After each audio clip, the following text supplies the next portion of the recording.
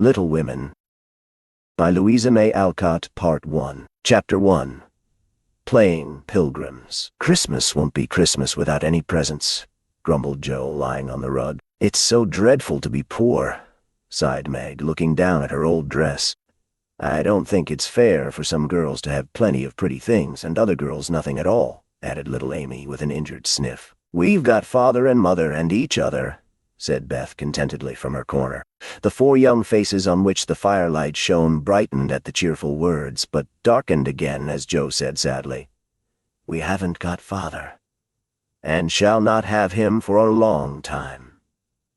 She didn't say, "Perhaps never," but each silently added it, thinking of father far away where the fighting was. Nobody spoke for a minute. Then Meg said in an altered tone, "You know the reason Mother proposed not having any presents this Christmas was because it is going to be a hard winter for everyone, and she thinks we ought not to spend money for pleasure when our men are suffering so in the army. We can't do much, but we can make our little sacrifices, and ought to do it gladly. But I am afraid I don't." And Meg shook her head as she thought regretfully of all the pretty things she wanted. "But I don't think the little we should spend would do any good. We've each got $1, and the army wouldn't be much helped by our giving that. I agree not to expect anything from Mother or you, but I do want to buy Undine and Cintron for myself. I've wanted it so long," said Joe, who was a bookworm. "I plan to spend mine in new music," said Beth with a little sigh, which no one heard but the hearth-brush and kettle-holder. "I shall get a nice box of Faber's drawing pencils." "I really need them," said Amy decidedly. "Mother didn't say anything about our money, and she won't wish us to give up everything. Let's each buy what we want, and have a little fun." "I'm sure we work hard enough to earn it," cried Joe, examining the heels of her shoes in a gentlemanly manner. "I know I do, teaching those tiresome children nearly all day, when I'm longing to enjoy myself at home," began Meg, in the complaining tone again. "You don't have half such a hard time as I do," said Joe. "How would you like to be shut up for hours with a nervous, fussy old lady who keeps you trotting, is never satisfied, and worries you till you're ready to fly out the window or cry?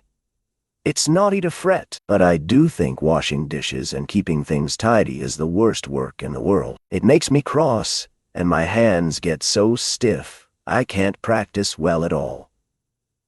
And Beth looked at her rough hands with a sigh that anyone could hear that time. "I don't believe any of you suffer as I do," cried Amy, "for you don't have to go to school with impertinent girls who plague you if you don't know your lessons, and laugh at your dresses, and label your father if he isn't rich, and insult you when your nose isn't nice.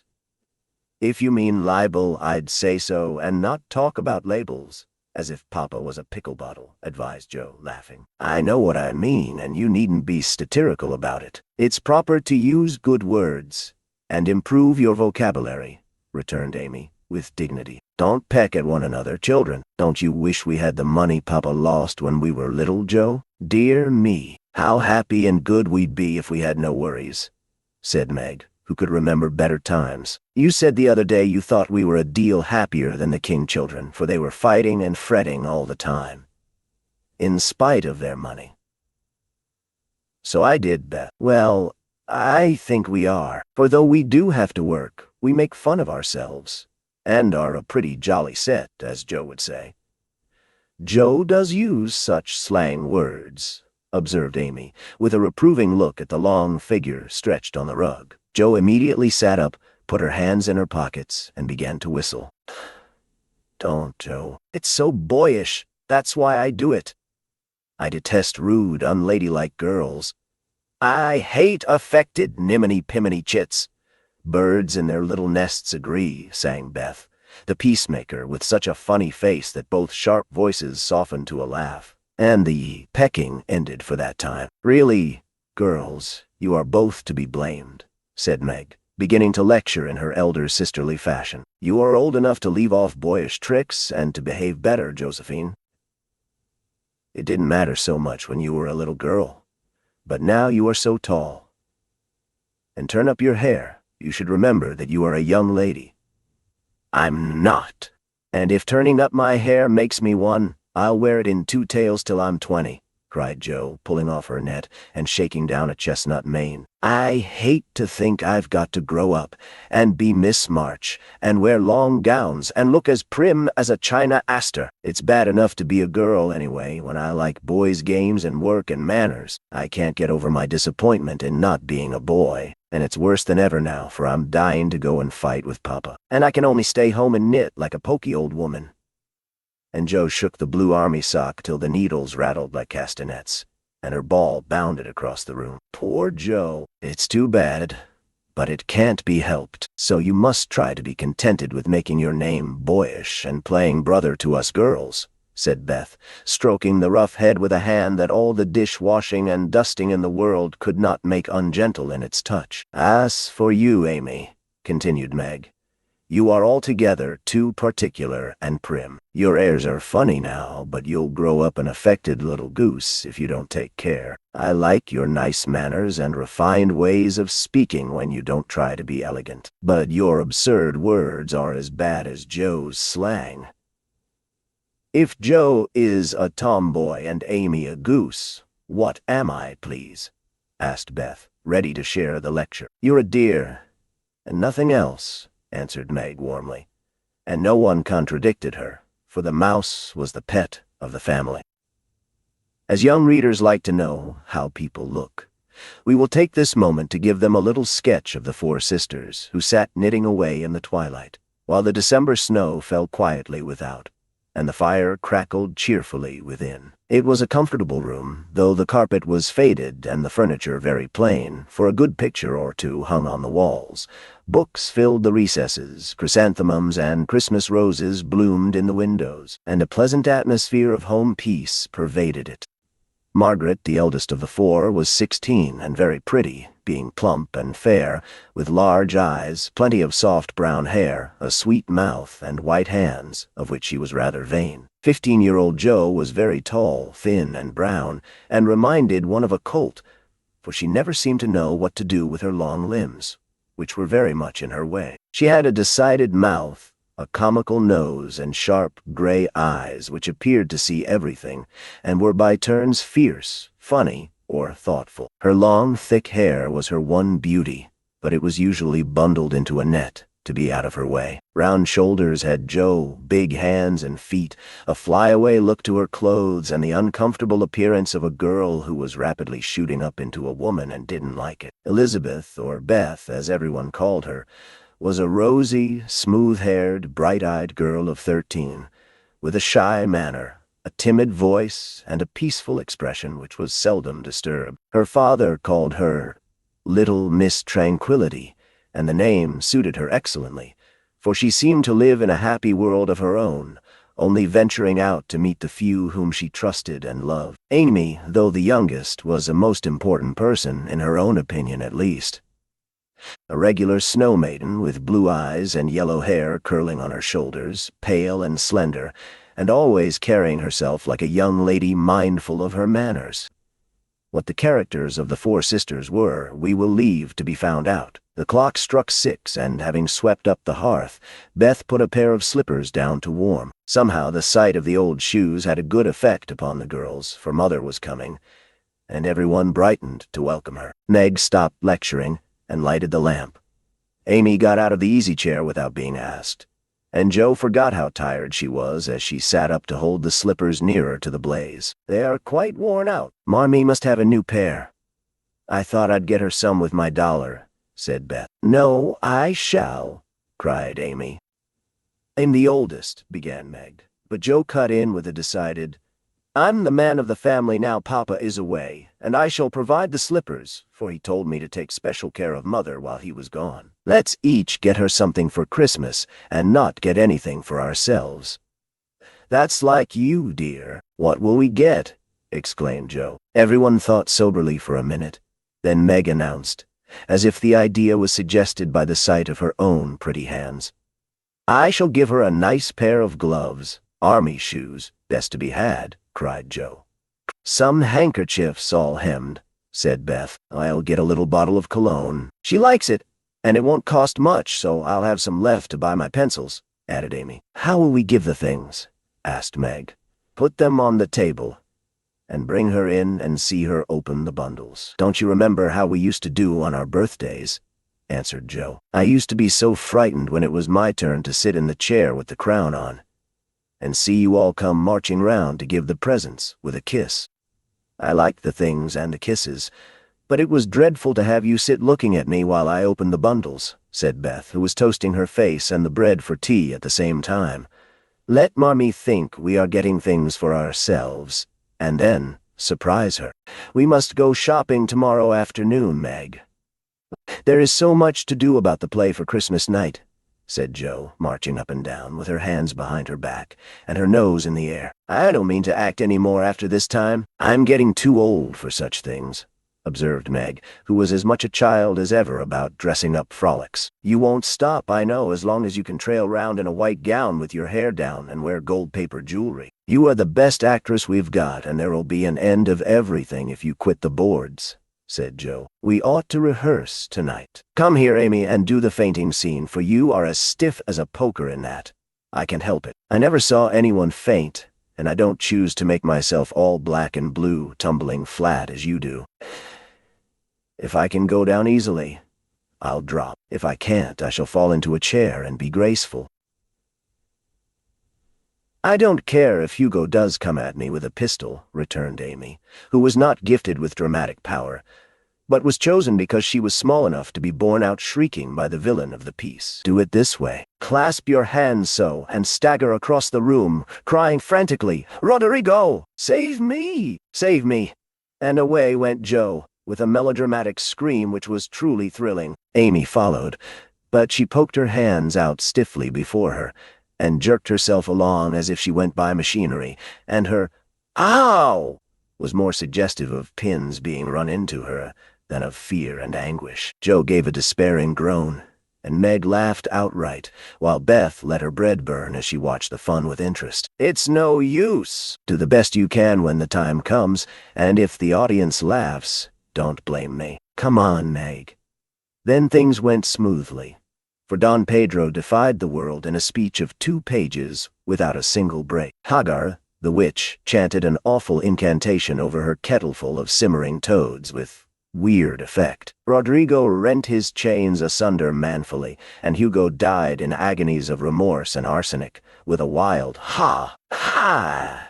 It's the best we've had yet," said Meg as the dead villain sat up and rubbed his elbows. I don't see how you can write and act such splendid things, Joe. You're a regular Shakespeare, exclaimed Beth, who firmly believed that her sisters were gifted with wonderful genius in all things. Not quite, replied Joe modestly. I do think The Witch's Curse, an operatic tragedy, is rather a nice thing, but I'd like to try Macbeth if we only had a trapdoor for Banquo. I always wanted to do the killing part.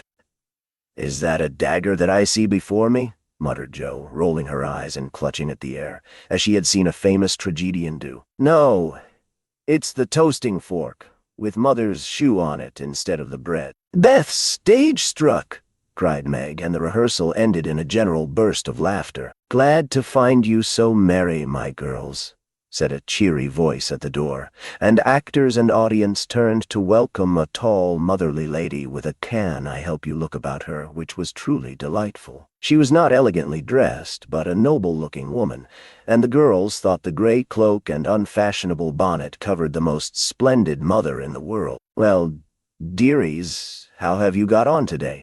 There was so much to do, getting the boxes ready to go tomorrow, that I didn't come home to dinner. Has anyone called, Beth? How is your cold, Meg? Joe, you look tired to death. Come and kiss me, baby.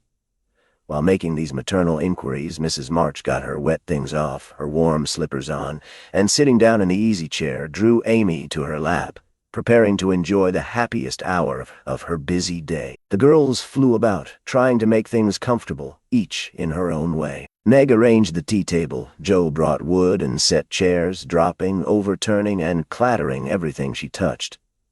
Beth trotted to and fro between parlor kitchen, quiet and busy, while Amy gave directions to everyone, as she sat with her hands folded. As they gathered about the table, Mrs. March said with a particularly happy face, I've got a treat for you after supper. A quick, bright smile went round like a streak of sunshine. Beth clapped her hands regardless of the biscuit she held, and Jo tossed up her napkin crying, "A letter! A letter!" 3 cheers for father. Yes, a nice long letter. He is well, and thinks he shall get through the cold season better than we feared. He sends all sorts of loving wishes for Christmas, and an especial message to you girls," said Mrs. March, patting her pocket as if she had got a treasure there. "Hurry and get done!" "Don't stop to quirk your little finger and simper over your plate, Amy," cried Jo, choking on her tea and dropping her bread, butter side down on the carpet in her haste to get at the treat. Beth ate no more, but crept away to sit in her shadowy corner and brood over the delight to come, till the others were ready. "I think it was so splendid in father to go as chaplain when he was too old to be drafted, and not strong enough for a soldier," said Meg warmly. "Don't I wish I could go as a drummer of Vivan, what's-its-name, or a nurse so I could be near him and help him," exclaimed Jo with a groan. "It must be very disagreeable to sleep in a tent, and eat all sorts of bad-tasting things, and drink out of a tin mug," sighed Amy. "When will he come home, Marmee?" asked Beth with a little quiver in her voice. "Not for many months, dear. Unless he is sick. He will stay and do his work faithfully as long as he can, and we won't ask for him back a minute sooner than he can be spared. Now come and hear the letter." They all drew to the fire, Mother in the big chair with Beth at her feet, Meg and Amy perched on either arm of the chair, and Jo leaning on the back, where no one would see any sign of emotion if the letter should happen to be touching. Very few letters were written in those hard times that were not touching, especially those which fathers sent home. In this one little was said of the hardships endured, the dangers faced, or the homesickness conquered. It was a cheerful, hopeful letter, full of lively descriptions of camp life, marches, and military news, and only at the end did the writer's heart overflow with fatherly love and longing for the little girls at home. "Give them all of my dear love and a kiss. Tell them I think of them by day, pray for them by night, and find my best comfort in their affection at all times. A year seems very long to wait before I see them, but remind them that while we wait we may all work, so that these hard days need not be wasted. I know they will remember all I said to them, that they will be loving children to you, will do their duty faithfully, fight their bosom enemies bravely, and conquer themselves so beautifully that when I come back to them I may be fonder and prouder than ever of my little women." Everybody sniffed when they came to that part. Jo wasn't ashamed of the great tear that dropped off the end of her nose, and Amy never minded the rumpling of her curls as she hid her face on her mother's shoulder and sobbed out, "But I'll truly try to be better, so he mayn't be disappointed in me by and by." "We all will," cried Meg. "I think too much of my looks and hate to work, but want any more if I can help it. I'll try and be what he loves to call me, a little woman, and not be rough and wild, but do my duty here instead of wanting to be somewhere else," said Jo, thinking that keeping her temper at home was a much harder task than facing a rebel or two down south. Beth said nothing, but wiped away her tears with the blue army sock and began to knit with all her might, losing no time in doing the duty that lay nearest her, while she resolved in her quiet little soul to be all that father hoped to find her when the year brought round the happy coming home. Mrs. March broke the silence that followed Jo's words by saying in her cheery voice, "Do you remember how you used to play Pilgrim's Progress when you were little things? Nothing delighted you more than to have me tie my piece bags on your backs for burdens, give you hats and sticks and rolls of paper, and let you travel through the house from the cellar, which was the city of destruction, up, to the housetop, where you had all the lovely things you could collect to make a celestial city. What fun it was, especially going by the lions, fighting Apollyon, and passing through the valley where the hobgoblins were," said Jo. "I liked the place where the bundles fell off and tumbled downstairs," said Meg. "I don't remember much about it, except that I was afraid of the cellar and the dark entry, and always liked the cake and milk we had up at the top. If I wasn't too old for such things, I'd rather like to play it over again," said Amy, who began to talk of renouncing childish things at the mature age of 12. "We never are too old for this, my dear, because it is a play we are playing all the time in one way or another. Our burdens are here, our road is before us, and the longing for goodness and happiness is the guide that leads us through many troubles and mistakes to the peace which is a true celestial city. Now, my little pilgrims, suppose you begin again, not in play, but in earnest, and see how far on you can get before Father comes home." "Really, Mother, where are our bundles?" asked Amy, who was a very literal young lady. "Each of you told what your burden was just now, except Beth." "I rather think she hasn't got any," said her mother. "Yes, I have. Mine is dishes and dusters and envying girls with nice pianos and being afraid of people." Beth's bundle was such a funny one that everybody wanted to laugh, but nobody did, for it would have hurt her feelings very much. "Let us do it," said Meg thoughtfully. "It is only another name for trying to be good, and the story may help us, for though we do want to be good, it's hard work and we forget, and don't do our best. We were in the slough of despond tonight, and Mother came and pulled us out as help did in the book. We ought to have our roll of directions like Christian." "What shall we do about that?" asked Joe, delighted with the fancy which lent a little romance to the very dull task of doing her duty. "Look under your pillows Christmas morning, and you will find your guidebook," replied Mrs. March. They talked over the new plan while old Hannah cleared the table. Then out came the 4 little work baskets, and the needles flew as the girls made sheets for Aunt March. It was uninteresting sewing, but tonight no one grumbled. They adopted Joe's plan of dividing the long seams into 4 parts and calling the quarters Europe, Asia, Africa, and America, and in that way got on capitally, especially when they talked about the different countries as they stitched their way through them. At 9 they stopped work and sang as usual before they went to bed. No one but Beth could get much music out of the old piano, but she had a way of softly touching the yellow keys and making a pleasant accompaniment to the simple songs they sang. Meg had a voice like a flute, and she and her mother led the little choir. Amy chirped like a cricket, and Joe wandered through the airs at her own sweet will, always coming out at the wrong place with a croak or a quaver that spoiled the most pensive tune. They had always done this from the time they could lisp, crinkle, crinkle, idle-tar, and it had become a household custom. For the mother was a born singer. The first sound in the morning was her voice as she went about the house singing like a lark, and the last sound at night was the same cheery sound, for the girls never grew too old for that familiar lullaby. Chapter 2. A Merry Christmas. Joe was the first to wake in the gray dawn of Christmas morning. No stockings hung at the fireplace, and for a moment she felt as much disappointed as she did long ago, when her little sock fell down because it was crammed so full of goodies. Then she remembered her mother's promise and, slipping her hand under her pillow, drew out a little crimson-covered book. She knew it very well, for it was that beautiful old story of the best life ever lived, and Joe felt that it was a true guidebook for any pilgrim going on a long journey. She woke Meg with a Merry Christmas, and bade her see what was under her pillow. A green-covered book appeared with the same picture inside, and a few words written by their mother, which made their one present very precious in their eyes. Presently Beth and Amy woke to rummage and find their little books also, one dove-colored, the other blue, and all sat looking at and talking about them, while the east grew rosy with the coming day. In spite of her small vanities, Margaret had a sweet and pious nature,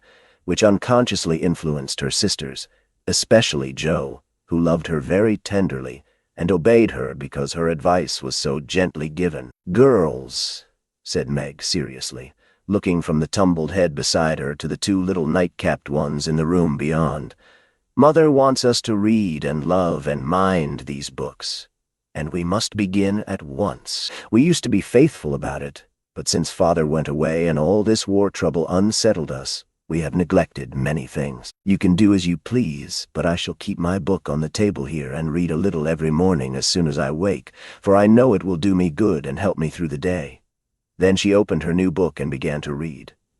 Joe put her arm round her and, leaning cheek to cheek, read also, with the quiet expression so seldom seen on her restless face. "How good Meg is! Come, Amy, let's do as they do.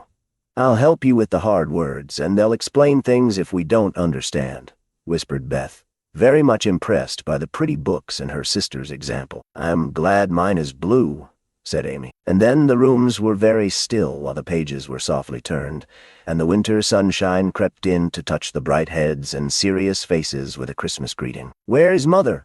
asked Meg as she and Joe ran down to thank her for their gifts half an hour later. "Goodness only knows. Some poor creetur came a-beggin', and your ma went straight off to see what was needed.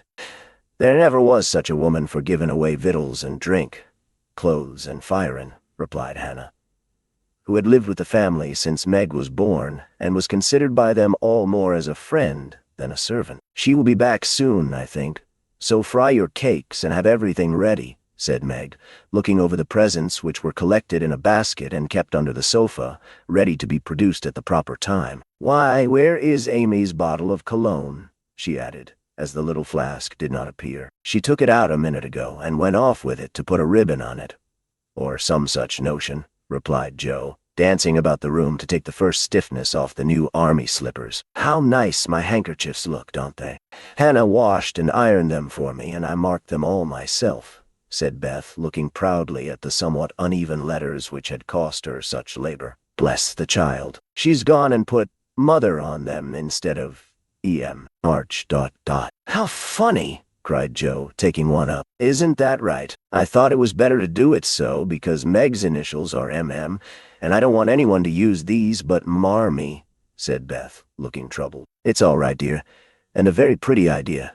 Quite sensible, too, for no one can ever mistake now. It will please her very much, I know," said Meg with a frown for Joe and a smile for Beth. "There's Mother." "Hide the basket, quick!" cried Joe as a door slammed and steps sounded in the hall. Amy came in hastily and looked rather abashed when she saw her sisters all waiting for her. "Where have you been, and what are you hiding behind you?" asked Meg.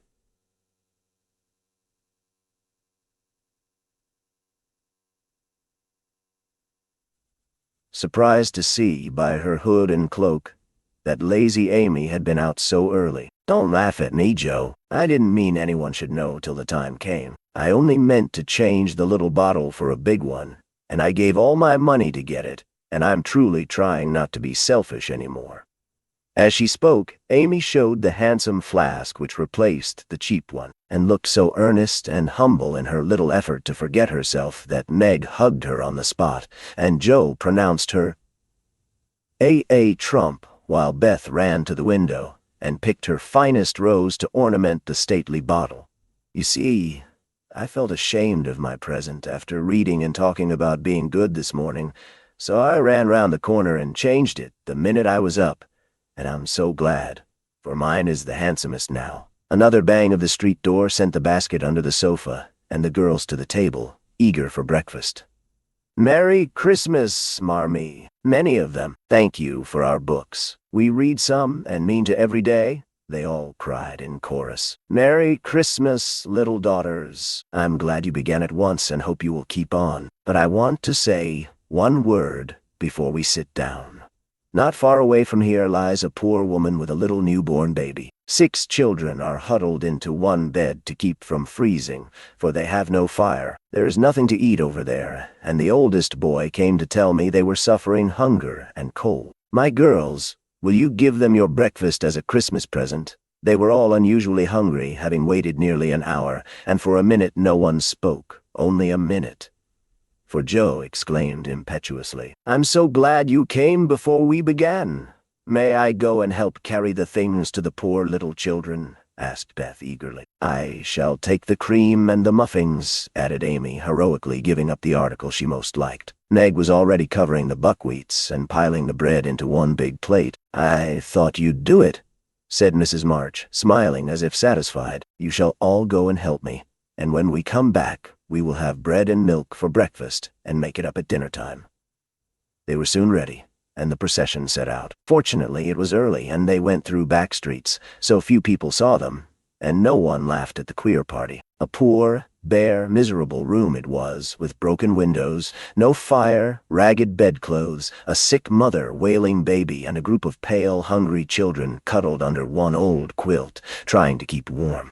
How the big eyes stared and the blue lips smiled as the girls went in. "Ach, mein Gott, it is good angels come to us," said the poor woman, crying for joy. "Funny angels in hoods and mittens," said Joe, and set them to laughing. In a few minutes it really did seem as if kind spirits had been at work there. Hannah, who had carried wood, made a fire, and stopped up the broken panes with old hats and her own cloak. Mrs. March gave the mother tea and gruel, and comforted her with promises of help, while she dressed the little baby as tenderly as if it had been her own. The girls meantime spread the table, set the children round the fire, and fed them like so many hungry birds, laughing, talking, and trying to understand the funny broken English. "Das ist gut!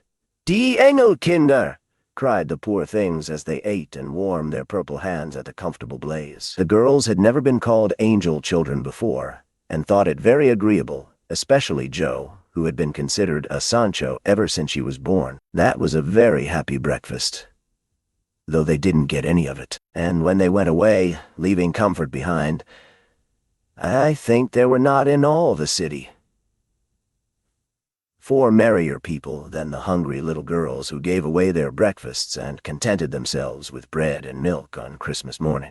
"That's loving our neighbor better than ourselves, and I like it," said Meg as they set out their presents while their mother was upstairs collecting clothes for the poor Hummels. Not a very splendid show, but there was a great deal of love done up in the few little bundles, and the tall vase of red roses, white chrysanthemums, and trailing vines, which stood in the middle, gave quite an elegant air to the table. "She's coming! Strike up, Beth! Open the door, Amy! 3 cheers for Marmee!" cried Joe, prancing about while Meg went to conduct Mother to the seat of honor. Beth played her gayest march, Amy threw open the door, and Meg enacted escort with great dignity. Mrs. March was both surprised and touched, and smiled with her eyes full as she examined her presents and read the little notes which accompanied them. The slippers went on at once.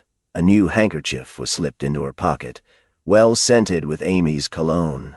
The rose was fastened in her bosom, and the nice gloves were pronounced a perfect fit. There was a good deal of laughing and kissing and explaining, in the simple, loving fashion which makes these home festivals so pleasant at the time, so sweet to remember long afterward. And then all fell to work. The morning charities and ceremonies took so much time that the rest of the day was devoted to preparations for the evening festivities. Being still too young to go often to the theater, and not rich enough to afford any great outlay for private performances, the girls put their wits to work, and necessity, being the mother of invention, made whatever they needed.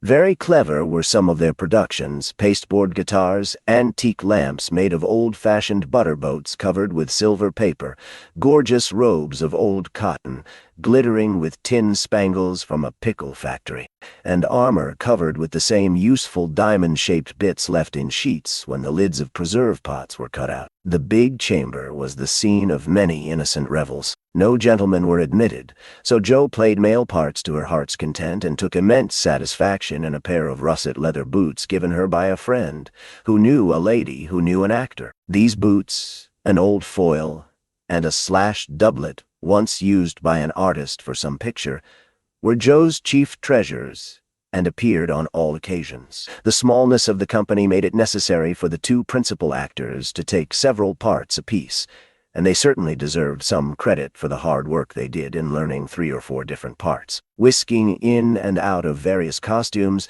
and managing the stage besides. It was excellent drill for their memories, a harmless amusement, and employed many hours which otherwise would have been idle, lonely, or spent in less profitable society. On Christmas night, a dozen girls piled onto the bed, which was the dress circle, and sat before the blue and yellow chintz curtains in a most flattering state of expectancy. There was a good deal of rustling and whispering behind the curtain, a trifle of lamp smoke, and an occasional giggle from Amy, who was apt to get hysterical in the excitement of the moment. Presently a bell sounded, the curtains flew apart, and the operatic tragedy began. A gloomy wood, according to the one playbill, was represented by a few shrubs in pots, green baize on the floor, and a cave in the distance. This cave was made with a clothes horse for a roof, bureaus for walls, and in it was a small furnace in full blast, with a black pot on it, and an old witch bending over it. The stage was dark, and the glow of the furnace had a fine effect, especially as real steam issued from the kettle when the witch took off the cover. A moment was allowed for the first thrill to subside. Then Hugo, the villain, stalked in with a clanking sword at his side, a slouching hat, black beard, mysterious cloak, and the boots. After pacing to and fro in much agitation, he struck his forehead and burst out in a wild strain, singing of his hatred for Roderigo, his love for Zara, and his pleasing resolution to kill the one and win the other. The gruff tones of Hugo's voice, with an occasional shout when his feelings overcame him, were very impressive, and the audience applauded the moment he paused for breath. Bowing with the air of one accustomed to public praise, he stole to the cavern and ordered Hagar to come forth with a commanding, "What ho, minion, I need thee!" Out came Meg with gray horsehair hanging about her face, a red and black robe, a staff, and cabalistic signs upon her cloak. Hugo demanded a potion to make Zara adore him, and one to destroy Roderigo. Hagar, in a fine, dramatic melody, promised both, and proceeded to call up the spirit who would bring the love philtre. "Hither, hither, from thy home, airy sprite, I bid thee come. Born of roses, fed on dew, charms and potions canst thou brew? Bring me here, with elfin speed, the fragrant philtre which I need. Make it sweet and swift and strong. Spirit, answer now my song." A soft strain of music sounded, and then at the back of the cave appeared a little figure in cloudy white, with glittering wings, golden hair, and a garland of roses on its head. Waving a wand, it sang, "Hither I come from my airy home, afar in the silver moon. Take the magic spell and use it well, or its power will vanish soon." And dropping a small, gilded bottle at the witch's feet, the spirit vanished. Another chant from Hagar produced another apparition, not a lovely one, for with a bang an ugly black imp appeared and, having croaked a reply, tossed a dark bottle at Hugo and disappeared with a mocking laugh.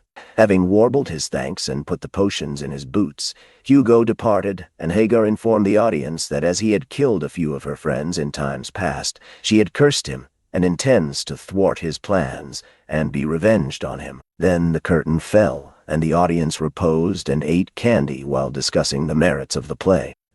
A good deal of hammering went on before the curtain rose again, but when it became evident what a masterpiece of stage carpentry had been got up, no one murmured at the delay. It was truly superb. A tower rose to the ceiling. Halfway up appeared a window with a lamp burning in it, and behind the white curtain appeared Zara in a lovely blue and silver dress, waiting for Roderigo. He came in gorgeous array, with plumed cap, red cloak, chestnut lovelocks, a guitar, and the boots, of course. Kneeling at the foot of the tower, he sang a serenade in melting tones. Zara replied, and, after a musical dialogue, consented to fly. Then came the grand effect of the play. Roderigo produced a rope ladder with 5 steps to it, threw up one end, and invited Zara to descend. Timidly she crept from her lattice, put her hand on Roderigo's shoulder, and was about to leap gracefully down when, alas for Zara! She forgot her train. It caught in the window. The tower tottered, leaned forward, fell with a crash, and buried the unhappy lovers in the ruins. A universal shriek arose as the russet boots waved wildly from the wreck, and a golden head emerged, exclaiming, "I told you so! I told you so!" With wonderful presence of mind, Don Pedro, the cruel sire, rushed in, dragged out his daughter with a hasty aside. "Don't laugh! Act as if it was all right." And, ordering Roderigo up, banished him from the kingdom with wrath and scorn. Though decidedly shaken by the fall from the tower upon him, Roderigo defied the old gentleman and refused to stir. This dauntless example fired Zara. She also defied her sire, and he ordered them both to the deepest dungeons of the castle. A stout little retainer came in with chains and led them away, looking very much frightened and evidently forgetting the speech he ought to have made. Act third was the castle hall, and here Hagar appeared, having come to free the lovers and finish Hugo. She hears him coming and hides, sees him put the potions into 2 cups of wine, and bid the timid little servant, Bear them to the captives in their cells, and tell them I shall come anon." The servant takes Hugo aside to tell him something, and Hagar changes the cups for two others which are harmless. Ferdinando, the minion, carries them away, and Hagar puts back the cup which holds the poison meant for Roderigo. Hugo, getting thirsty after a long warble, drinks it, loses his wits, and after a good deal of clutching and stamping, falls flat and dies, while Hagar informs him what she has done in a song of exquisite power and melody. This was a truly thrilling scene, though some persons might have thought that the sudden tumbling down of a quantity of long red hair rather marred the effect of the villain's death. He was called before the curtain, and with great propriety appeared, leading Hagar, whose singing was considered more wonderful than all the rest of the performance put together. Act Fourth displayed the despairing Roderigo on the point of stabbing himself because he has been told that Zara has deserted him. Just as the dagger is at his heart, a lovely song is sung under his window, informing him that Zara is true but in danger, and he can save her if he will. A key is thrown in which unlocks the door, and in a spasm of rapture he tears off his chains and rushes away to find and rescue his lady love. Act Fifth opened with a stormy scene between Zara and Don Pedro. He wishes her to go into a convent, but she won't hear of it, and after a touching appeal, is about to faint when Roderigo dashes in and demands her hand. Don Pedro refuses because he is not rich. They shout and gesticulate tremendously but cannot agree, and Roderigo is about to bear away the exhausted Zara when the timid servant enters with a letter and a bag from Hagar, who has mysteriously disappeared.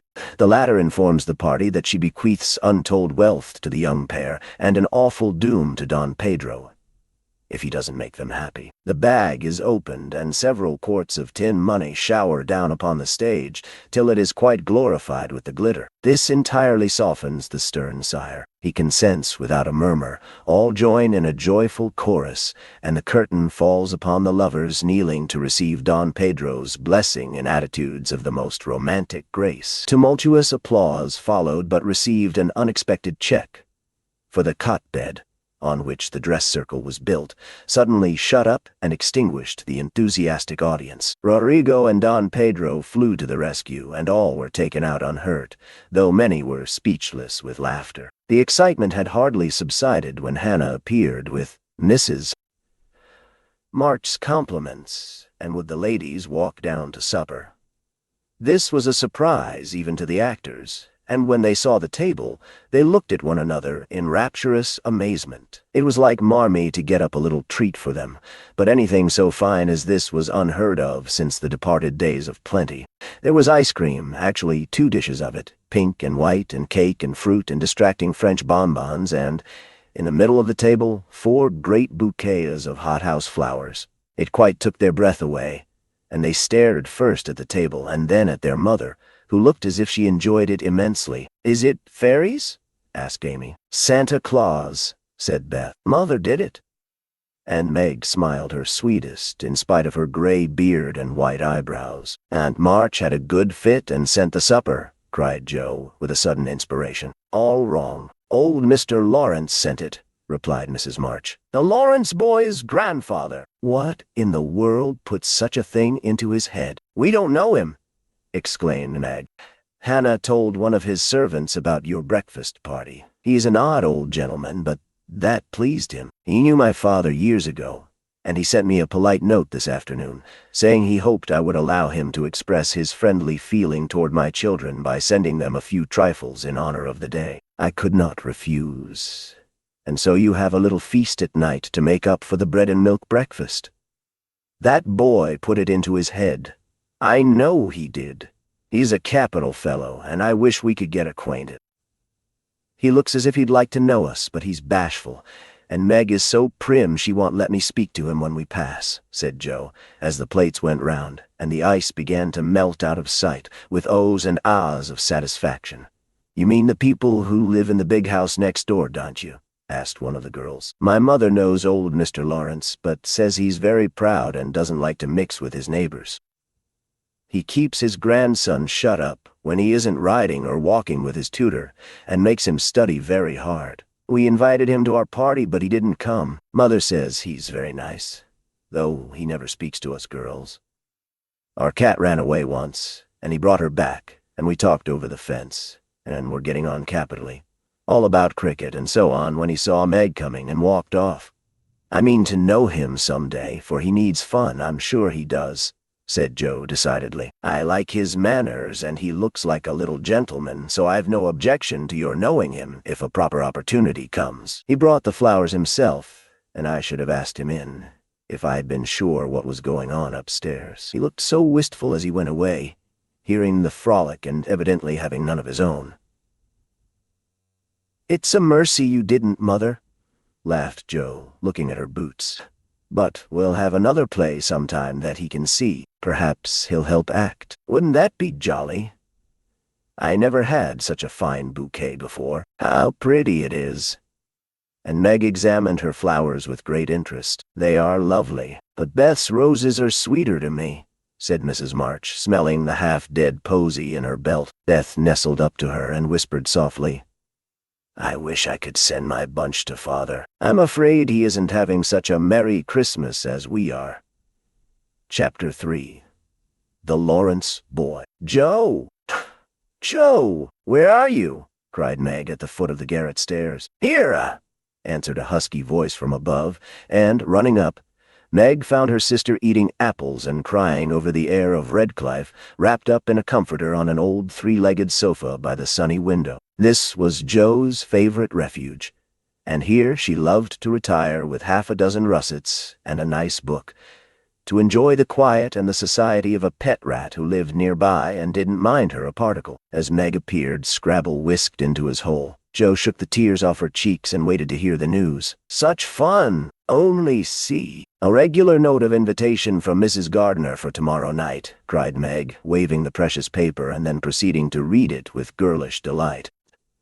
Mrs. Gardner would be happy to see Miss March and Miss Josephine at a little dance on New Year's Eve.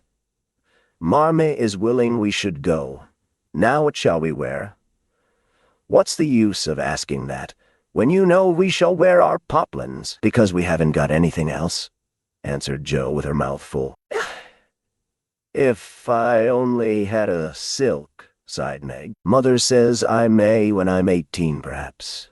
But 2 years is an everlasting time to wait.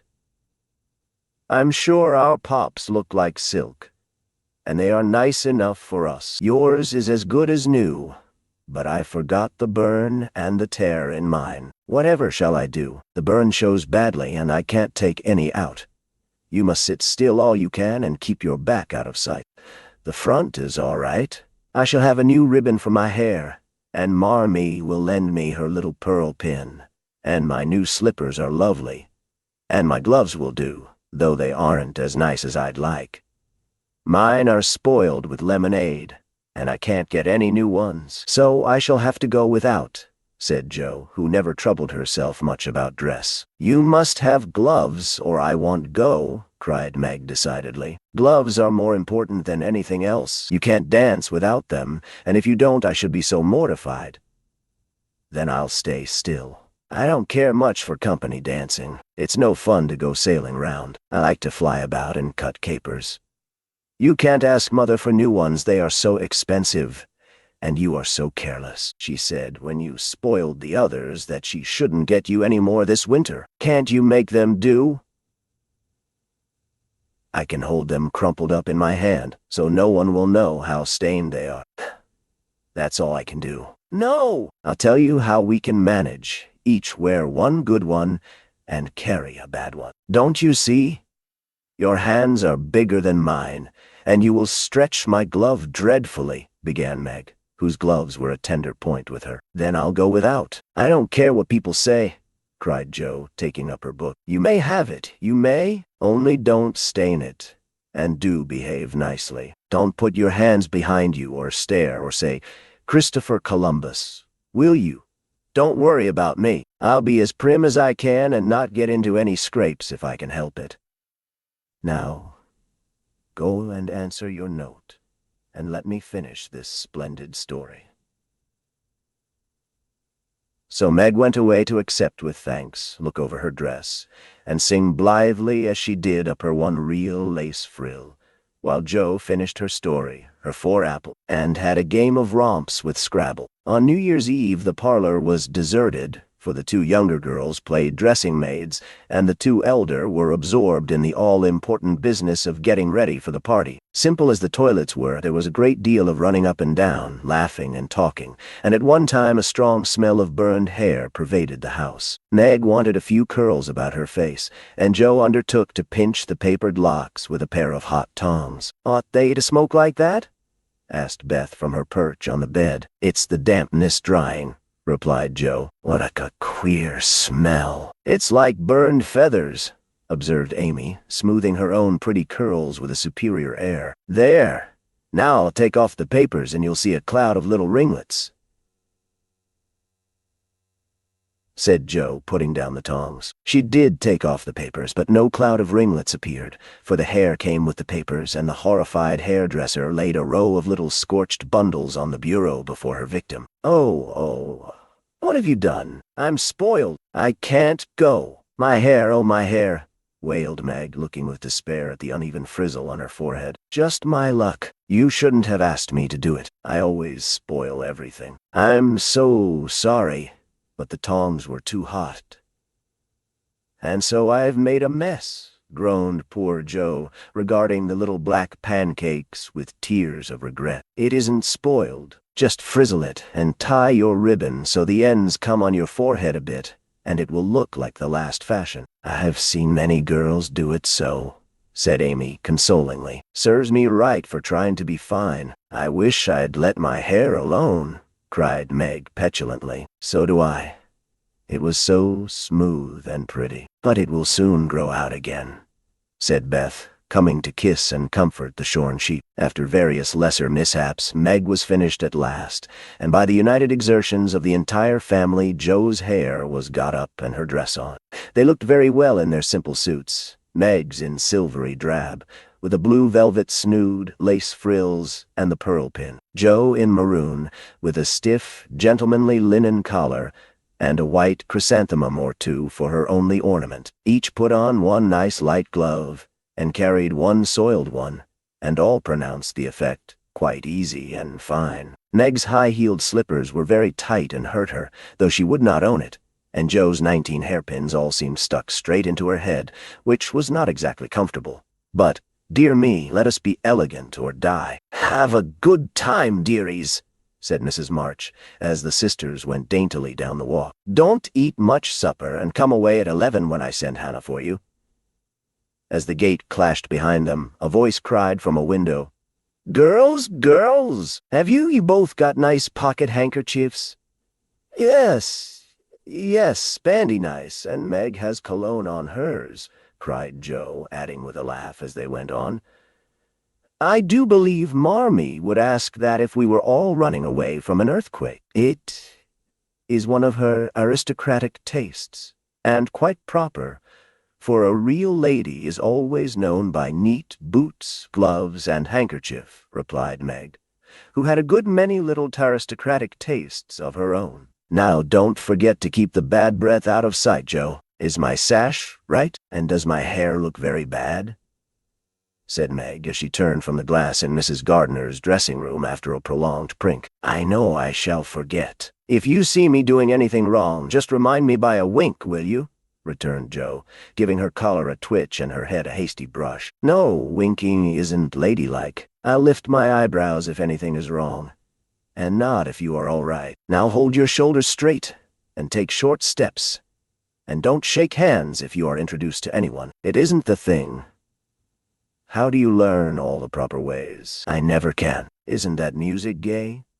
Down they went, feeling a trifle timid, for they seldom went to parties, and informal as this little gathering was, it was an event to them. Mrs. Gardner, a stately old lady, greeted them kindly and handed them over to the eldest of her 6 daughters. Meg knew Sally and was at her ease very soon, but Jo, who didn't care much for girls or girlish gossip, stood about with her back carefully against the wall, and felt as much out of place as a colt in a flower garden. Half a dozen jovial lads were talking about skates in another part of the room, and she longed to go and join them, for skating was one of the joys of her life. She telegraphed her wish to Meg, but the eyebrows went up so alarmingly that she dared not stir. No one came to talk to her, and one by one the group dwindled away till she was left alone. She could not roam about and amuse herself, for the burned breath would show, so she stared at people rather forlornly till the dancing began. Meg was asked at once, and the tight slippers tripped about so briskly that none would have guessed the pain their wearer suffered smilingly. Joe saw a big red-headed youth approaching her corner, and fearing he meant to engage her, she slipped into a curtained recess, intending to peep and enjoy herself in peace. Unfortunately, another bashful person had chosen the same refuge, for, as the curtain fell behind her, she found herself face to face with the Lawrence boy. "Dear me, I didn't know anyone was here," stammered Joe, preparing to back out as speedily as she had bounced in. But the boy laughed and said pleasantly, though he looked a little startled, "Don't mind me."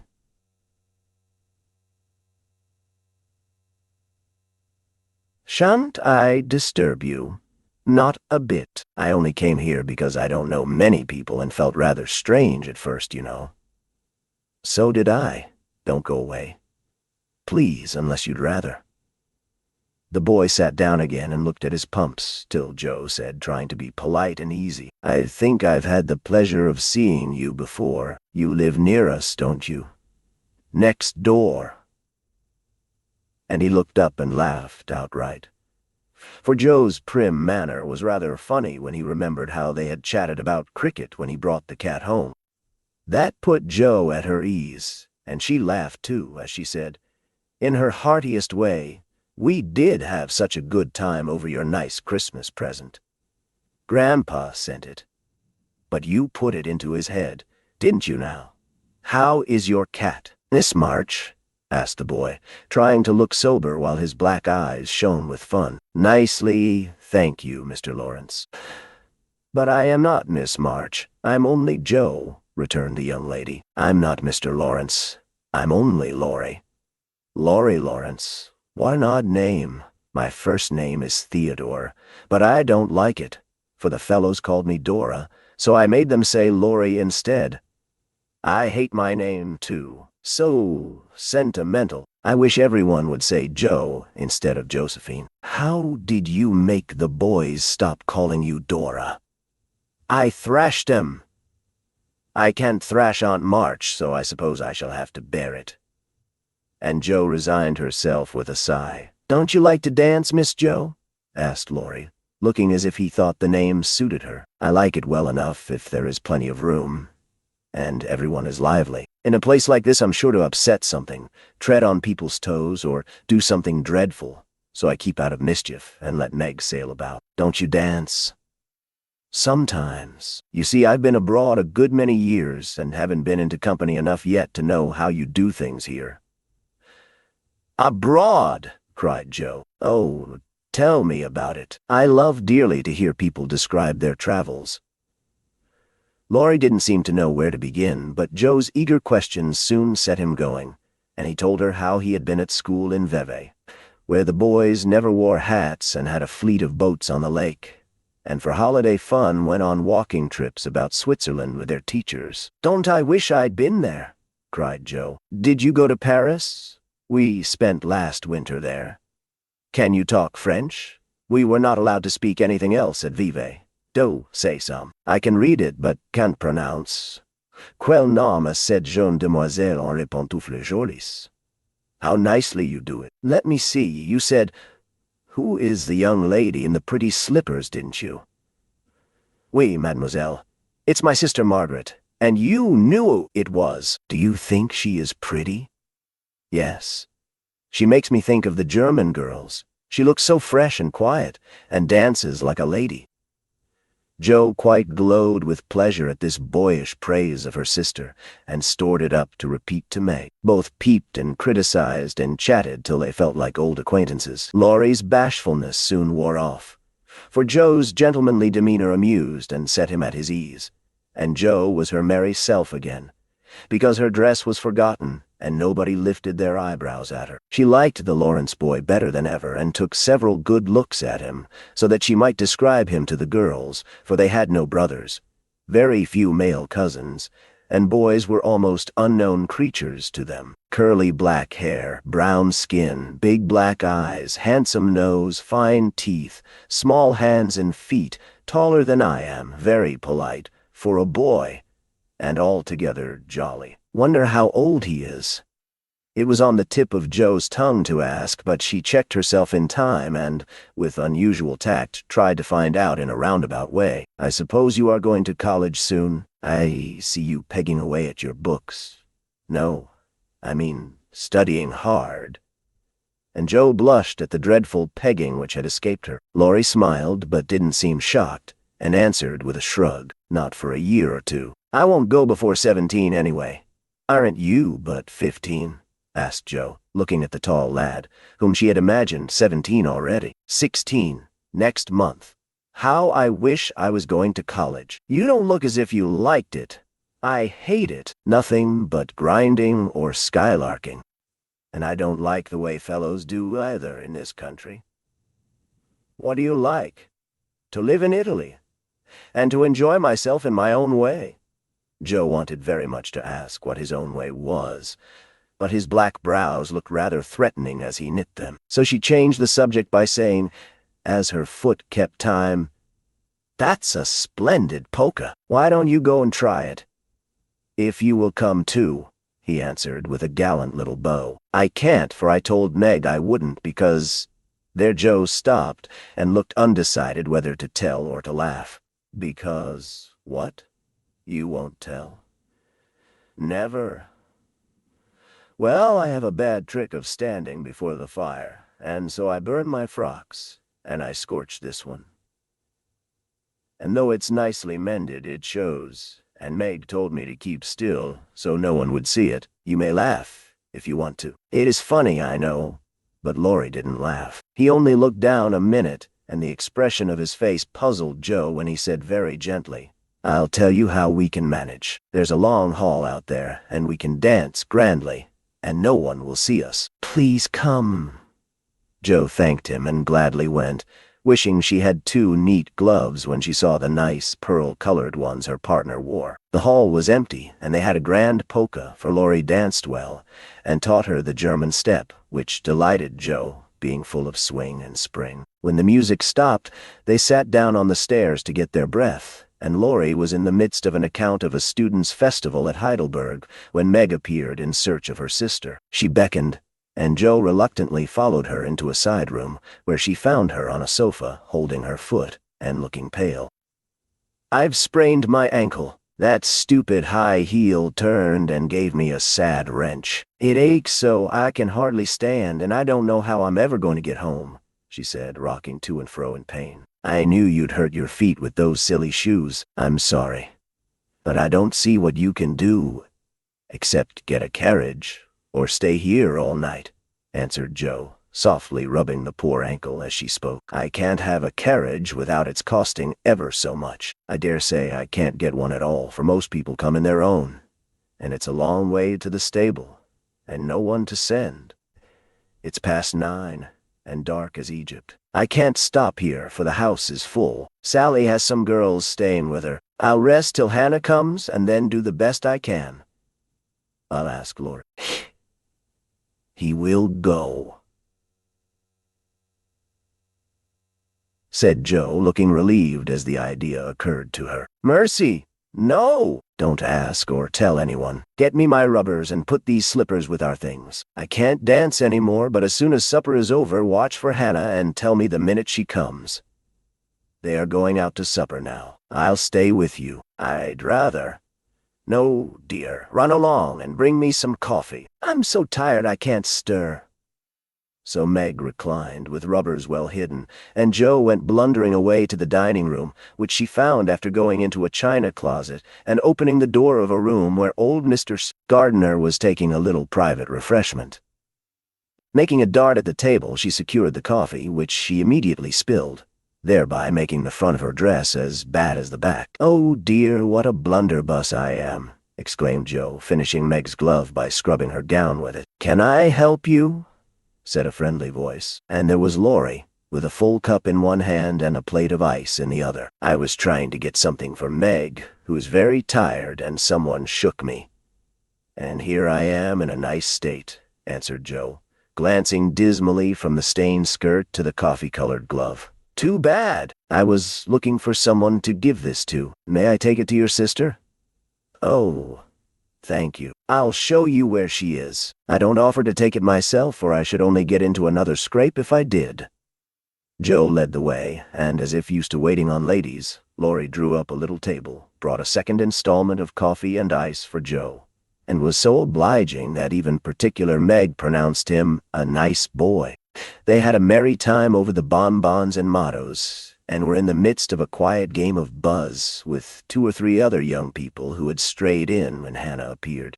Meg forgot her foot and rose so quickly that she was forced to catch hold of Joe with an exclamation of pain. "Hush! Don't say anything," she whispered, adding aloud, "It's nothing. I turned my foot a little, that's all," and limped upstairs to put her things on. Hannah scolded, Meg cried, and Joe was at her wits' end till she decided to take things into her own hands. Slipping out, she ran down and, finding a servant, asked if he could get her a carriage. It happened to be a hired waiter who knew nothing about the neighborhood, and Joe was looking round for help when Laurie, who had heard what she said, came up and offered his grandfather's carriage, which had just come for him. He said, "It's so early. You can't mean to go yet?" began Joe, looking relieved but hesitating to accept the offer. "I always go early, I do. Truly. Please let me take you home. It's all on my way, you know. And it rains, they say." That settled it, and telling him of Meg's mishap, Joe gratefully accepted and rushed up to bring down the rest of the party. Hannah hated rain as much as a cat does, so she made no trouble, and they rolled away in the luxurious close carriage, feeling very festive and elegant. Laurie went on the box so Meg could keep her foot up, and the girls talked over their party in freedom. "I had a capital time." "Did you?"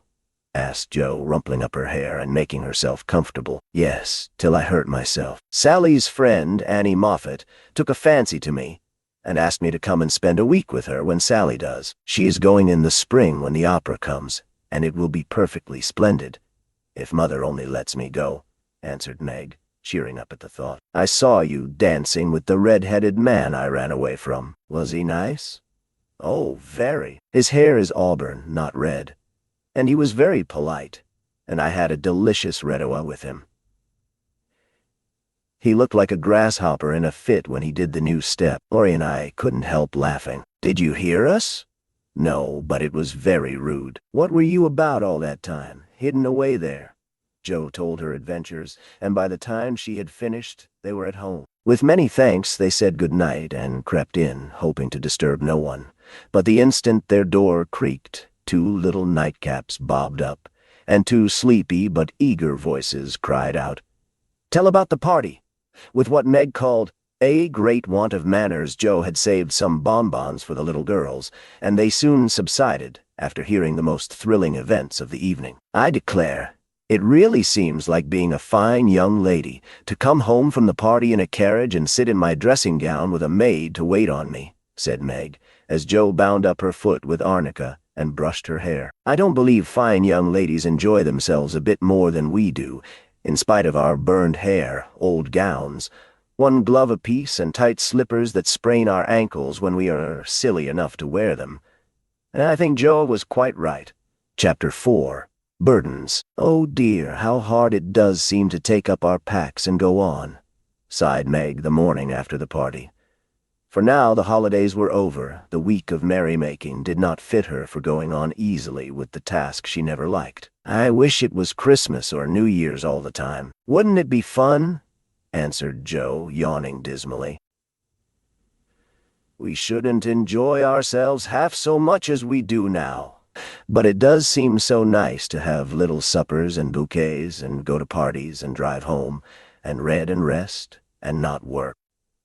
It's like other people, you know, and I always envy girls who do such things. I'm so fond of luxury," said Meg, trying to decide which of two shabby gowns was the least shabby. "Well, we can't have it, so don't let us grumble, but shoulder our bundles and trudge along as cheerfully as Marmee does. I'm sure Aunt March is a regular old man of the sea to me, but I suppose when I've learned to carry her without complaining, she will tumble off, or get so light that I shan't mind her." This idea tickled Joe's fancy and put her in good spirits. But Meg didn't brighten, for her burden, consisting of 4 spoiled children, seemed heavier than ever. She had not heart enough even to make herself pretty as usual by putting on a blue neck ribbon and dressing her hair in the most becoming way. "Where's the use of looking nice when no one sees me but those cross midgets, and no one cares whether I'm pretty or not?" she muttered, shutting her drawer with a jerk. "I shall have to toil and moil all my days, with only little bits of fun now and then, and get old and ugly and sour, because I'm poor and can't enjoy my life as other girls do. It's a shame." So Meg went down wearing an injured look, and wasn't at all agreeable at breakfast time. Everyone seemed rather out of sorts and inclined to croak. Beth had a headache and lay on the sofa, trying to comfort herself with the cat and 3 kittens. Amy was fretting because her lessons were not learned, and she couldn't find her rubbers. Joe would whistle and make a great racket getting ready. Mrs. March was very busy trying to finish a letter, which must go at once. And Hannah had the grumps, for being up late didn't suit her. "There never was such a cross family," cried Joe, losing her temper when she had upset an inkstand, broken both boot-lacings, and sat down upon her hat. "You're the crossest person in it," returned Amy, washing out the sum that was all wrong with the tears that had fallen on her slate.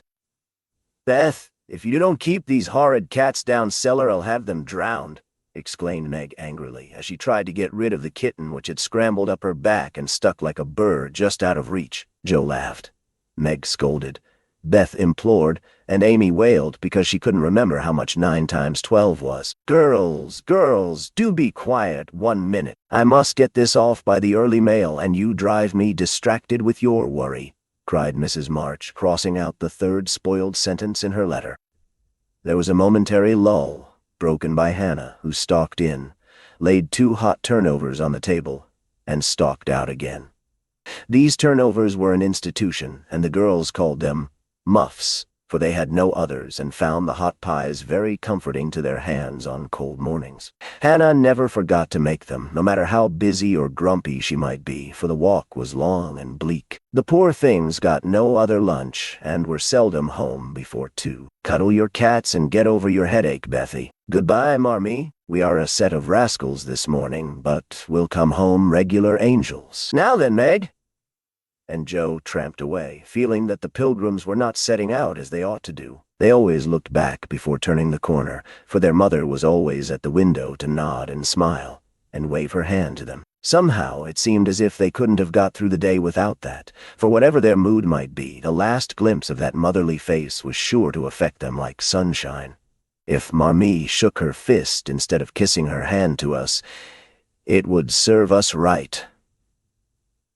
"For more ungrateful wretches than we are were never seen," cried Joe, taking a remorseful satisfaction in the snowy walk and bitter wind. "Don't use such dreadful expressions," replied Meg from the depths of the veil in which she had shrouded herself like a nun sick of the world. "I like good strong words that mean something," replied Joe, catching her hat as it took a leap off her head preparatory to flying away altogether. "Call yourself any names you like, but I am neither a rascal nor a wretch, and I don't choose to be called so.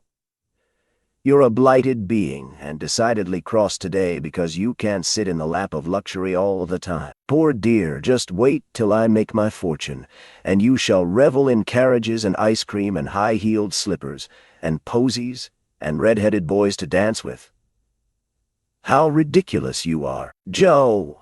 But Meg laughed at the nonsense and felt better in spite of herself. "Lucky for you I am, for if I put on crushed airs and tried to be dismal as you do, we should be in a nice state. Thank goodness, I can always find something funny to keep me up. Don't croak any more, but come home jolly, there's a dear." Joe gave her sister an encouraging pat on the shoulder as they parted for the day, each going a different way, each hugging her little warm turnover, and each trying to be cheerful in spite of wintry weather, hard work, and the unsatisfied desires of pleasure-loving youth.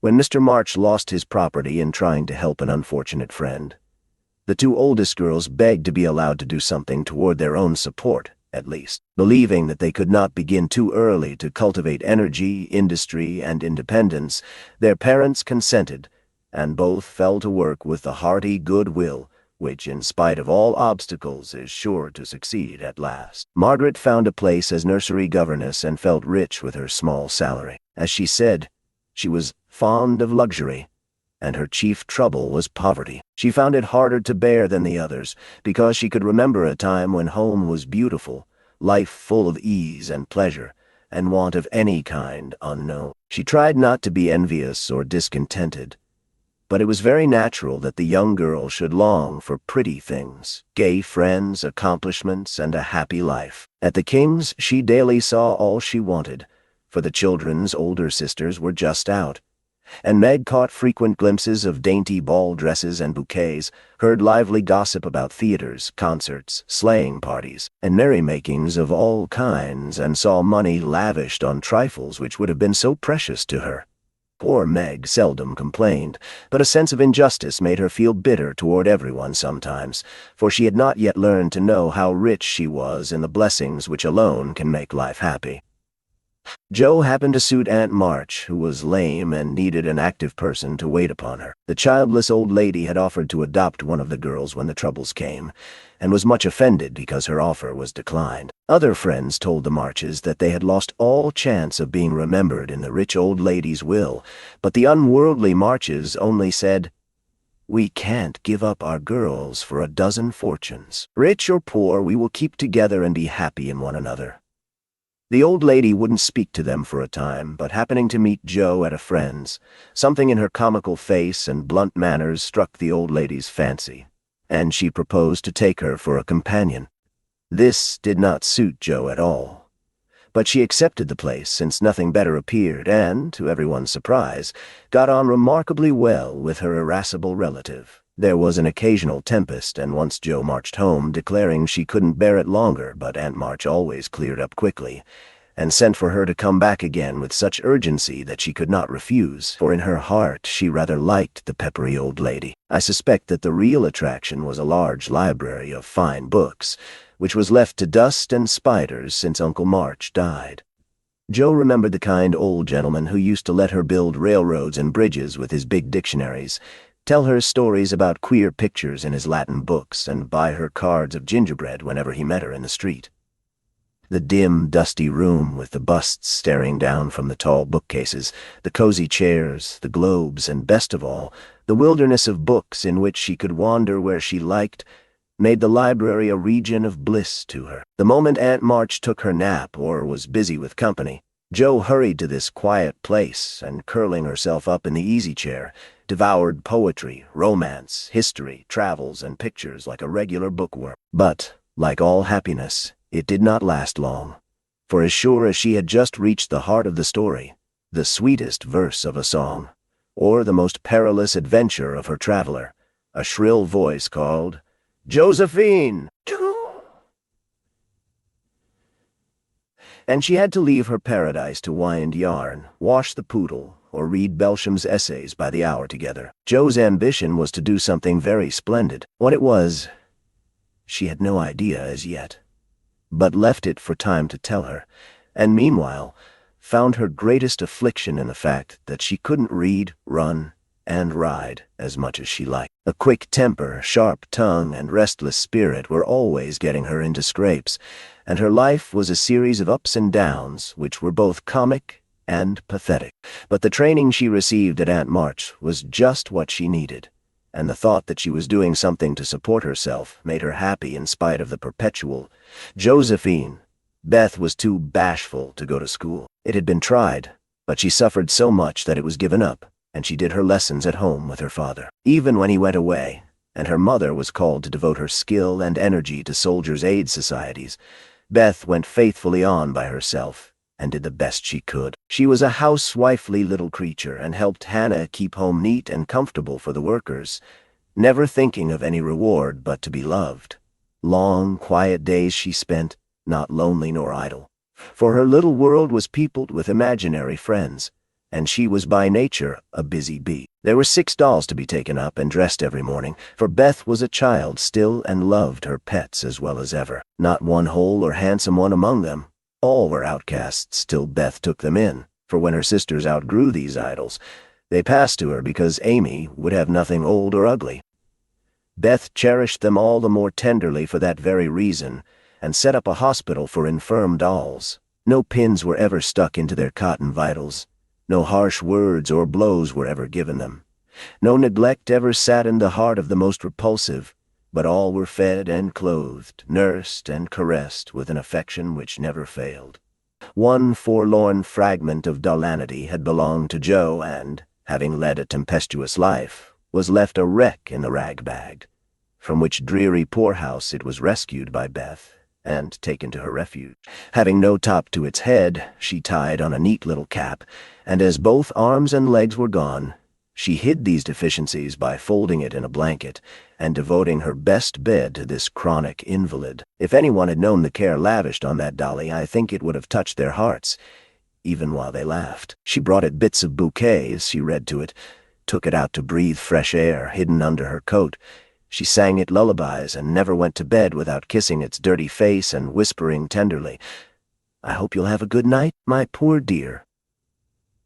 Beth had her troubles as well as the others, and not being an angel but a very human little girl, she often wept a little weep, as Joe said, because she couldn't take music lessons and have a fine piano. She loved music so dearly, tried so hard to learn, and practiced away so patiently at the jingling old instrument, that it did seem as if someone, not to hint Aunt March, ought to help her. Nobody did, however, and nobody saw Beth wipe the tears off the yellow keys. That wouldn't keep in tune when she was all alone. She sang like a little lark about her work, never was too tired for Marmee and the girls, and day after day said hopefully to herself, "I know I'll get my music sometime, if I'm good. There are many Beths in the world, shy and quiet, sitting in corners till needed, and living for others so cheerfully that no one sees the sacrifices till the little cricket on the hearth stops chirping, and the sweet, sunshiny presence vanishes, leaving silence and shadow behind." If anybody had asked Amy what the greatest trial of her life was, she would have answered at once, "My nose." It was not big nor red like poor Patrice, it was only rather flat, and all the pinching in the world could not give it an aristocratic point. No one minded it but herself, and it was doing its best to grow. But Amy felt deeply the want of a Grecian nose, and drew whole sheets of handsome ones to console herself.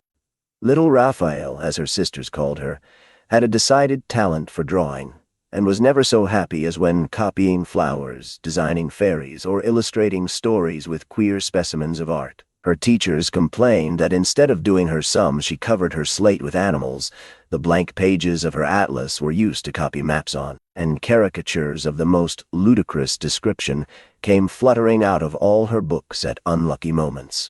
She got through her lessons as well as she could, and managed to escape reprimands by being a model of deportment. She was a great favorite with her mates, being good-tempered and possessing the happy art of pleasing without effort. Her little airs and graces were much admired, so were her accomplishments.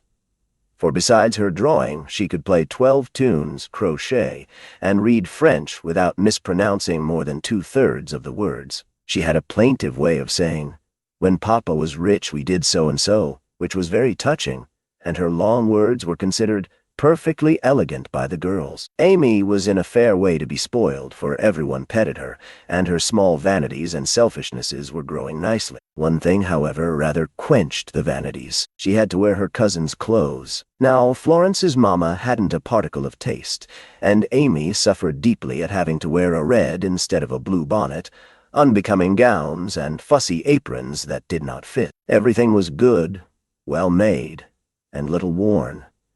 But Amy's artistic eyes were much afflicted, especially this winter, when her school dress was a dull purple with yellow dots and no trimming. "My only comfort," she said to Meg with tears in her eyes, "is that Mother doesn't take tucks in my dresses whenever I'm naughty, as Maria Parks's mother does." My dear, it's really dreadful. For sometimes she is so bad her frock is up to her knees, and she can't come to school. When I think of this degradation, I feel that I can bear even my flat nose and purple gown with yellow skyrockets on it. Meg was Amy's confidant and monitor, and by some strange attraction of opposites, Jo was gentle Beth's. To Jo alone did the shy child tell her thoughts, and over her big harum-scarum sister, Beth unconsciously exercised more influence than anyone in the family. The two older girls were a great deal to one another, but each took one of the younger sisters into her keeping and watched over her in her own way, playing mother they called it, and put their sisters in the places of discarded dolls with the maternal instinct of little women. Has anybody got anything to tell? It's been such a dismal day, I'm really dying for some amusement, said Meg as they sat sewing together that evening. I had a queer time with Aunt today, and as I got the best of it, I'll tell you about it, began Jo, who dearly loved to tell stories. I was reading that everlasting Belsham and droning away as I always do, for Aunt soon drops off, and then I take out some nice book and read like fury till she wakes up. I actually made myself sleepy, and before she began to nod, I gave such a gape that she asked me what I meant by opening my mouth wide enough to take the whole book in at once. I wish I could and be done with it, said I. Then she gave me a long lecture on my sins and told me to sit and think them over while she just lost herself for a moment. She never finds herself very soon, so the minute her cap began to bob like a top-heavy dahlia, I whipped The Vicar of Wakefield out of my pocket and read away, with one eye on him and one on Aunt. I'd just got to where they all tumbled into the water when I forgot and laughed out loud. Aunt woke up and, being more good-natured after her nap, told me to read a bit and show what frivolous work I preferred to the worthy and instructive Belsham. I did my very best, and she liked it, though she only said, "I don't understand what it's all about. Go back and begin it, child." Back I went, and made the primroses as interesting as ever I could. Once I was wicked enough to stop in a thrilling place and say meekly, "I'm afraid it tires you, Mom. Shan't I stop now?" She caught up her knitting, which had dropped out of her hands, gave me a sharp look through her specs, and said, in her short way, "Finish the chapter, and don't be impertinent, miss." "Oh, bless you, no." But she let old Belsham rest. And when I ran back after my gloves this afternoon, there she was, so hard at the vicar that she didn't hear me laugh as I danced a jig in the hall because of the good time coming. What a pleasant life she might have if only she chose. I don't envy her much, in spite of her money, for after all, rich people have about as many worries as poor ones, I think, added Jo. That reminds me, said Meg, that I've got something to tell. It isn't funny like Jo's story, but I thought about it a good deal as I came home. At the King's today I found everybody in a flurry, and one of the children said that her oldest brother had done something dreadful, and Papa had sent him away. I heard Mrs. King crying and Mr. King talking very loud, and Grace and Ellen turned away their faces when they passed me, so I shouldn't see how red and swollen their eyes were. I didn't ask any questions, of course, but I felt so sorry for them and was rather glad I hadn't any wild brothers to do wicked things and disgrace the family. I think being disgraced in school is a great deal trying-er than anything bad boys can do, said Amy, shaking her head as if her experience of life had been a deep one. Susie Perkins came to school today with a lovely red carnelian ring. I wanted it dreadfully and wished I was her with all my might. Well, she drew a picture of Mr. Davis with a monstrous nose and a hump, and the words, "Young ladies, my eye is upon you," coming out of his mouth in a balloon thing. We were laughing over it when all of a sudden his eye was on us, and he ordered Susie to bring up her slate. She was paralyzed with fright, but she went, and oh, what do you think he did? He took her by the ear. The ear. Just fancy how horrid. And led her to the recitation platform, and made her stand there half an hour, holding the slate so everyone could see. Laugh? Not one. They sat still as mice, and Susie cried, "Quartz." I know she did. I didn't envy her then, for I felt that millions of carnelian rings would have made me happy after that. I never should have got over such an agonizing mortification. And Amy went on with her work, in the proud consciousness of virtue and the successful utterance of 2 long words in a breath. I saw something I liked this morning, and I meant to tell it at dinner, but I forgot, said Beth, putting Joe's topsy-turvy basket in order as she talked. "When I went to get some oysters for Hannah, Mr. Lawrence was in the fish shop, but he didn't see me, for I kept behind the fish barrel, and he was busy with Mr. Cutter, the fishman. A poor woman came in with a pail and a mop, and asked Mr. Cutter if he would let her do some scrubbing for a bit of fish, because she hadn't any dinner for her children, and had been disappointed of a day's work. Mr. Cutter was in a hurry and said, 'No,' rather crossly. So she was going away, looking hungry and sorry, when Mr. Lawrence hooked up a big fish with the crooked end of his cane and held it out to her. She was so glad and surprised, she took it right into her arms and thanked him over and over. He told her to go along and cook it, and she hurried off. So happy! Wasn't it good of him? Oh, she did look so funny, hugging the big, slippery fish and hoping Mr. Lawrence's bed in heaven would be easy. When they had laughed at Beth's story, they asked their mother for one, and after a moment's thought, she said soberly, "As I sat cutting out blue flannel jackets today at the rooms, I felt very anxious about Father, and thought how lonely and helpless we should be if anything happened to him. It was not a wise thing to do, but I kept on worrying till an old man came in with an order for some clothes. He sat down near me, and I began to talk to him, for he looked poor and tired and anxious. 'Have you sons in the army?' I asked, for the note he brought was not to me. 'Yes, Mom.' 'I had 4, but 2 were killed. One is a prisoner, and I'm going to the other, who is very sick in a Washington hospital,' he answered quietly. 'You have done a great deal for your country, sir,' I said, feeling respect now instead of pity. 'Not a mite more than I ought, Mom. I'd go myself if I was any use. As I ain't, I give my boys and give 'em free.'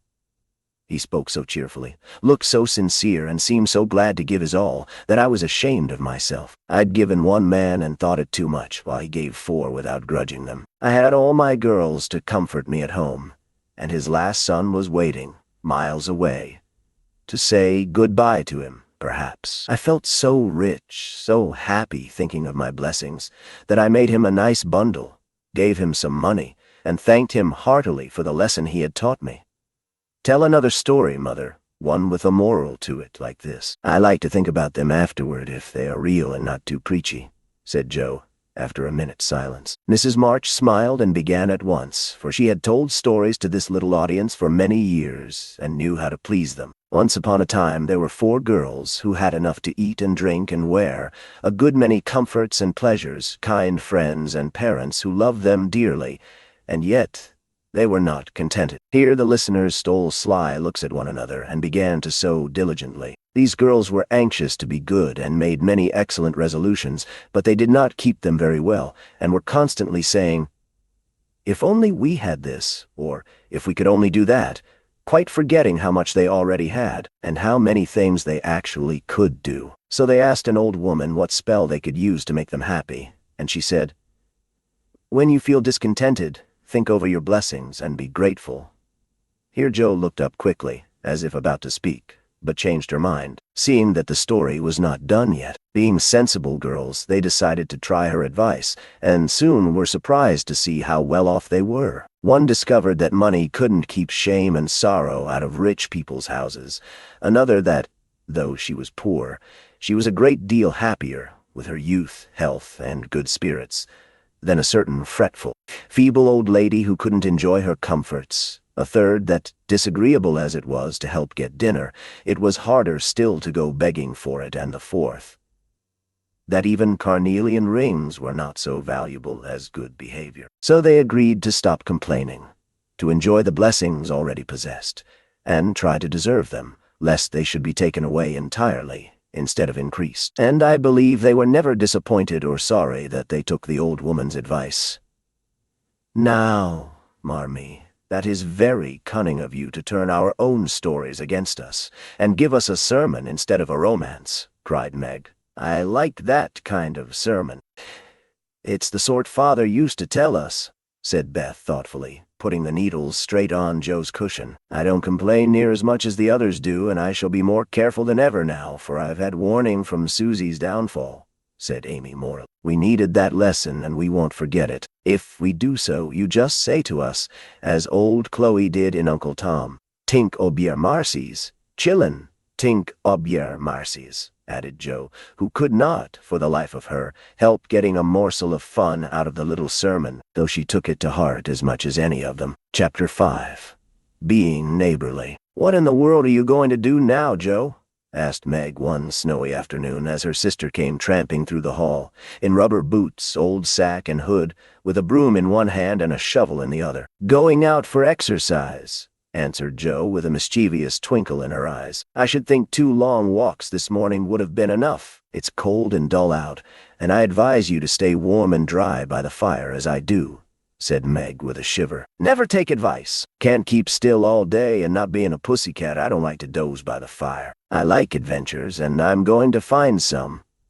Meg went back to toast her feet and read Ivanhoe, and Joe began to dig paths with great energy. The snow was light, and with her broom she soon swept a path all round the garden, for Beth to walk in when the sun came out, and the invalid dolls needed air. Now the garden separated the Marches' house from that of Mr. Lawrence. Both stood in a suburb of the city, which was still country-like, with groves and lawns, large gardens, and quiet streets. A low hedge parted the 2 estates. On one side was an old brown house, looking rather bare and shabby, robbed of the vines that in summer covered its walls and the flowers which then surrounded it. On the other side was a stately stone mansion, plainly betokening every sort of comfort and luxury, from the big coach-house and well-kept grounds to the conservatory and the glimpses of lovely things one caught between the rich curtains.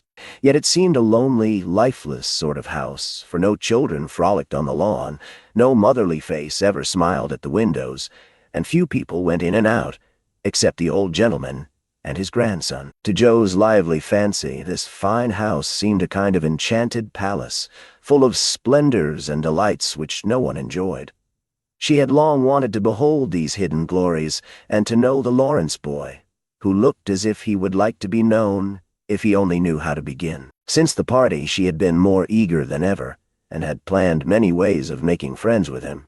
But he had not been seen lately, and Joe began to think he had gone away when she one day spied a brown face at an upper window, looking wistfully down into their garden where Beth and Amy were snowballing one another. "That boy is suffering for society and fun," she said to herself. "His grandpa does not know what's good for him, and keeps him shut up all alone. He needs a party of jolly boys to play with, or somebody young and lively. I've a great mind to go over and tell the old gentleman so." The idea amused Joe, who liked to do daring things and was always scandalizing Meg by her queer performances. The plan of going over was not forgotten, and when the snowy afternoon came, Joe resolved to try what could be done. She saw Mr. Lawrence drive off and then sallied out to dig her way down to the hedge, where she paused and took a survey. All quiet. Curtains down at the lower windows, servants out of sight, and nothing human visible but a curly black head leaning on a thin hand at the upper window. "There he is," thought Joe. "Poor boy, all alone and sick this dismal day. It's a shame. I'll toss up a snowball and make him look out, and then say a kind word to him." Up went a handful of soft snow, and the head turned at once, showing a face which lost its listless look in a minute, as the big eyes brightened and the mouth began to smile. Joe nodded and laughed, and flourished her broom as she called out, "How do you do? Are you sick?" Laurie opened the window and croaked out as hoarsely as a raven, "Better, thank you. I've had a bad cold and been shut up a week." "I'm sorry. What do you amuse yourself with?" "Nothing. It's dull as tombs up here." "Don't you read?" "Not much. They won't let me." "Can't somebody read to you?" "Grandpa does sometimes, but my books don't interest him, and I hate to ask Brooke all the time." "Have someone come and see you then." "There isn't anyone I'd like to see. Boys make such a row and my head is weak. Isn't there some nice girl who'd read and amuse you?" "Girls are quiet and like to play nurse." "Don't know any. You know us," began Joe, then laughed and stopped. "So I do. Will you come, please?" cried Laurie. "I'm not quiet and nice, but I'll come if Mother will let me. I'll go ask her. Shut the window like a good boy and wait till I come." With that, Jo shouldered her broom and marched into the house, wondering what they would all say to her. Laurie was in a flutter of excitement at the idea of having company, and flew about to get ready, for as Mrs. March said, he was a little gentleman, and did honor to the coming guest by brushing his curly pate, putting on a fresh color, and trying to tidy up the room, which, in spite of half a dozen servants, was anything but neat. Presently there came a loud ring, then a decided voice, asking for Mr. Laurie, and a surprised-looking servant came running up to announce a young lady. "All right, show her up, it's Miss Jo," said Laurie, going to the door of his little parlor to meet Jo, who appeared, looking rosy and quite at her ease, with a covered dish in one hand, and Beth's 3 kittens in the other. "Here I am, bag and baggage," she said briskly. "Mother sent her love, and was glad if I could do anything for you. Meg wanted me to bring some of her blanc mange, she makes it very nicely, and Beth thought her cats would be comforting. I knew you'd laugh at them, but I couldn't refuse. She was so anxious to do something. It so happened that Beth's funny loan was just the thing, for in laughing over the kits, Laurie forgot his bashfulness, and grew sociable at once. "That looks too pretty to eat," he said, smiling with pleasure, as Jo uncovered the dish and showed the blanc mange, surrounded by a garland of green leaves and the scarlet flowers of Amy's pet geranium. "It isn't anything, only they all felt kindly and wanted to show it. Tell the girl to put it away for your tea. It's so simple you can eat it, and being soft, it will slip down without hurting your sore throat. What a cozy room this is. It might be if it was kept nice, but the maids are lazy, and I don't know how to make them mind. It worries me, though. I'll write it up in 2 minutes, for it only needs to have the hearth brushed, so, and the things made straight on the mantelpiece, so, and the books put here, and the bottles there, and your sofa turned from the light, and the pillows plumped up a bit. Now then, you're fixed." And so he was, for as she laughed and talked, Jo had whisked things into place and given quite a different air to the room. Laurie watched her in respectful silence, and when she beckoned him to his sofa, he sat down with a sigh of satisfaction, saying gratefully, "How kind you are." Yes, that's what it wanted. "Now please take the big chair and let me do something to amuse my company." "No, I came to amuse you. Shall I read aloud?" And Jo looked affectionately toward some inviting books nearby. "Thank you. I've read all those, and if you don't mind, I'd rather talk," answered Laurie. "Not a bit. I'll talk all day if you'll only set me going. Beth says I never know when to stop." "Is Beth the rosy one who stays at home good deal and sometimes goes out with a little basket?" asked Laurie with interest. "Yes, that's Beth. She's my girl, and a regular good one she is, too. The pretty one is Meg, and the curly-haired one is Amy, I believe. How did you find that out?" Laurie colored up, but answered frankly, "Why, you see, I often hear you calling to one another, and when I'm alone up here, I can't help looking over at your house. You always seem to be having such good times. I beg your pardon for being so rude, but sometimes you forget to put down the curtain at the window where the flowers are, and when the lamps are lighted, it's like looking at a picture to see the fire. And you all around the table with your mother. Her face is right opposite, and it looks so sweet behind the flowers I can't help watching it. I haven't got any mother, you know."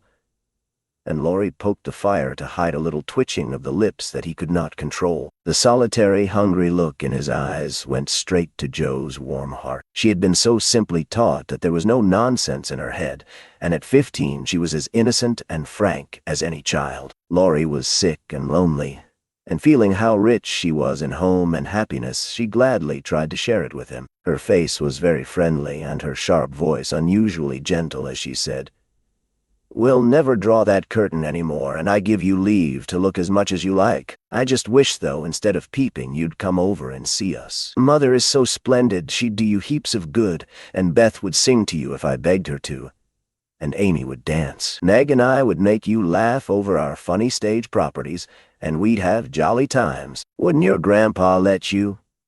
"I think he would if your mother asked him. He's very kind, though he does not look so, and he lets me do what I like, pretty much. Only is afraid I might be a bother to strangers," began Laurie, brightening more and more. We are not strangers, we are neighbors, and you needn't think you'd be a bother. We want to know you, and I've been trying to do it this ever so long. We haven't been here a great while, you know, but we have got acquainted with all our neighbors but you. You see, Grandpa lives among his books, and doesn't mind much what happens outside. Mr. Brooke, my tutor, doesn't stay here, you know, and I have no one to go about with me. So I just stop at home and get on as I can. That's bad. You ought to make an effort and go visiting everywhere you are asked. Then you'll have plenty of friends and pleasant places to go to. Never mind being bashful. It won't last long if you keep going. Laurie turned red again, but wasn't offended at being accused of bashfulness, for there was so much goodwill in Joe it was impossible not to take her blunt speeches as kindly as they were meant. "Do you like your school?" asked the boy, changing the subject after a little pause, during which he stared at the fire and Joe looked about her. "Don't go to school. I'm a businessman. Girl, I mean. I go to wait on my great-aunt, and a dear, cross old soul she is, too," answered Joe. Laurie opened his mouth to ask another question, but remembering just in time that it wasn't manners to make too many inquiries into people's affairs, he shut it again and looked uncomfortable. Joe liked his good breeding and didn't mind having a laugh at Aunt March, so she gave him a lively description of the fidgety old lady, her fat poodle, the parrot that talked Spanish, and the library where she reveled. Laurie enjoyed that immensely, and when she told about the prim old gentleman who came once to woo Aunt March, and in the middle of a fine speech, how Pole had tweaked his wig off to his great dismay, the boy lay back and laughed till the tears ran down his cheeks, and a maid popped her head in to see what was the matter. "Oh, that does me no end of good. Tell on, please," he said, taking his face out of the sofa cushion, red and shining with merriment. Much elated with her success, Joe did tell on all about their plays and plans, their hopes and fears for father, and the most interesting events of the little world in which the sisters lived. Then they got to talking about books, and to Joe's delight, she found that Laurie loved them as well as she did, and had read even more than herself. "If you like them so much, come down and see ours. Grandfather is out, so you needn't be afraid," said Laurie, getting up. "I'm not afraid of anything," returned Joe, with a toss of the head. "I believe you are," exclaimed the boy, looking at her with much admiration, though he privately thought she would have good reason to be a trifle afraid of the old gentleman if she met him in some of his moods. The atmosphere of the whole house being summer-like, Laurie led the way from room to room, letting Joe stop to examine whatever struck her fancy. And so, at last, they came to the library, where she clapped her hands and pranced, as she always did when especially delighted. It was lined with books, and there were pictures and statues, and distracting little cabinets full of coins and curiosities, and sleepy hollow chairs, and queer tables, and bronzes, and, best of all, a great open fireplace with quaint tiles all round it. "What richness!" sighed Joe, sinking into the depth of a velour chair and gazing about her with an air of intense satisfaction. "Theodore Lawrence, you ought to be the happiest boy in the world," she added impressively. "A fellow can't live on books," said Laurie, shaking his head as he perched on a table opposite. Before he could say more, a bell rang, and Joe flew up, exclaiming with alarm, "Mercy me! It's your grandpa." "Well, what if it is? You are not afraid of anything, you know," returned the boy, looking wicked. "I think I am a little bit afraid of him, but I don't know why I should be. Marmee said I might come, and I don't think you're any the worse for it," said Joe, composing herself, though she kept her eyes on the door. "I'm a great deal better for it, and ever so much obliged. I'm only afraid you are very tired of talking to me." "It was so pleasant I couldn't bear to stop," said Laurie gratefully. "The doctor to see you, sir," and the maid beckoned as she spoke. "Would you mind if I left you for a minute? I suppose I must see him," said Laurie. "Don't mind me. I'm happy as a cricket here," answered Joe. Laurie went away, and his guest amused herself in her own way. She was standing before a fine portrait of the old gentleman when the door opened again, and without turning she said decidedly, "I'm sure now that I shouldn't be afraid of him, for he's got kind eyes, though his mouth is grim, and he looks as if he had a tremendous will of his own. He isn't as handsome as my grandfather, but I like him." "Thank you, Mom," said a gruff voice behind her, and there, to her great dismay, stood old Mr. Lawrence. Poor Jo blushed till she couldn't blush any redder, and her heart began to beat uncomfortably fast as she thought what she had said. For a minute a wild desire to run away possessed her, but that was cowardly, and the girls would laugh at her.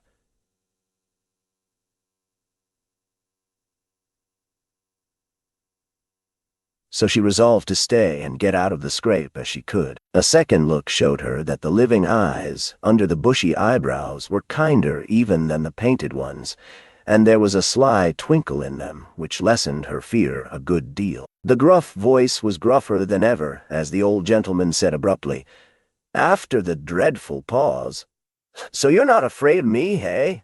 "Not much, sir. And you don't think me as handsome as your grandfather?" "Not quite, sir." "And I've got a tremendous will, have I?" "I only said I thought so." "But you like me in spite of it?" "Yes, I do, sir." That answer pleased the old gentleman. He gave a short laugh, shook hands with her, and, putting his finger under her chin, turned up her face, examined it gravely, and let it go, saying with a nod, "You've got your grandfather's spirit, if you haven't his face." "He was a fine man, my dear. But what is better, he was a brave and an honest one, and I was proud to be his friend." "Thank you, sir." And Jo was quite comfortable after that, for it suited her exactly. "What have you been doing to this boy mine, hey?" was the next question, sharply put. "Only trying to be neighborly, sir." And Jo told how her visit came about. "You think he needs cheering up a bit, do you?" "Yes, sir. He seems a little lonely, and young folks would do him good, perhaps." "We are only girls, but we should be glad to help if we could, for we don't forget the splendid Christmas present you sent us."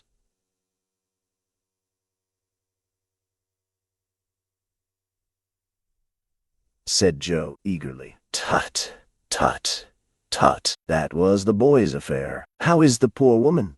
"Doing nicely, sir." And off went Jo, talking very fast, as she told all about the Hummels, in whom her mother had interested richer friends than they were. Just her father's way of doing good. "I shall come and see your mother some fine day. Tell her so. There's the tea bell. We have it early on the boy's account. Come down and go on being neighborly. If you'd like to have me, sir. Shouldn't ask you if I didn't." And Mr. Lawrence offered her his arm with old-fashioned courtesy. What would Meg say to this, thought Jo as she was marched away, while her eyes danced with fun as she imagined herself telling the story at home. "Hey! Why, what the dickens has come to the fellow?" said the old gentleman, as Laurie came running downstairs and brought up with a start of surprise at the astounding sight of Jo arm in arm with his redoubtable grandfather. "I didn't know you'd come, sir," he began, as Jo gave him a triumphant little glance. "That's evident by the way you rack it downstairs. Come to your tea, sir, and behave like a gentleman." And having pulled the boy's hair by way of a caress, Mr. Lawrence walked on, while Laurie went through a series of comic evolutions behind their backs, which nearly produced an explosion of laughter from Jo. The old gentleman did not say much as he drank his 4 cups of tea, but he watched the young people, who soon chatted away like old friends, and the change in his grandson did not escape him. There was color, light, and life in the boy's face now, vivacity in his manner, and genuine merriment in his laugh. "Shay's right, the lad is lonely. I'll see what these little girls can do for him," thought Mr. Lawrence, as he looked and listened. He liked Jo, for her odd, blunt ways suited him, and she seemed to understand the boy almost as well as if she had been one herself. If the Lawrences had been what Jo called prim and poky, she would not have got on at all, for such people always made her shy and awkward. But finding them free and easy, she was so herself, and made a good impression. When they rose, she proposed to go, but Laurie said he had something more to show her, and took her away to the conservatory, which had been lighted for her benefit. It seemed quite fairy-like to Jo, as she went up and down the walks, enjoying the blooming walls on either side, the soft light, the damp, sweet air, and the wonderful vines and trees that hung about her, while her new friend cut the finest flowers till his hands were full. Then he tied them up, saying, with the happy look Jo liked to see, "Please give these to your mother and tell her I like the medicine she sent me very much." They found Mr. Lawrence standing before the fire in the great drawing room, but Joe's attention was entirely absorbed by a grand piano, which stood open. "Do you play?" she asked, turning to Laurie with a respectful expression. "Sometimes," he answered modestly. "Please do now. I want to hear it, so I can tell Beth." "Want you first?" "Don't know how." "Too stupid to learn, but I love music dearly." So Laurie played, and Joe listened, with her nose luxuriously buried in heliotrope and tea roses. Her respect and regard for the Lawrence boy increased very much, for he played remarkably well and didn't put on any airs. She wished Beth could hear him, but she did not say so, only praised him till he was quite abashed, and his grandfather came to his rescue. That will do, young lady. Too many sugar plums are not good for him. His music isn't bad, but I hope he will do as well in more important things." "Going? Well, I'm much obliged to you, and I hope you'll come again. My respects to your mother. Good night, Dr. Joe." He shook hands kindly, but looked as if something did not please him. When they got into the hall, Joe asked Laurie if she'd said something amiss. He shook his head. "No, it was me. He doesn't like to hear me play." "Why not?" "I'll tell you someday. John is going home with you, as I can't. No need of that. I am not a young lady, and it's only a step. Take care of yourself, won't you?" "Yes, but you will come again, I hope?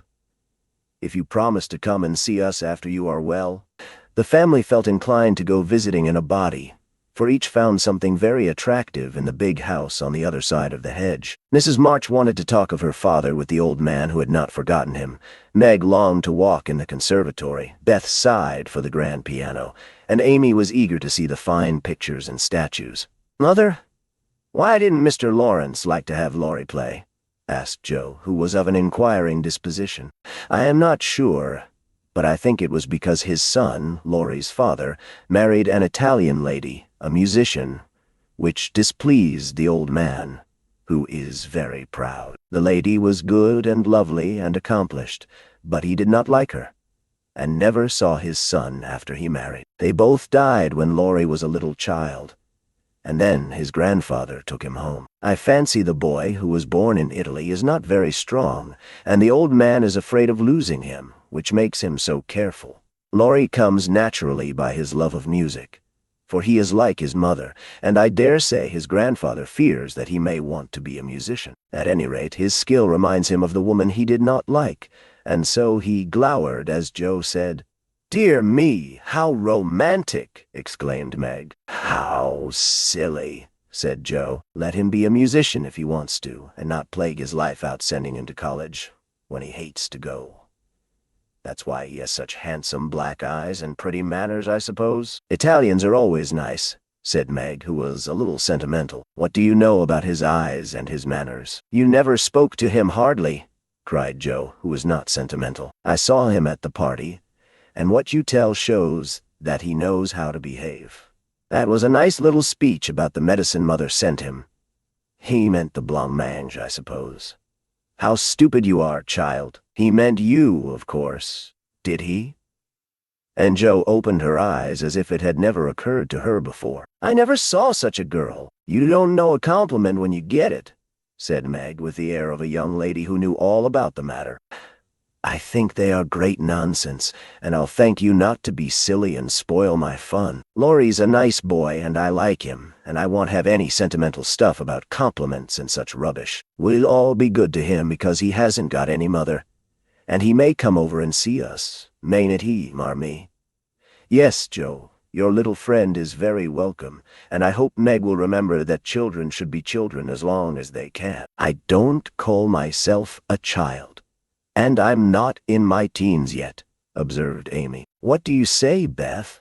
"I was thinking about our Pilgrim's Progress," answered Beth, who had not heard a word. "How we got out of the slough and through the wicket gate by resolving to be good, and up the steep hill by trying, and that maybe the house over there, full of splendid things, is going to be our palace, beautiful." "We have got to get by the lions first," said Joe, as if she rather liked the prospect. Chapter 6.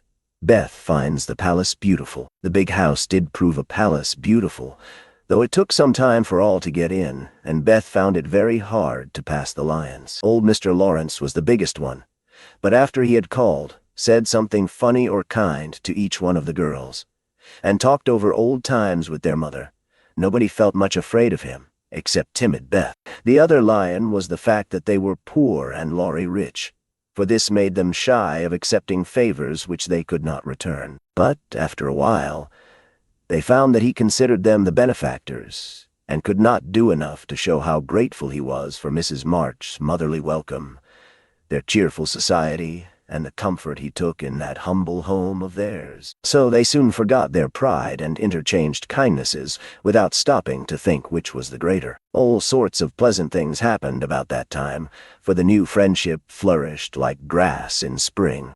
Everyone liked Laurie, and he privately informed his tutor that the Marches were regularly splendid girls. With the delightful enthusiasm of youth, they took the solitary boy into their midst and made much of him, and he found something very charming in the innocent companionship of these simple-hearted girls. Never having known mother or sisters, he was quick to feel the influences they brought about him, and their busy, lively ways made him ashamed of the indolent life he led. He was tired of books, and found people so interesting now that Mr. Brooke was obliged to make very unsatisfactory reports, for Laurie was always playing truant and running over to the Marches. "Never mind, let him take a holiday and make it up afterward," said the old gentleman. "The good lady next door says he is studying too hard and needs young society, amusement, and exercise. I suspect she is right, and that I've been coddling the fellow as if I'd been his grandmother. Let him do what he likes, as long as he is happy. He can't get into mischief in that little nunnery over there, and Mrs. March is doing more for him than we can." What good times they had, to be sure. Such plays and tableaux, such sleigh rides and skating frolics, such pleasant evenings in the old parlor, and now and then such gay little parties at the great house. Meg could walk in the conservatory whenever she liked and revel in bouquets. Jo browsed over the new library voraciously, and convulsed the old gentleman with her criticisms. Amy copied pictures and enjoyed beauty to her heart's content, and Laurie played Lord of the Manor in the most delightful style. But Beth, though yearning for the grand piano, could not pluck up courage to go to the mansion of bliss, as Meg called it. She went once with Jo, but the old gentleman, not being aware of her infirmity, stared at her so hard from under his heavy eyebrows and said, "Hey!" so loud that he frightened her so much her feet chattered on the floor.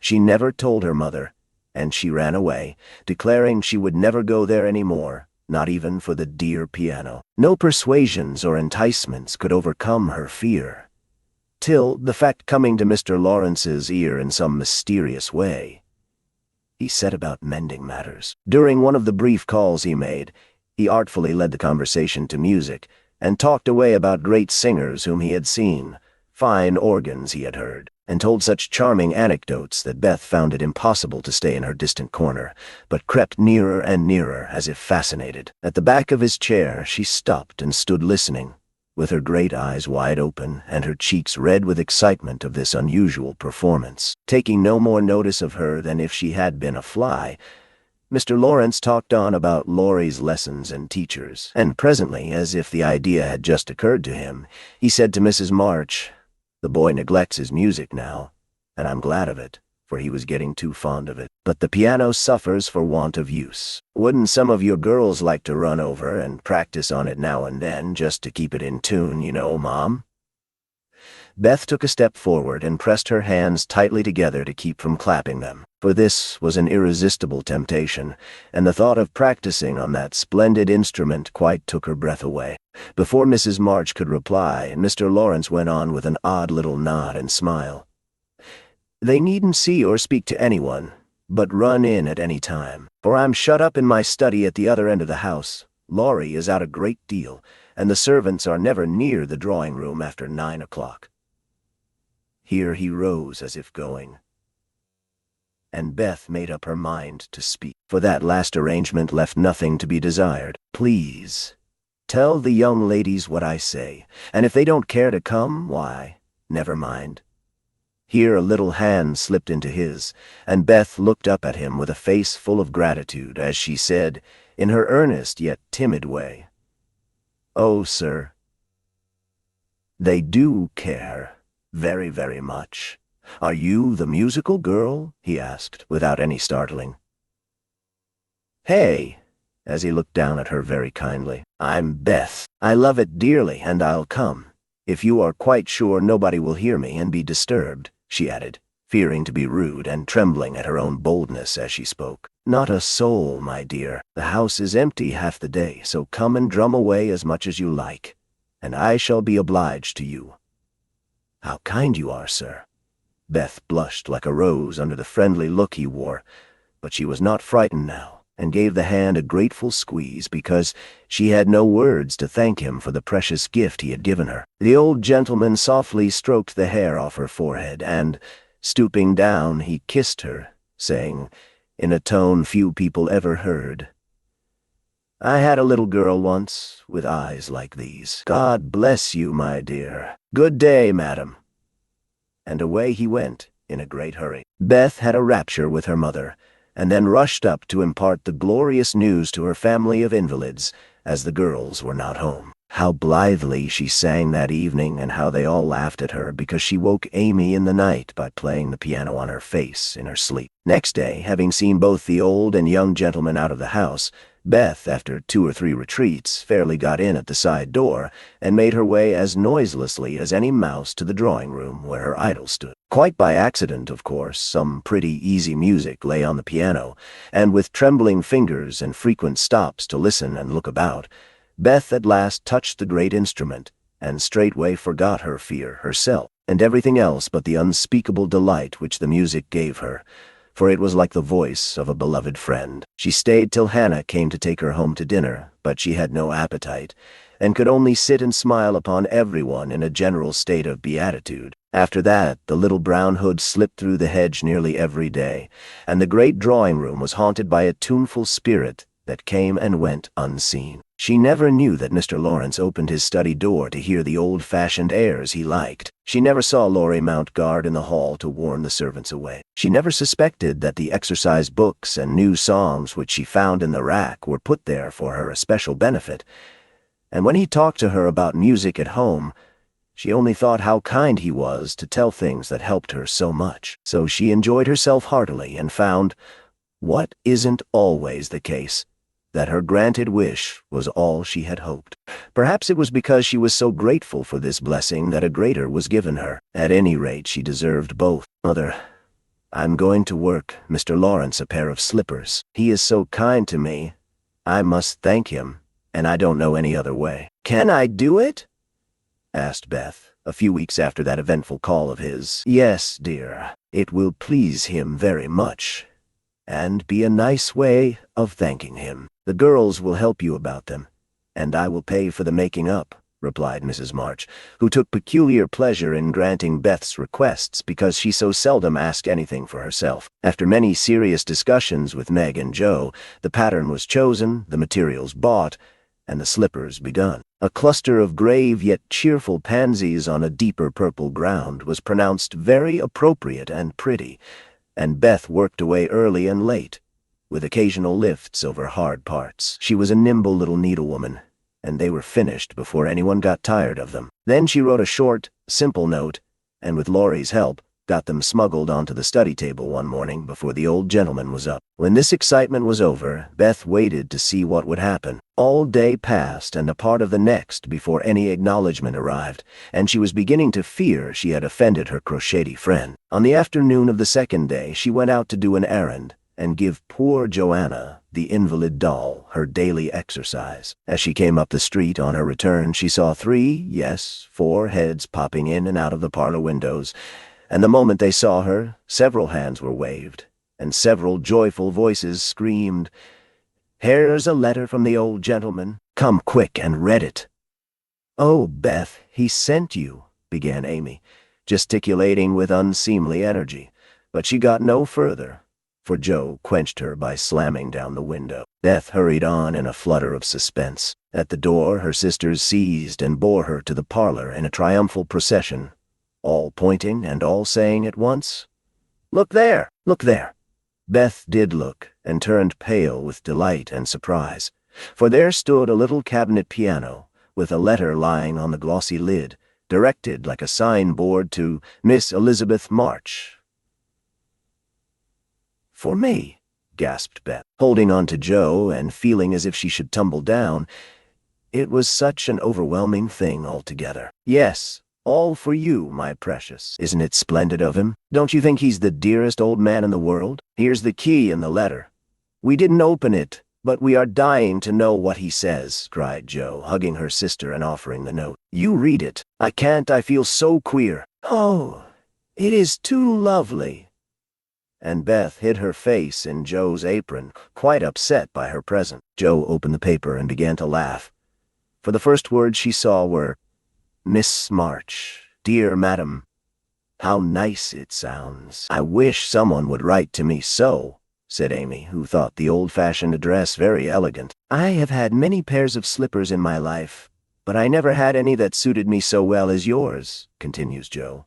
"Heart's ease is my favorite flower, and these will always remind me of the gentle giver. I like to pay my debts, so I know you will allow the old gentleman to send you something which once belonged to the little granddaughter he lost. With hearty thanks and best wishes, I remain your grateful friend and humble servant, James Lawrence." There, Beth, that's an honor to be proud of, I'm sure.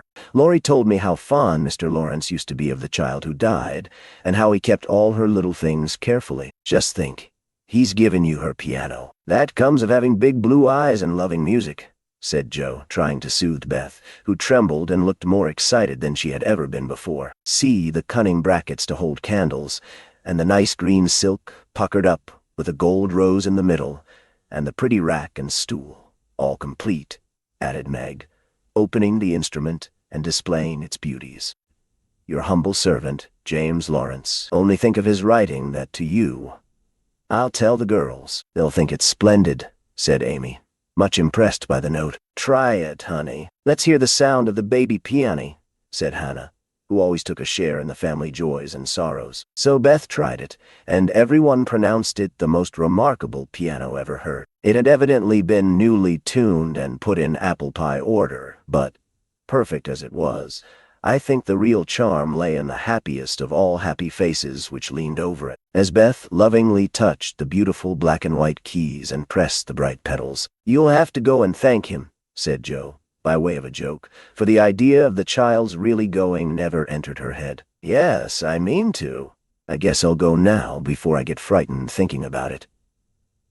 And, to the utter amazement of the assembled family, Beth walked deliberately down the garden, through the hedge, and in at the Lawrences' door. "Well, I wish I may die if it ain't the queerest thing I ever see.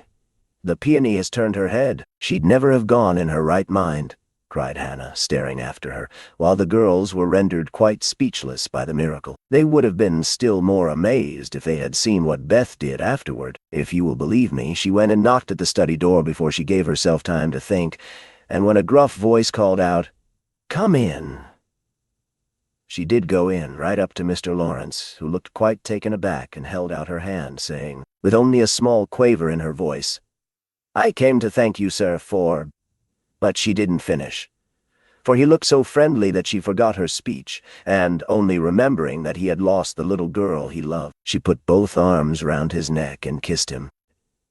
If the roof of the house had suddenly flown off, the old gentleman wouldn't have been more astonished. But he liked it. Oh dear, yes, he liked it amazingly, and was so touched and pleased by that confiding little kiss that all his crustiness vanished, and he just set her on his knee, and laid his wrinkled cheek against her rosy one, feeling as if he had got his own little granddaughter back again. Beth ceased to fear him from that moment, and sat there talking to him as cozily as if she had known him all her life.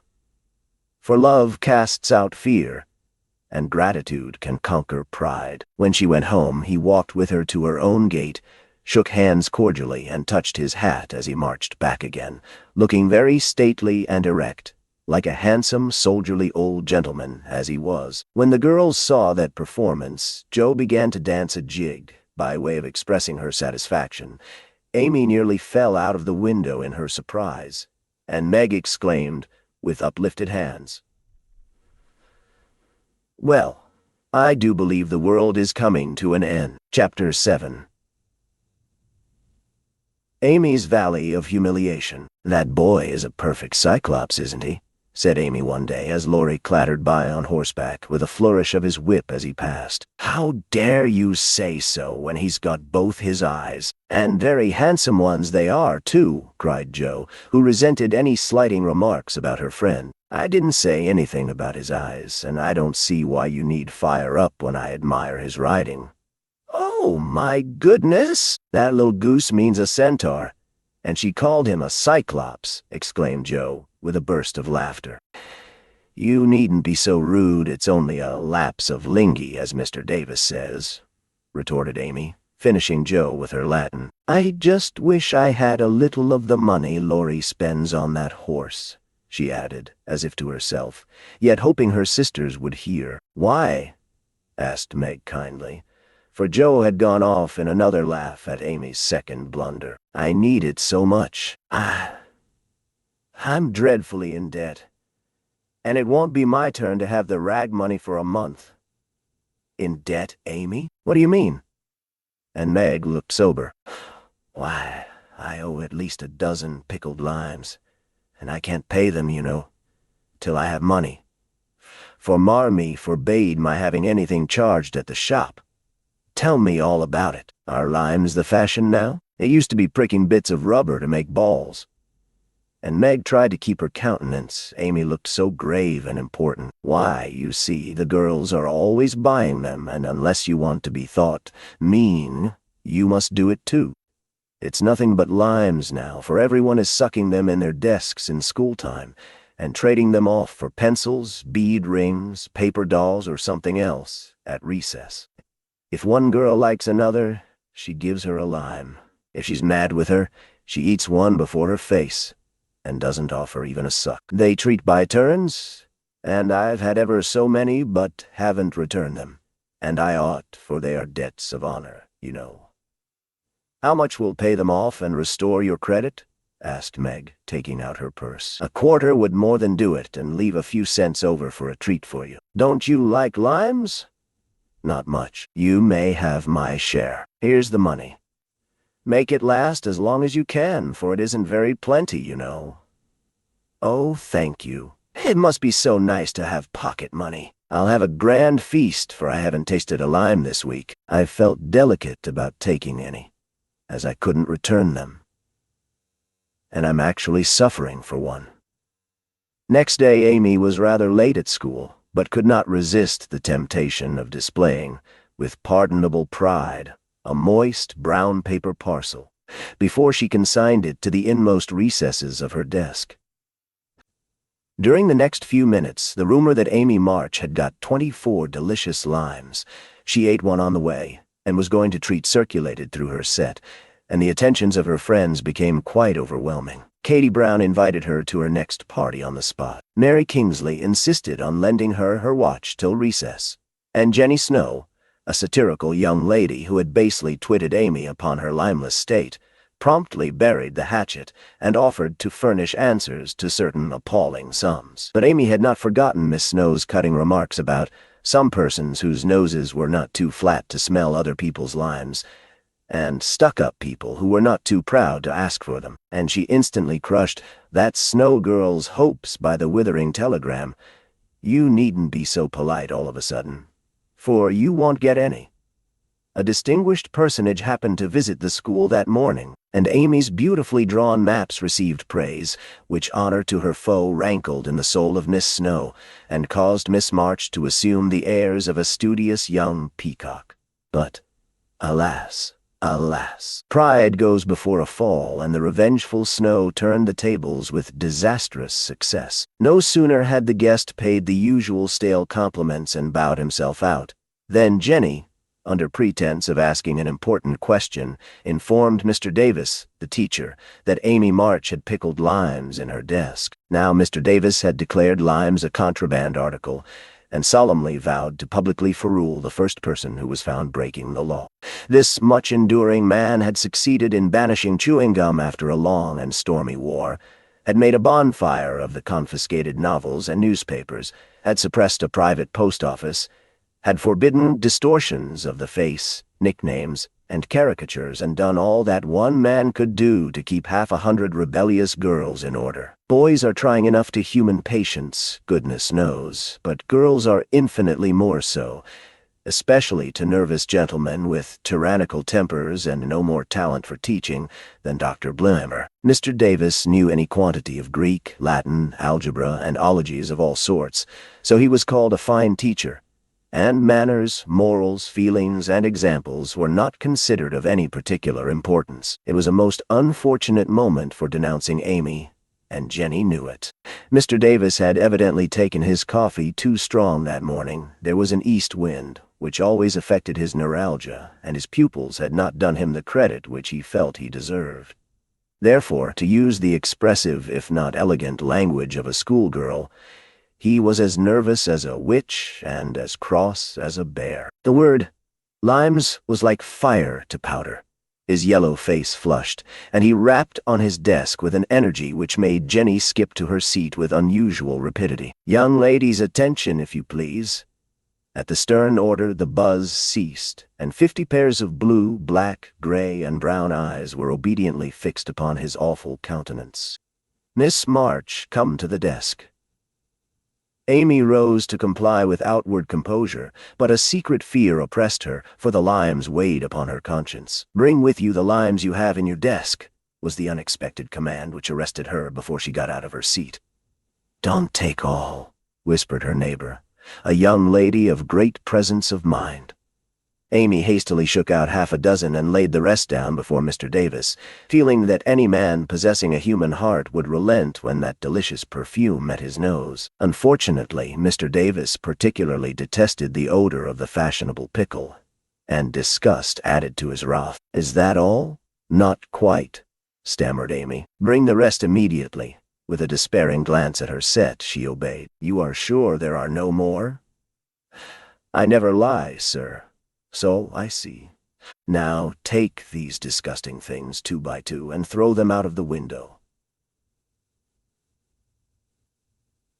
There was a simultaneous sigh, which created quite a little gust, as the last hope fled, and the treat was ravished from their longing lips. Scarlet with shame and anger, Amy went to and fro 6 dreadful times, and as each doomed couple, looking, oh, so plump and juicy, fell from her reluctant hands, a shout from the street completed the anguish of the girls, for it told them that their feast was being exulted over by the little Irish children who were their sworn foes. This was too much. All flashed indignant or appealing glances at the inexorable Davis, and one passionate lime lover burst into tears.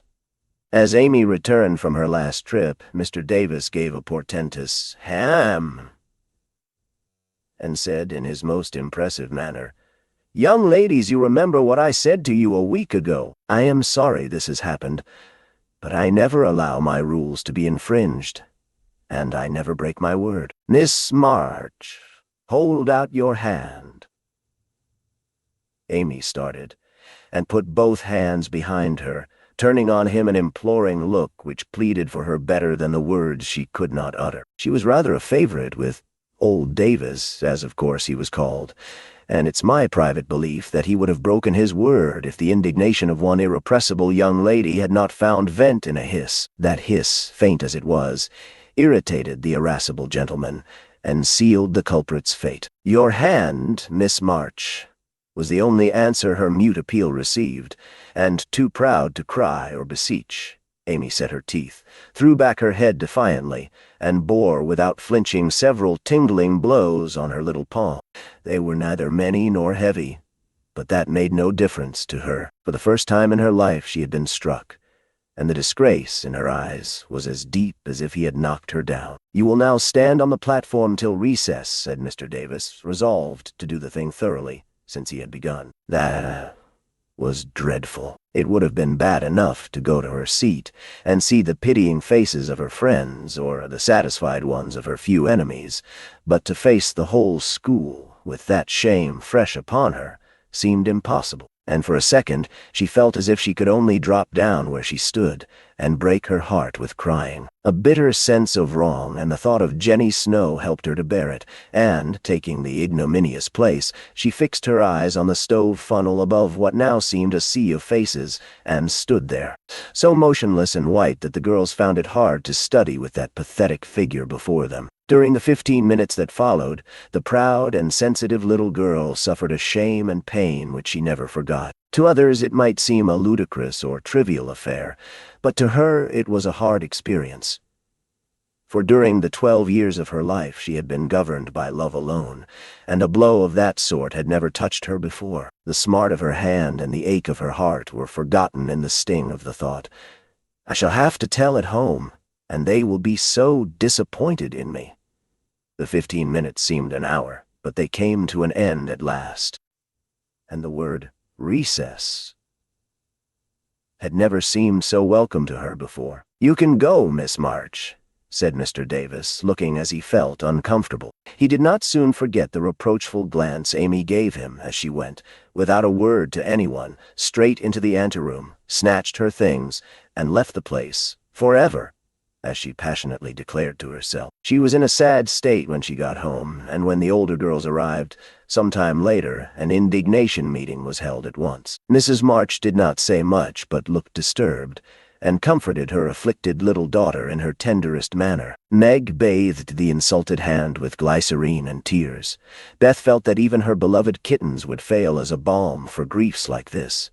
Joe wrathfully proposed that Mr. Davis be arrested without delay, and Hannah shook her fist at the villain and pounded potatoes for dinner as if she had him under her pestle. No notice was taken of Amy's flight, except by her mates, but the sharp-eyed demoiselles discovered that Mr. Davis was quite benignant in the afternoon, also unusually nervous. Just before school closed, Joe appeared, wearing a grim expression as she stalked up to the desk and delivered a letter from her mother, then collected Amy's property, and departed, carefully scraping the mud from her boots on the doormat, as if she shook the dust of the place off her feet. "Yes, you can have a vacation from school, but I want you to study a little every day with Beth," said Mrs. March that evening. "I don't approve of corporal punishment, especially for girls. I dislike Mr. Davis's manner of teaching and don't think the girls you associate with are doing you any good, so I shall ask your father's advice before I send you anywhere else." "That's good. I wish all the girls would leave and spoil his old school." "It's perfectly maddening to think of those lovely limes," sighed Amy, with the air of a martyr. "I am not sorry you lost them, for you broke the rules, and deserved some punishment for disobedience," was the severe reply, which rather disappointed the young lady, who expected nothing but sympathy. "Do you mean you are glad I was disgraced before the whole school?" cried Amy. "I should not have chosen that way of mending a fault," replied her mother. "But I'm not sure that it won't do you more good than a bolder method. You are getting to be rather conceited, my dear, and it is quite time you set about correcting it. You have a good many little gifts and virtues, but there is no need of parading them, for conceit spoils the finest genius. There is not much danger that real talent or goodness will be overlooked long, even if it is. The consciousness of possessing and using it well should satisfy one, and the great charm of all power is modesty." "So it is?" cried Laurie, who was playing chess in a corner with Joe. "I knew a girl once who had a really remarkable talent for music, and she didn't know it. Never guessed what sweet little things she composed when she was alone, and wouldn't have believed it if anyone had told her. I wish I'd known that nice girl. Maybe she would have helped me. I'm so stupid," said Beth, who stood beside him, listening eagerly. "You do know her, and she helps you better than anyone else could," answered Laurie, looking at her with such mischievous meaning in his merry black eyes that Beth suddenly turned very red and hid her face in the sofa cushion, quite overcome by such an unexpected discovery. Joe let Laurie win the game to pay for that praise of her Beth, who could not be prevailed upon to play for them after her compliment. So Laurie did his best, and sang delightfully, being in a particularly lively humor, for to the Marches he seldom showed the moody side of his character. When he was gone, Amy, who had been pensive all evening, said suddenly, as if busy over some new idea, "Is Laurie an accomplished boy?" "Yes, he has had an excellent education and has much talent. He will make a fine man if not spoiled by petting," replied her mother. "And he isn't conceited, is he?" asked Amy. "Not in the least. That is why he is so charming, and we all like him so much." "I see. It's nice to have accomplishments and be elegant, but not to show off or get perked up," said Amy thoughtfully. "These things are always seen and felt in a person's manner and conversations, if modestly used, but it is not necessary to display them," said Mrs. March, "any more than it's proper to wear all your bonnets and gowns and ribbons at once that folks may know you've got them," added Joe, and the lecture ended in a laugh. Chapter 8. Joe Meets Apollyon. "Girls, where are you going?" asked Amy, coming into their room one Saturday afternoon and finding them getting ready to go out with an air of secrecy which excited her curiosity. "Never mind. Little girls shouldn't ask questions," returned Joe sharply. "Now, if there is anything mortifying to our feelings when we are young, it is to be told that, and to be bidden to run away, dear, is still more trying to—" Amy bridled up at this insult and determined to find out the secret, if she teased for an hour. Turning to Meg, who never refused her anything very long, she said coaxingly, "Do tell me. I should think you might let me go too, for Beth is fussing over her piano, and I haven't got anything to do and am so lonely." "I can't, dear, because you aren't invited." "Be quiet, or you will spoil it all. You can't go, Amy, so don't be a baby and whine about it. You are going somewhere with Laurie. I know you are. You were whispering and laughing together on the sofa last night, and you stopped when I came in. Aren't you going with him?" "Yes, we are." "Now do be still and stop bothering." Amy held her tongue, but used her eyes, and saw Meg slip a fan into her pocket. I know. You're going to the theater to see the Seven Castles," she cried, adding resolutely. "And I shall go, for Mother said I might see it, and I've got my rag money, and it was mean not to tell me in time." "Just listen to me a minute, and be a good child," said Meg soothingly. "Mother doesn't wish you to go this week, because your eyes are not well enough yet to bear the light of this fairy piece. Next week you can go with Beth and Hannah and have a nice time. I don't like that half as well as going with you and Laurie. Please let me. I've been sick with this cold so long, and shut up, I'm dying for some fun." "Do, Meg. I'll be ever so good," pleaded Amy, looking as pathetic as she could. "Suppose we take her?" "I don't believe Mother would mind if we bundle her up well," began Meg. "If she goes, I shan't.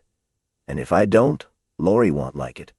And it will be very rude, after he invited only us, to go and drag in Amy." "I should think she'd hate to poke herself where she isn't wanted," said Joe crossly, for she disliked the trouble of overseeing a fidgety child when she wanted to enjoy herself. Her tone and manner angered Amy, who began to put her boots on, saying, in her most aggravating way, "I shall go. Meg says I may, and if I pay for myself, Laurie hasn't anything to do with it. You can't sit with us, for our seats are reserved, and you mustn't sit alone. So Laurie will give you his place, and that will spoil our pleasure. Or he'll get another seat for you, and that isn't proper when you weren't asked. You shan't stir a step, so you may just stay where you are," scolded Joe, crosser than ever, having just pricked her finger in her hurry. Sitting on the floor with one boot on, Amy began to cry and Meg to reason with her, when Laurie called from below, and the two girls hurried down, leaving their sister wailing. For now and then she forgot her grown-up ways and acted like a spoiled child. Just as the party was setting out, Amy called over the banisters in a threatening tone, "You'll be sorry for this, Joe March. See if you ain't."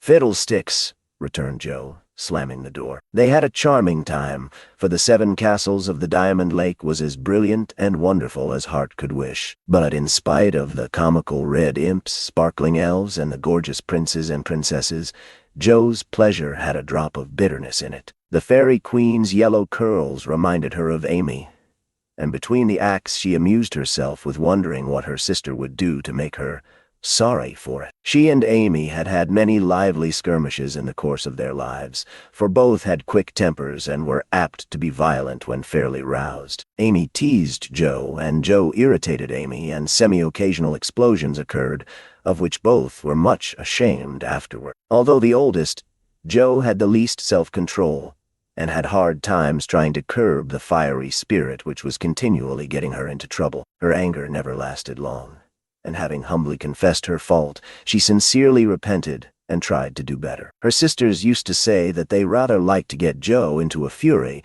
because she was such an angel afterward. Poor Joe tried desperately to be good, but her bosom enemy was always ready to flame up and defeat her, and it took years of patient effort to subdue it. When they got home, they found Amy reading in the parlor. She assumed an injured air as they came in, never lifted her eyes from her book, or asked a single question.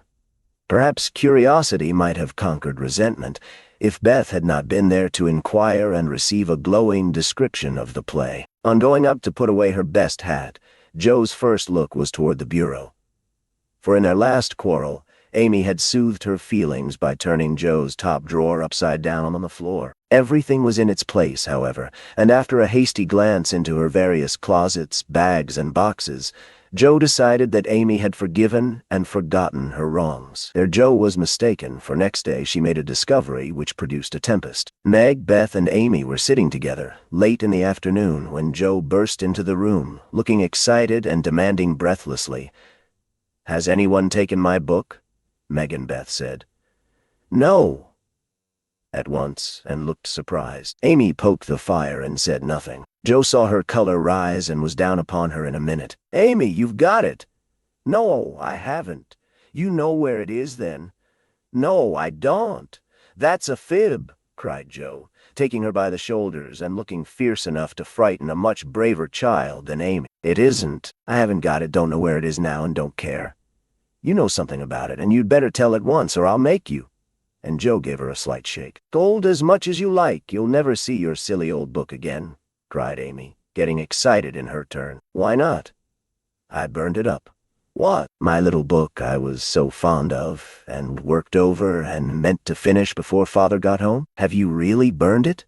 said Joe, turning very pale, while her eyes kindled and her hands clutched Amy nervously. "Yes, I did. I told you I'd make you pay for being so cross yesterday, and I have, so—" Amy got no farther, for Joe's hot temper mastered her, and she shook Amy till her teeth chattered in her head, crying in a passion of grief and anger, "You wicked, wicked girl! I never can write it again, and I'll never forgive you as long as I live."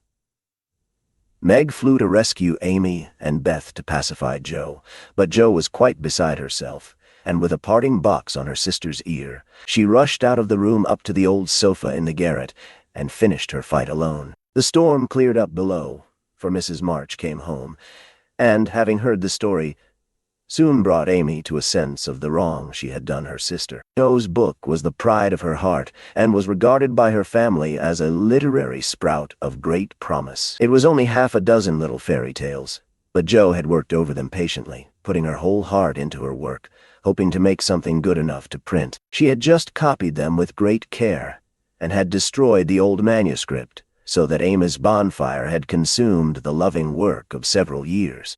It seemed a small loss to others, but to Joe it was a dreadful calamity, and she felt that it never could be made up to her. Beth mourned as for a departed kitten, and Meg refused to defend her pet. Mrs. March looked grave and grieved, and Amy felt that no one would love her till she had asked pardon for the act which she now regretted more than any of them. When the tea bell rang, Joe appeared, looking so grim and unapproachable that it took all Amy's courage to say meekly, "Please forgive me, Joe." "I'm very, very sorry. I never shall forgive you," was Joe's stern answer, and from that moment she ignored Amy entirely. No one spoke of the great trouble, not even Mrs. March, for all had learned by experience that when Joe was in that mood words were wasted, and the wisest course was to wait till some little accident, or her own generous nature, softened Joe's resentment and healed the breach. It was not a happy evening, for though they sewed as usual, while their mother read aloud from Bremer, Scott, or Edgeworth,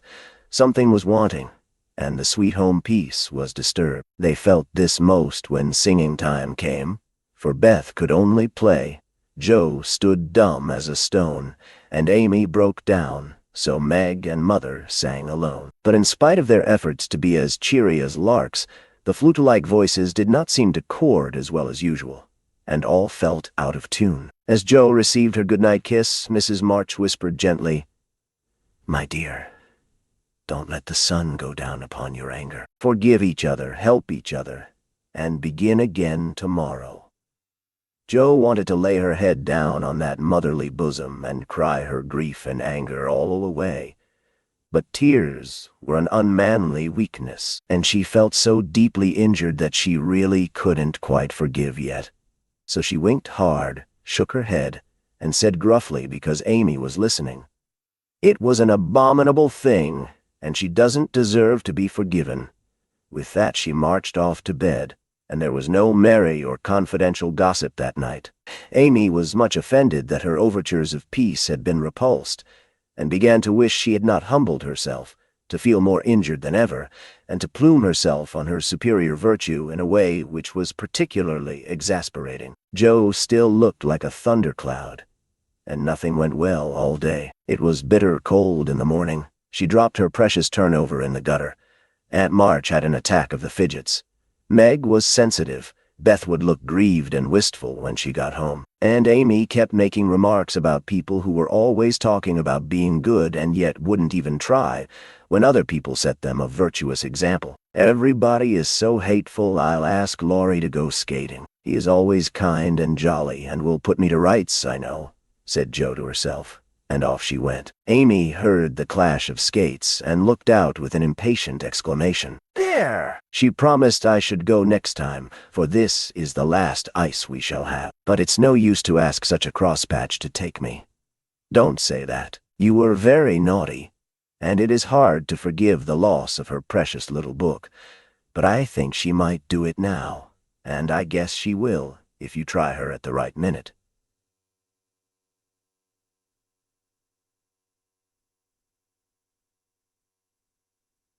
Go after them. Don't say anything till Jo has got good-natured with Laurie, then take a quiet minute and just kiss her or do some kind thing. And I'm sure she'll be friends again with all her heart. "I'll try," said Amy. For the advice suited her, and after a flurry to get ready, she ran after the friends who were just disappearing over the hill. It was not far to the river, but both were ready before Amy reached them. Jo saw her coming and turned her back. Laurie did not see, for he was carefully skating along the shore, sounding the ice, for a warm spell had preceded the cold snap. "I'll go on to the first bend and see if it's all right before we begin to race," Amy heard him say as he shot away, looking like a young Russian in his fur-trimmed coat and cap. Jo heard Amy panting after her run, stamping her feet and blowing on her fingers as she tried to put her skates on, but Jo never turned and went slowly zigzagging down the river, taking a bitter, unhappy sort of satisfaction in her sister's troubles. She had cherished her anger till it grew strong and took possession of her, as evil thoughts and feelings always do unless cast out at once. As Laurie turned the bend, he shouted back, "Keep near the shore. It isn't safe in the middle." Jo heard. But Amy was struggling to her feet and did not catch a word. Jo glanced over her shoulder, and the little demon she was harboring said in her ear, "No matter whether she heard or not, let her take care of herself." Laurie had vanished round the bend. Jo was just at the turn, and Amy far behind, striking out toward the smoother ice in the middle of the river. For a minute Jo stood still with a strange feeling in her heart. Then she resolved to go on, but something held and turned her round, just in time to see Amy throw up her hands and go down, with a sudden crash of rotten ice, the splash of water, and a cry that made Jo's heart stand still with fear. She tried to call Laurie, but her voice was gone. She tried to rush forward, but her feet seemed to have no strength in them, and for a second she could only stand motionless, staring with a terror-stricken face at the little blue hood above the black water. Something rushed swiftly by her, and Laurie's voice cried out, "Bring a rail! Quick! Quick!" How she did it, she never knew, But for the next few minutes, she worked as if possessed, blindly obeying Laurie, who was quite self-possessed, and, lying flat, held Amy up by his arm and hockey stick till Joe dragged a rail from the fence, and together they got the child out, more frightened than hurt. "Now then, we must walk her home as fast as we can. Pile our things on her while I get off these confounded skates," cried Laurie, wrapping his coat round Amy, and tugging away at the straps which never seemed so intricate before. Shivering, dripping, and crying, they got Amy home, and after an exciting time of it, she fell asleep, rolled in blankets before a hot fire. During the bustle, Joe had scarcely spoken but flown about, looking pale and wild, with her things half off, her dress torn, and her hands cut and bruised by ice and rails and refractory buckles. When Amy was comfortably asleep, the house quiet, and Mrs. March sitting by the bed, she called Joe to her and began to bind up the hurt hands. "Are you sure she is safe?" whispered Joe, looking remorsefully at the golden head, which might have been swept away from her sight forever under the treacherous ice. "Quite safe, dear. She is not hurt, and won't even take cold, I think. You were so sensible in covering and getting her home quickly," replied her mother cheerfully. "Laurie did it all. I only let her go. Mother, if she should die, it would be my fault." And Joe dropped down beside the bed in a passion of penitent tears, telling all that had happened, bitterly condemning her hardness of heart, and sobbing out her gratitude for being spared the heavy punishment which might have come upon her. "It's my dreadful temper. I try to cure it, I think I have, and then it breaks out worse than ever. Oh, Mother, what shall I do? What shall I do?" cried poor Joe, in despair. "Watch and pray, dear. Never get tired of trying, and never think it is impossible to conquer your fault," said Mrs. March, drawing the blowsy head to her shoulder and kissing the wet cheek so tenderly that Joe cried even harder. "You don't know, you can't guess how bad it is. It seems as if I could do anything when I'm in a passion. I get so savage I could hurt anyone and enjoy it. I'm afraid I shall do something dreadful someday, spoil my life, and make everybody hate. Oh, Mother, help me, do help me." "I will, my child, I will. Don't cry so bitterly, but remember this day and resolve with all your soul that you will never know another like it. Joe, dear, we all have our temptations, some far greater than yours, and it often takes us all our lives to conquer them. You think your temper is the worst in the world, but mine used to be just like it. Yours, Mother? Why, you are never angry."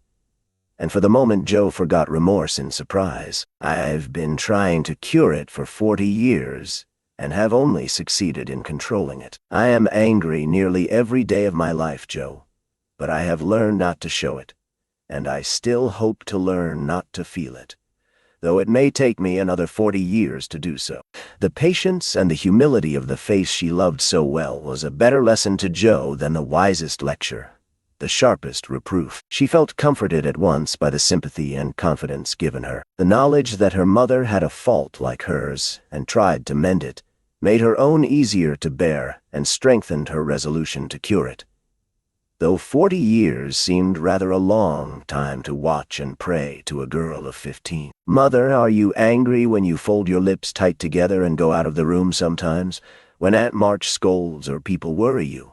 asked Joe, feeling nearer and dearer to her mother than ever before. "Yes, I've learned to check the hasty words that rise to my lips, and when I feel that they mean to break out against my will, I just go away for a minute, and give myself a little shake for being so weak and wicked," answered Mrs. March with a sigh and a smile, as she smoothed and fastened up Joe's disheveled hair. "How did you learn to keep still? That is what troubles me, for the sharp words fly out before I know what I'm about, and the more I say the worse I get, till it's a pleasure to hurt people's feelings and say dreadful things. Tell me how you do it, Marmee dear. My good mother used to help me, as you do us," interrupted Joe, with a grateful kiss. "But I lost her when I was a little older than you are, and for years had to struggle on alone, for I was too proud to confess my weakness to anyone else. I had a hard time, Joe, and shed a good many bitter tears over my failures, for in spite of my efforts I never seemed to get on. Then your father came, and I was so happy that I found it easy to be good. But by and by, when I had 4 little daughters round me, and we were poor, then the old trouble began again. For I am not patient by nature, and it tried me very much to see my children wanting anything. What helped you then? Your father, Joe. He never loses patience, never doubts or complains, but always hopes, and works and waits so cheerfully that one is ashamed to do otherwise before him. He helped and comforted me, and showed me that I must try to practice all the virtues I would have my little girls possess, for I was their example. It was easier to try for your sakes than for my own. A startled or surprised look from one of you when I spoke sharply rebuked me more than any words could have done, and the love, respect, and confidence of my children was the sweetest reward I could receive for my efforts to be the woman I would have them copy. "Oh, Mother, if I'm ever half as good as you, I shall be satisfied," cried Joe, much touched. "I hope you will be a great deal better, dear, but you must keep watch over your bosom enemy, as Father calls it, or it may sadden, if not spoil your life. You have had a warning, remember it, and try with heart and soul to master this quick temper, before it brings you greater sorrow and regret than you have known today." "I will try, Mother, I truly will. But you must help me, remind me, and keep me from flying out. I used to see Father sometimes put his finger on his lips, and look at you with a very kind but sober face, and you always folded your lips tight and went away." "Was he reminding you then?" asked Joe softly. "Yes, I asked him to help me so, and he never forgot it, but saved me from many a sharp word by that little gesture and kind look." Joe saw that her mother's eyes filled and her lips trembled as she spoke, and fearing that she had said too much, she whispered anxiously, "Was it wrong to watch you and to speak of it? I didn't mean to be rude, but it's so comfortable to say all I think to you, and feel so safe and happy here. My Joe, you may say anything to your mother, for it is my greatest happiness and pride to feel that my girls confide in me and know how much I love them." "I thought it grieved you." "No, dear, but speaking of Father reminded me how much I miss him, how much I owe him, and how faithfully I should watch and work to keep his little daughters safe and good for him." "Yet you told him to go, Mother, and didn't cry when he went, and never complain now, or seem as if you needed any help," said Joe, wondering. "I gave my best to the country I love, and kept my tears till he was gone. Why should I complain when we both have merely done our duty and will surely be the happier for it in the end? If I don't seem to need help, it is because I have a better friend even than Father to comfort and sustain me. My child, the troubles and temptations of your life are beginning and may be many, but you can overcome and outlive them all if you learn to feel the strength and tenderness of your heavenly Father as you do that of your earthly one. The more you love and trust him, the nearer you will feel to him, and the less you will depend on human power and wisdom.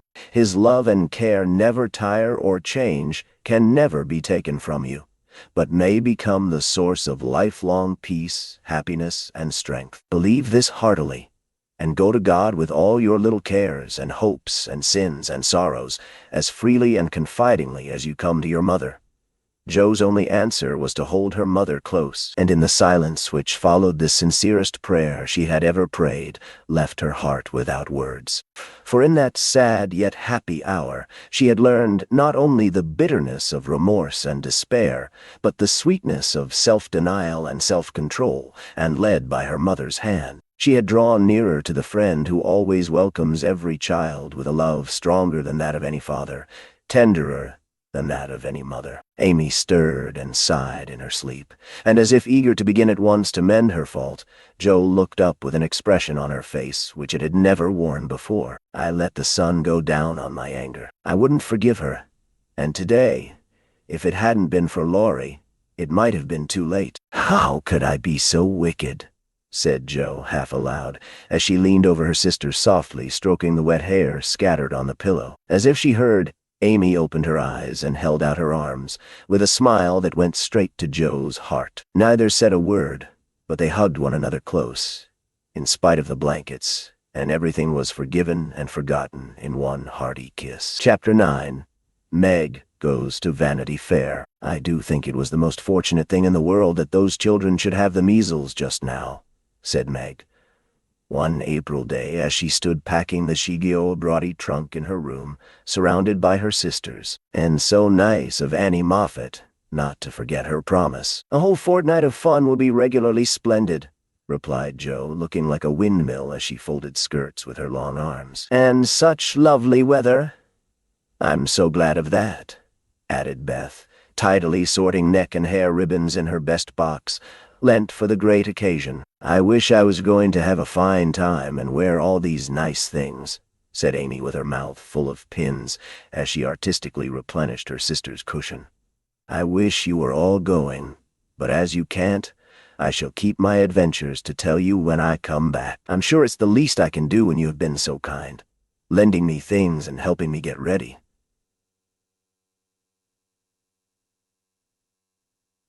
said Meg, glancing round the room at the very simple outfit. "What did Mother give you out of the treasure box?" asked Amy, who had not been present at the opening of a certain cedar chest in which Mrs. March kept a few relics of past splendor as gifts for her girls when the proper time came. A pair of silk stockings, that pretty carved fan, and a lovely blue sash. "I wanted the violet silk, but there isn't time to make it over, so I must be contented with my old tarlatan. It will look nice over my new muslin skirt, and the sash will set it off beautifully. I wish I hadn't smashed my coral bracelet, for you might have had it," said Jo, who loved to give and lend, but whose possessions were usually too dilapidated to be of much use. "There is a lovely old-fashioned pearl set in the treasure chest, but Mother said real flowers were the prettiest ornament for a young girl, and Laurie promised to send me all I want," replied Meg. "Now, let me see. There's my new gray walking suit. Just curl up the feather in my hat, Beth. Then my poplin for Sunday and the small party. It looks heavy for spring, doesn't it? The violet silk would be so nice." "Oh, dear. Never mind. You've got the tarlatan for the big party, and you always look like an angel in white."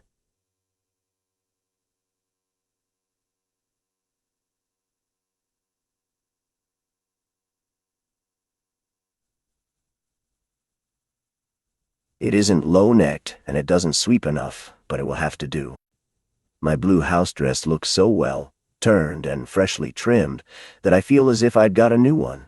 My silk sack isn't a bit the fashion, and my bonnet doesn't look like Sally's." I didn't like to say anything, but I was sadly disappointed in my umbrella. I told Mother black with a white handle, but she forgot and bought a green one with a yellowish handle. It's strong and neat, so I ought not to complain, but I know I shall feel ashamed of it beside Annie's silk one with a gold top.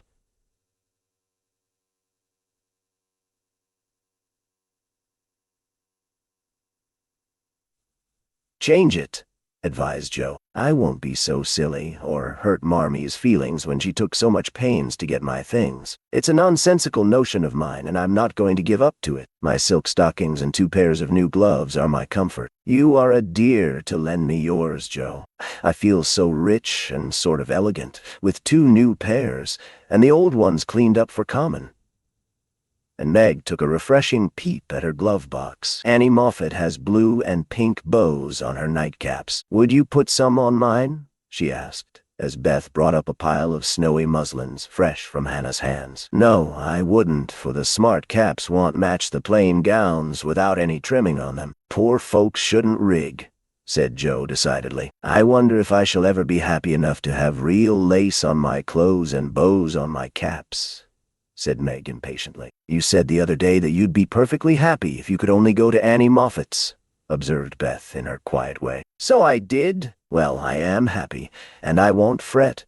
But it does seem as if the more one gets, the more one wants, doesn't it? There now, the trays are ready, and everything in but my ball dress, which I shall leave for Mother to pack," said Meg, cheering up, as she glanced from the half-filled trunk to the many times pressed and mended white tarlatan, which she called her ball dress with an important air. The next day was fine, and Meg departed in style for a fortnight of novelty and pleasure. Mrs. March had consented to the visit rather reluctantly, fearing that Margaret would come back more discontented than she went, but she begged so hard, and Sally had promised to take good care of her, and a little pleasure seemed so delightful after a winter of irksome work that the mother yielded, and the daughter went to take her first taste of fashionable life. The Moffats were very fashionable, and simple Meg was rather daunted at first by the splendor of the house and the elegance of its occupants. But they were kindly people, in spite of the frivolous life they led, and soon put their guest at her ease. Perhaps Meg felt, without understanding why, that they were not particularly cultivated or intelligent people, and that all their gilding could not quite conceal the ordinary material of which they were made.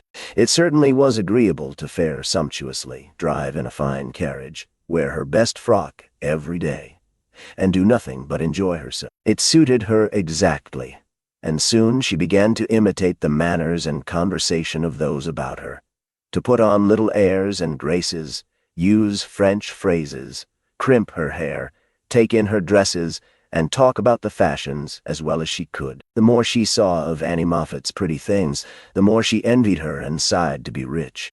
Home now looked bare and dismal as she thought of it.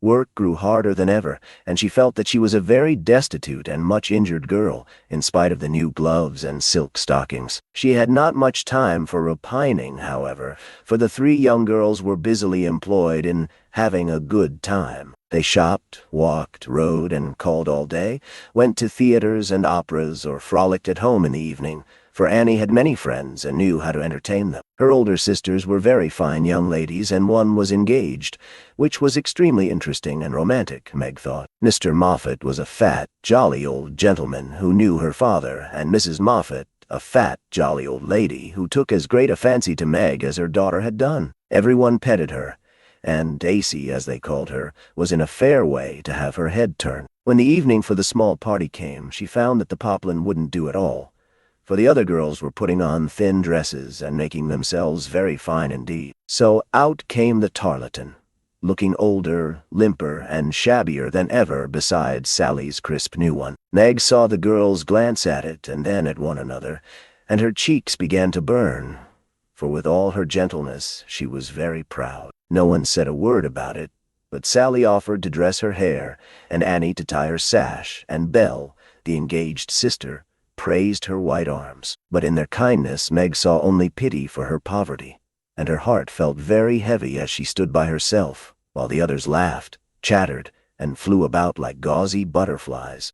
The hard, bitter feeling was getting pretty bad when the maid brought in a box of flowers. Before she could speak, Annie had the cover off, and all were exclaiming at the lovely roses, heath, and fern within. "It's for Belle, of course. George always sends her some, but these are altogether ravishing," cried Annie with a great sniff. "They are for Miss March," the man said. "And here's a note," put in the maid, holding it to Meg. "What fun! Who are they from?" "Didn't know you had a lover," cried the girls, fluttering about Meg in a high state of curiosity and surprise. "The note is from Mother, and the flowers from Laurie," said Meg simply, yet much gratified that he had not forgotten her. "Oh, indeed," said Annie with a funny look, as Meg slipped the note into her pocket as a sort of talisman against envy, vanity, and false pride, for the few loving words had done her good, and the flowers cheered her up by their beauty. Feeling almost happy again, she laid by a few ferns and roses for herself, and quickly made up the rest in dainty bouquets for the breasts, hair, or skirts of her friends, offering them so prettily that Clara, the elder sister, told her she was the sweetest little thing she ever saw, and they looked quite charmed with her small attention. Somehow the kind act finished her despondency, and when all the rest went to show themselves to Mrs. Moffat, she saw a happy, bright-eyed face in the mirror. As she laid her ferns against her rippling hair, and fastened the roses in the dress that didn't strike her as so very shabby now, she enjoyed herself very much that evening, for she danced to her heart's content. Everyone was very kind, and she had 3 compliments. Annie made her sing, and someone said she had a remarkably fine voice. Major Lincoln asked who the fresh little girl with the beautiful eyes was, and Mr. Moffat insisted on dancing with her because she didn't dawdle, but had some spring in her, as he gracefully expressed it. So altogether she had a very nice time, till she overheard a bit of conversation which disturbed her extremely. She was sitting just inside the conservatory, waiting for her partner to bring her an ice, when she heard a voice ask on the other side of the flowery wall, "How old is he?" 16 or 17, I should say, replied another voice. "It would be a grand thing for one of those girls, wouldn't it? Sally says they are very intimate now, and the old man quite dotes on them.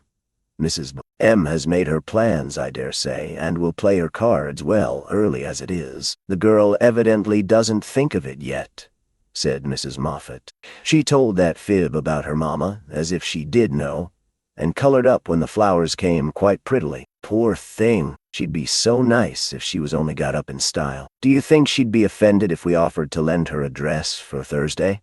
asked another voice. "She's proud, but I don't believe she'd mind, for that dowdy tarlatan is all she has got. She may tear it tonight, and that will be a good excuse for offering a decent one." Here Meg's partner appeared, to find her looking much flushed and rather agitated. She was proud, and her pride was useful just then, for it helped her hide her mortification, anger, and disgust at what she had just heard. For, innocent and unsuspicious as she was, she could not help understanding the gossip of her friends. She tried to forget it, but could not, and kept repeating to herself, "Mrs. M has made her plans. That fib about her mamma, and dowdy tarlatan," till she was ready to cry and rush home to tell her troubles and ask for advice. As that was impossible, she did her best to seem gay, and being rather excited, she succeeded so well that no one dreamed what an effort she was making. She was very glad when it was all over and she was quiet in her bed, where she could think and wonder and fume till her head ached and her hot cheeks were cooled by a few natural tears. Those foolish, yet well-meant words had opened a new world to Meg, and much disturbed the peace of the old one in which till now she had lived as happily as a child. Her innocent friendship with Laurie was spoiled by the silly speeches she had overheard. Her faith in her mother was a little shaken by the worldly plans attributed to her by Mrs. Moffat, who judged others by herself, and the sensible resolution to be contented with the simple wardrobe which suited a poor man's daughter was weakened by the unnecessary pity of girls who thought a shabby dress one of the greatest calamities under heaven. Poor Meg had a restless night, and got up heavy-eyed, unhappy, half resentful toward her friends, and half ashamed of herself for not speaking out frankly and setting everything right. Everybody dawdled that morning, and it was noon before the girls found energy enough even to take up their worsted work. Something in the manner of her friends struck Meg at once. They treated her with more respect, she thought, took quite a tender interest in what she said, and looked at her with eyes that plainly betrayed curiosity. All this surprised and flattered her, though she did not understand it till Miss Bell looked up from her writing and said, with a sentimental air, "Daisy, dear, I've sent an invitation to your friend, Mr. Lawrence, for Thursday. We should like to know him, and it's only a proper compliment to you." Meg colored, but a mischievous fancy to tease the girls made her reply demurely, "You are very kind, but I'm afraid he won't come." "Why not, Sherry?" asked Miss Bell. "He's too old." "My child, what do you mean?" "What is his age, I beg to know?" cried Miss Clara. "Nearly 70, I believe," answered Meg, counting stitches to hide the merriment in her eyes. "You sly creature." "Of course we meant the young man," exclaimed Miss Bell, laughing. "There isn't any. Laurie is only a little boy." And Meg laughed also at the queer look which the sisters exchanged as she thus described her supposed lover. "About your age," Nan said. "Nearer my sister Joe's. I'm 17 in August," returned Meg, tossing her head. "It's very nice of him to send you flowers, isn't it?" said Annie, looking wise about nothing. "Yes, he often does, to all of us, for their house is full, and we are so fond of them. My mother and old Mr. Lawrence are friends, you know, so it is quite natural that we children should play together," and Meg hoped they would say no more. "It's evident Daisy isn't out yet," said Miss Clara to Belle with a nod. "Quite a pastoral state of innocence all round," returned Miss Bell with a shrug. "I'm going out to get some little matters for my girls. Can I do anything for you, young ladies?" asked Mrs. Moffat, lumbering in like an elephant in silk and lace. "No, thank you, Mom," replied Sally. "I've got my new pink silk for Thursday and don't want a thing." "Nor I," began Meg, but stopped because it occurred to her that she did want several things and could not have them. "What shall you wear?" asked Sally. "My old white one again, if I can mend it fit to be seen. It got sadly torn last night," said Meg, trying to speak quite easily, but feeling very uncomfortable. "Why don't you send home for another?" said Sally, who was not an observing young lady. "I haven't got any other." It cost Meg an effort to say that, but Sally did not see it and exclaimed in amiable surprise, "Only that? How funny." She did not finish her speech, for Belle shook her head at her and broke in, saying kindly, "Not at all. Where's the use of having a lot of dresses when she isn't out yet? There's no need of sending home, Daisy, even if you had a dozen, for I've got a sweet blue silk laid away, which I've outgrown, and you shall wear it to please me, won't you, dear? You are very kind, but I don't mind my old dress if you don't." "It does well enough for a little girl like me," said Meg. "Now do let me please myself by dressing you up in style. I admire to do it, and you'd be a regular little beauty with a touch here and there. I shan't let anyone see you till you are done, and then we'll burst upon them like Cinderella and her godmother going to the ball," said Belle in her persuasive tone. Meg couldn't refuse the offer so kindly made, for a desire to see if she would be a little beauty after touching up caused her to accept and forget all her former uncomfortable feelings toward the Moffats. On the Thursday evening, Belle shut herself up with her maid, and between them they turned Meg into a fine lady. They crimped and curled her hair. They polished her neck and arms with some fragrant powder, touched her lips with coralline salve to make them redder, and Hortense would have added a soupçon of rouge if Meg had not rebelled. They laced her into a sky-blue dress, which was so tight she could hardly breathe and so low in the neck that modest Meg blushed at herself in the mirror. A set of silver filigree was added, bracelets, necklace, brooch, and even earrings, for Hortense tied them on with a bit of pink silk which did not show. A cluster of tea rose buds at the bosom and a ruche reconciled Meg to the display of her pretty white shoulders, and a pair of high-heeled silk boots satisfied the last wish of her heart. A lace handkerchief, a plumy fan, and a bouquet in a shoulder-holder finished her off, and Miss Bell surveyed her with the satisfaction of a little girl with a newly dressed doll. "Mademoiselle is charmante. Très jolie, is she not?" cried Hortense, clasping her hands in an affected rapture. "Come and show yourself," said Miss Bell, leading the way to the room where the others were waiting. As Meg went rustling after, with her long skirts trailing, her earrings tinkling, her curls waving, and her heart beating, she felt as if her fun had really begun at last, for the mirror had plainly told her that she was a little beauty. Her friends repeated the pleasing phrase enthusiastically, and for several minutes she stood like a jackdaw in the fable, enjoying her borrowed plumes, while the rest chattered like a party of magpies. "While I dress, do you drill her, Nan, in the management of her skirt and those French heels, or she will trip herself up? Take your silver butterfly and catch up that long curl on the left side of her head, Clara, and don't any of you disturb the charming work of my hands," said Belle, as she hurried away, looking well pleased with her success. "You don't look a bit like yourself, but you are very nice. I'm nowhere beside you, for Belle has heaps of taste, and you're quite French, I assure you. Let your flowers hang, don't be so careful of them, and be sure you don't trip," returned Sally, trying not to care that Meg was prettier than herself. Keeping that warning carefully in mind, Margaret got safely downstairs and sailed into the drawing rooms where the Moffats and a few early guests were assembled.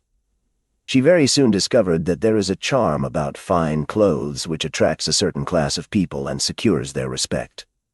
Several young ladies who had taken no notice of her before were very affectionate all of a sudden. Several young gentlemen who had only stared at her at the other party now not only stared but asked to be introduced, and said all manner of foolish but agreeable things to her, and several old ladies who sat on the sofas and criticized the rest of the party, inquired who she was with an air of interest. She heard Mrs. Moffat reply to one of them. Daisy March, father a colonel in the army. One of our first families, but reverses of fortune, you know. Intimate friends of the Lawrences. Sweet creature, I assure you. My Ned is quite wild about her. Dear me, said the old lady, putting up her glass for another observation of Meg, who tried to look as if she had not heard and been rather shocked at Mrs. Moffat's fibs. The queer feeling did not pass away, but she imagined herself acting the new part of fine lady, and so got on pretty well, though the tight dress gave her a side-ache.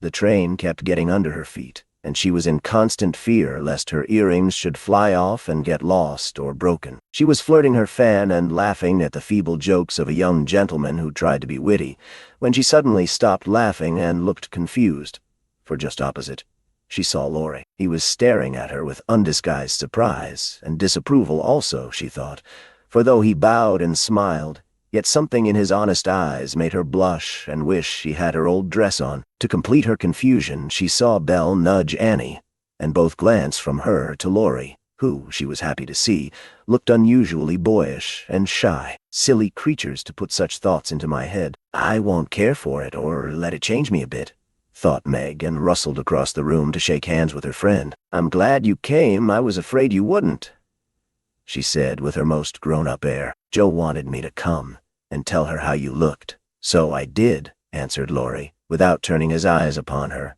though he half smiled at her maternal tone. What shall you tell her? Asked Meg, full of curiosity to know his opinion of her, yet feeling ill at ease with him for the first time. I shall say I didn't know you, for you look so grown up and unlike yourself. I'm quite afraid of you, he said, fumbling at his glove button. How absurd of you. The girls dressed me up for fun, and I rather like it. Wouldn't Jo stare if she saw me? Said Meg, bent on making him say whether he thought her improved or not. Yes, I think she would, returned Laurie gravely. Don't you like me so? Asked Meg. No, I don't, was the blunt reply. Why not?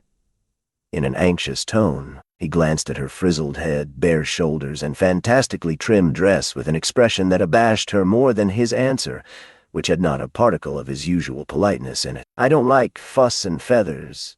That was altogether too much from a lad younger than herself, and Meg walked away, saying petulantly, You are the rudest boy I ever saw.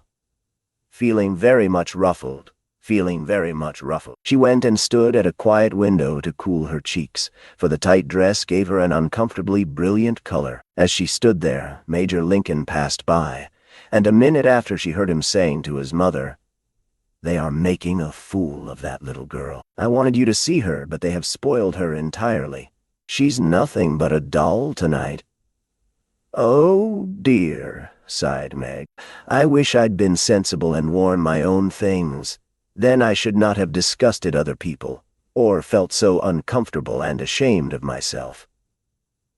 She leaned her forehead on the cool pane and stood half hidden by the curtains, never minding that her favorite waltz had begun, till someone touched her, and turning, she saw Laurie looking penitent as he said, with his very best bow and his hand out, Please forgive my rudeness,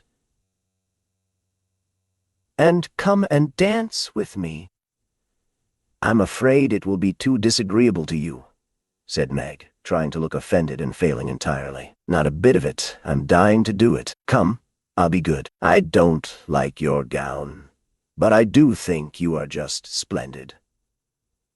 And he waved his hands as if words failed to express his admiration. Meg smiled and relented, and whispered as they stood waiting to catch the time, Take care my skirt doesn't trip you. It's the plague of my life, and I was a goose to wear it.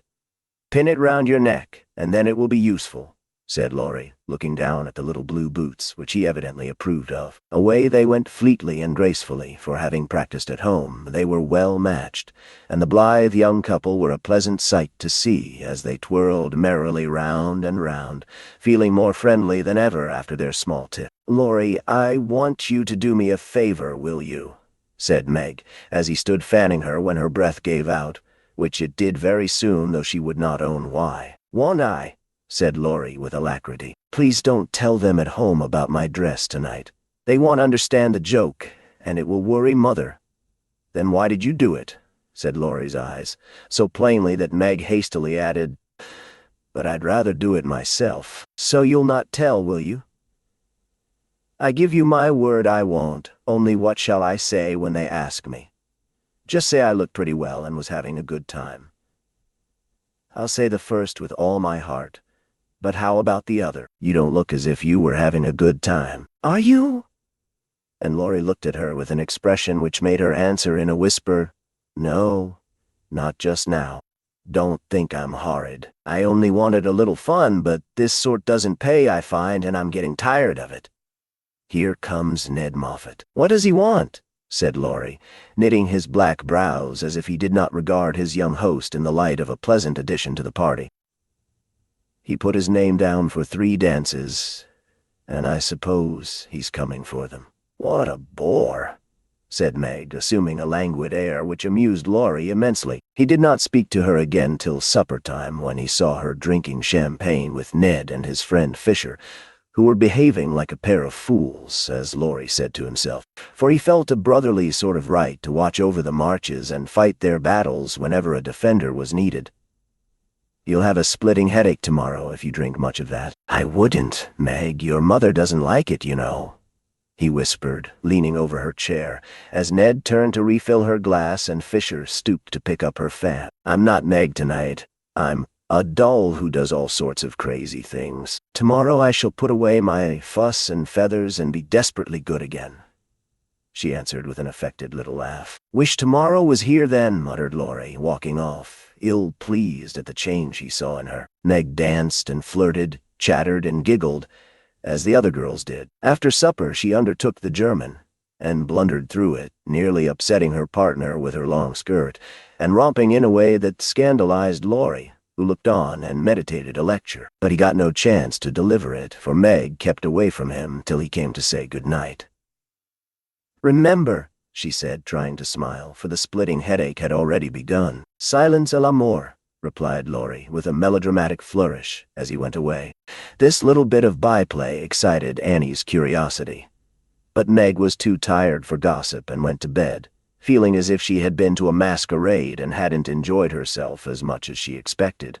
She was sick all the next day, and on Saturday went home, quite used up with her fortnight's fun and feeling that she had sat in the lap of luxury long enough. It does seem pleasant to be quiet and not have company manners on all the time. "Home is a nice place, though it isn't splendid," said Meg, looking about her with a restful expression as she sat with her mother and Joe on the Sunday evening.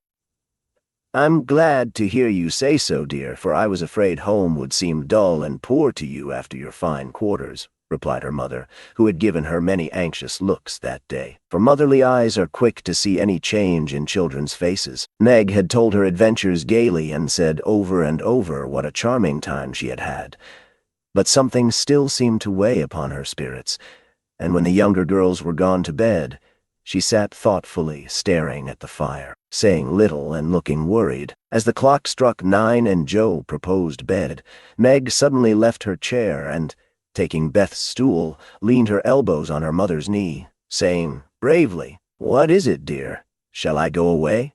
asked Joe discreetly. "Of course not. Don't I always tell you everything?" "I was ashamed to speak of it before the younger children, but I want you to know all the dreadful things I did at the Moffats." "We are prepared," said Mrs. March, smiling but looking a little anxious. "I told you they dressed me up, but I didn't tell you that they powdered and squeezed and frizzled and made me look like a fashion plate. Laurie thought I wasn't proper. I know he did, though he didn't say so, and one man called me a doll. I knew it was silly, but they flattered me and said I was a beauty, and quantities of nonsense, so I let them make a fool of me." "Is that all?" asked Joe, as Mrs. March looked silently at the downcast face of her pretty daughter, and could not find it in her heart to blame her little follies. "No, I drank champagne and romped and tried to flirt and was altogether abominable," said Meg self-reproachfully. "There is something more, I think." And Mrs. March smoothed the soft cheek, which suddenly grew rosy as Meg answered slowly, "Yes. It's very silly, but I want to tell it, because I hate to have people say and think such things about us and Laurie." Then she told the various bits of gossip she had heard at the Moffats, and as she spoke, Jo saw her mother fold her lips tightly, as if ill-pleased that such ideas should be put into Meg's innocent mind. "Well, if that isn't the greatest rubbish I ever heard," cried Jo indignantly. "Why didn't you pop out and tell them so on the spot?" "I couldn't. It was so embarrassing for me. I couldn't help hearing at first. And then I was so angry and ashamed I didn't remember that I ought to go away. Just wait till I see Annie Moffat, and I'll show you how to settle such ridiculous stuff. The idea of having plans and being kind to Laurie, because he's rich and may marry us by and by. Won't he shout when I tell him what those silly things say about us poor children?" And Jo laughed, as if on second thoughts the thing struck her as a good joke. "If you tell Laurie, I'll never forgive you." "She mustn't, must she, Mother?" said Meg, looking distressed. "No, never repeat that foolish gossip, and forget it as soon as you can," said Mrs. March gravely. "I was very unwise to let you go among people of whom I know so little. Kind, I dare say, but worldly, ill-bred, and full of these vulgar ideas about young people. I am more sorry than I can express for the mischief this visit may have done you, Meg. Don't be sorry, I won't let it hurt me. I'll forget all the bad and remember only the good, for I did enjoy a great deal, and thank you very much for letting me go. I'll not be sentimental or dissatisfied, Mother. I know I'm a silly little girl, and I'll stay with you till I'm fit to take care of myself. But it is nice to be praised and admired, and I can't help saying I like it," said Meg, looking half ashamed of the confession. "That is perfectly natural, and quite harmless, if the liking does not become a passion and lead one to do foolish or unmaidenly things. Learn to know and value the praise which is worth having, and to excite the admiration of excellent people by being modest as well as pretty, Meg." Margaret sat thinking a moment, while Jo stood with her hands behind her, looking both interested and a little perplexed, for it was a new thing to see Meg blushing and talking about admiration, lovers, and things of that sort. And Jo felt as if, during that fortnight, her sister had grown up amazingly, and was drifting away from her into a world where she could not follow. "Yes, my dear, I have a great many. All mothers do, but mine differ somewhat from Mrs. Moffat's, I suspect. I will tell you some of them, for the time has come when a word may set this romantic little head and heart of yours right on a very serious subject. You are young, Meg, but not too young to understand me, and mother's lips are the fittest to speak of such things to girls like you. Jo, your turn will come in time, perhaps, so listen to my plans and help me carry them out if they are good." Jo went and sat on one arm of the chair, looking as if she thought they were about to join in some very solemn affair. Holding a hand of each, and watching the two young faces wistfully, Mrs. March said, in her serious yet cheery way, "I want my daughters to be beautiful, accomplished, and good, to be admired, loved, and respected, to have a happy youth, to be well and wisely married, and to lead useful, pleasant lives, with as little care and sorrow to try them as God sees fit to send. To be loved and chosen by a good man is the best and sweetest thing which can happen to a woman, and I sincerely hope my girls may know this beautiful experience. It is natural to think of it, Meg, right to hope and wait for it, and wise to prepare for it, so that when the happy time comes, you may feel ready for the duties and worthy of the joy. My dear girls, I am ambitious for you, but not to have you make a dash in the world, marry rich men merely because they are rich, or have splendid houses, which are not homes because love is wanting. Money is a needful and precious thing, and when well used, a noble thing. But I never want you to think it is the first or only prize to strive for. I'd rather see you poor men's wives if you were happy, beloved, contented, than queens on thrones without self-respect and peace."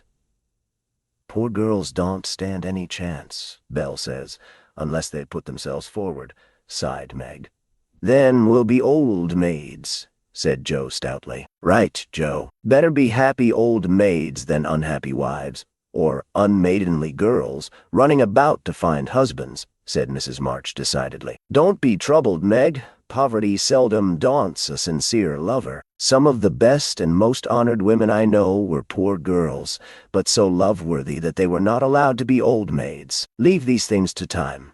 Make this home happy, so that you may be fit for homes of your own if they are offered you, and contented here if they are not. One thing remember, my girls. Mother is always ready to be your confidant, father to be your friend, and both of us hope and trust that our daughters, whether married or single, will be the pride and comfort of our lives."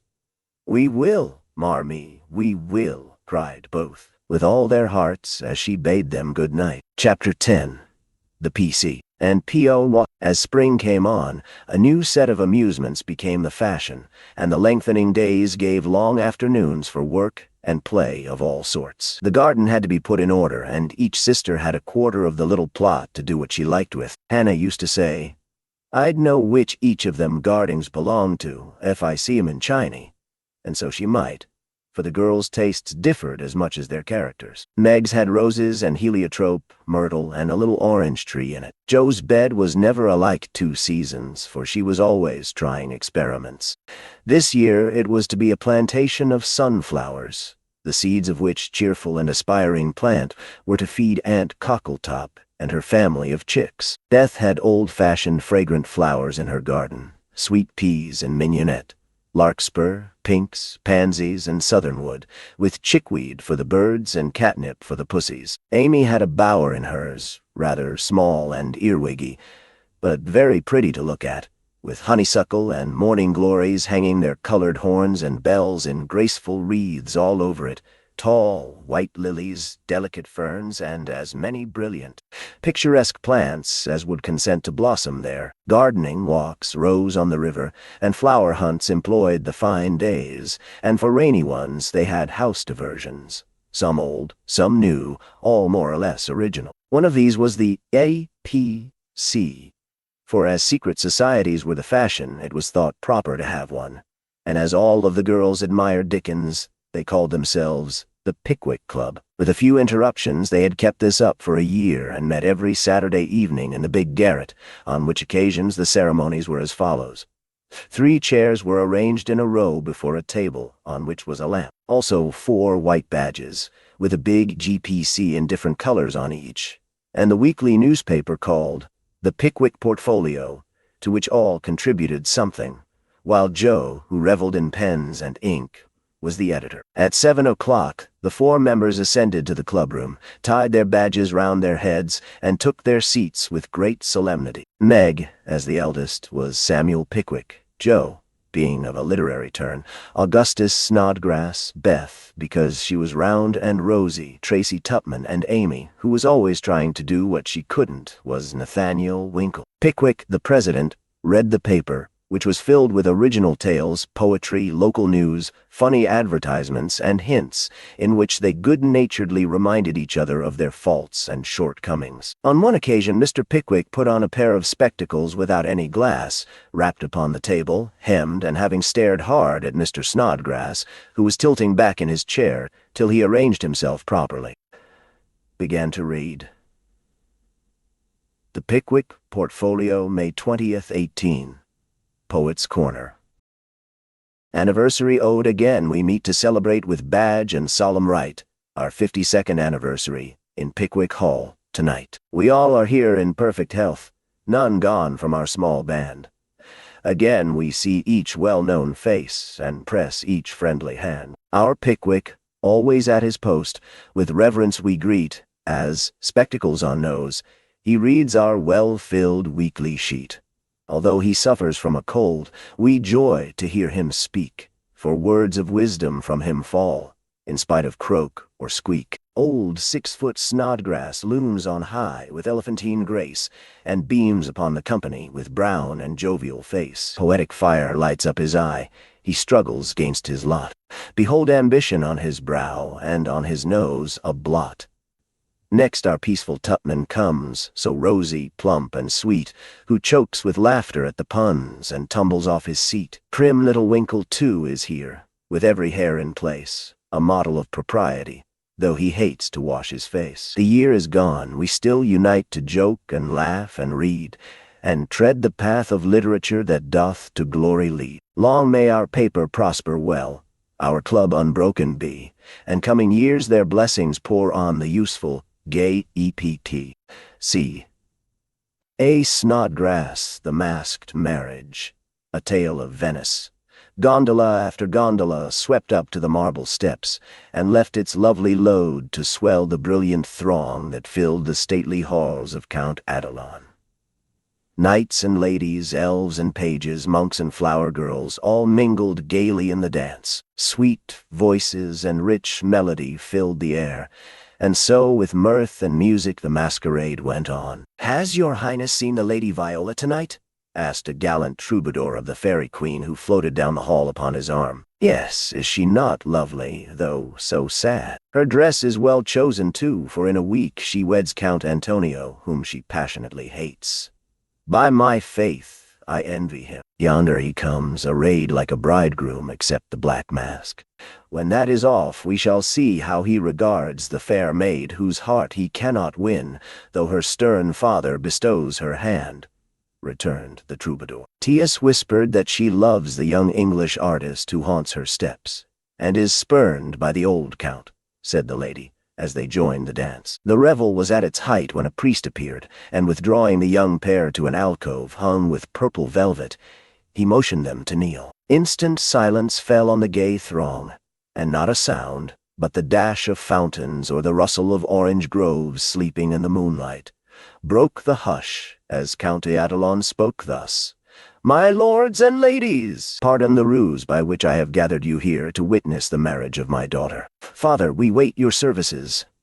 All eyes turned toward the bridal party, and a murmur of amazement went through the throng, for neither bride nor groom removed their masks. Curiosity and wonder possessed all hearts, but respect restrained all tongues till the holy rite was over. Then the eager spectators gathered round the count, demanding an explanation. "Gladly would I give it if I could, but I only know that it was the whim of my timid Viola, and I yielded to it. Now, my children, let the play end. Unmask and receive my blessing."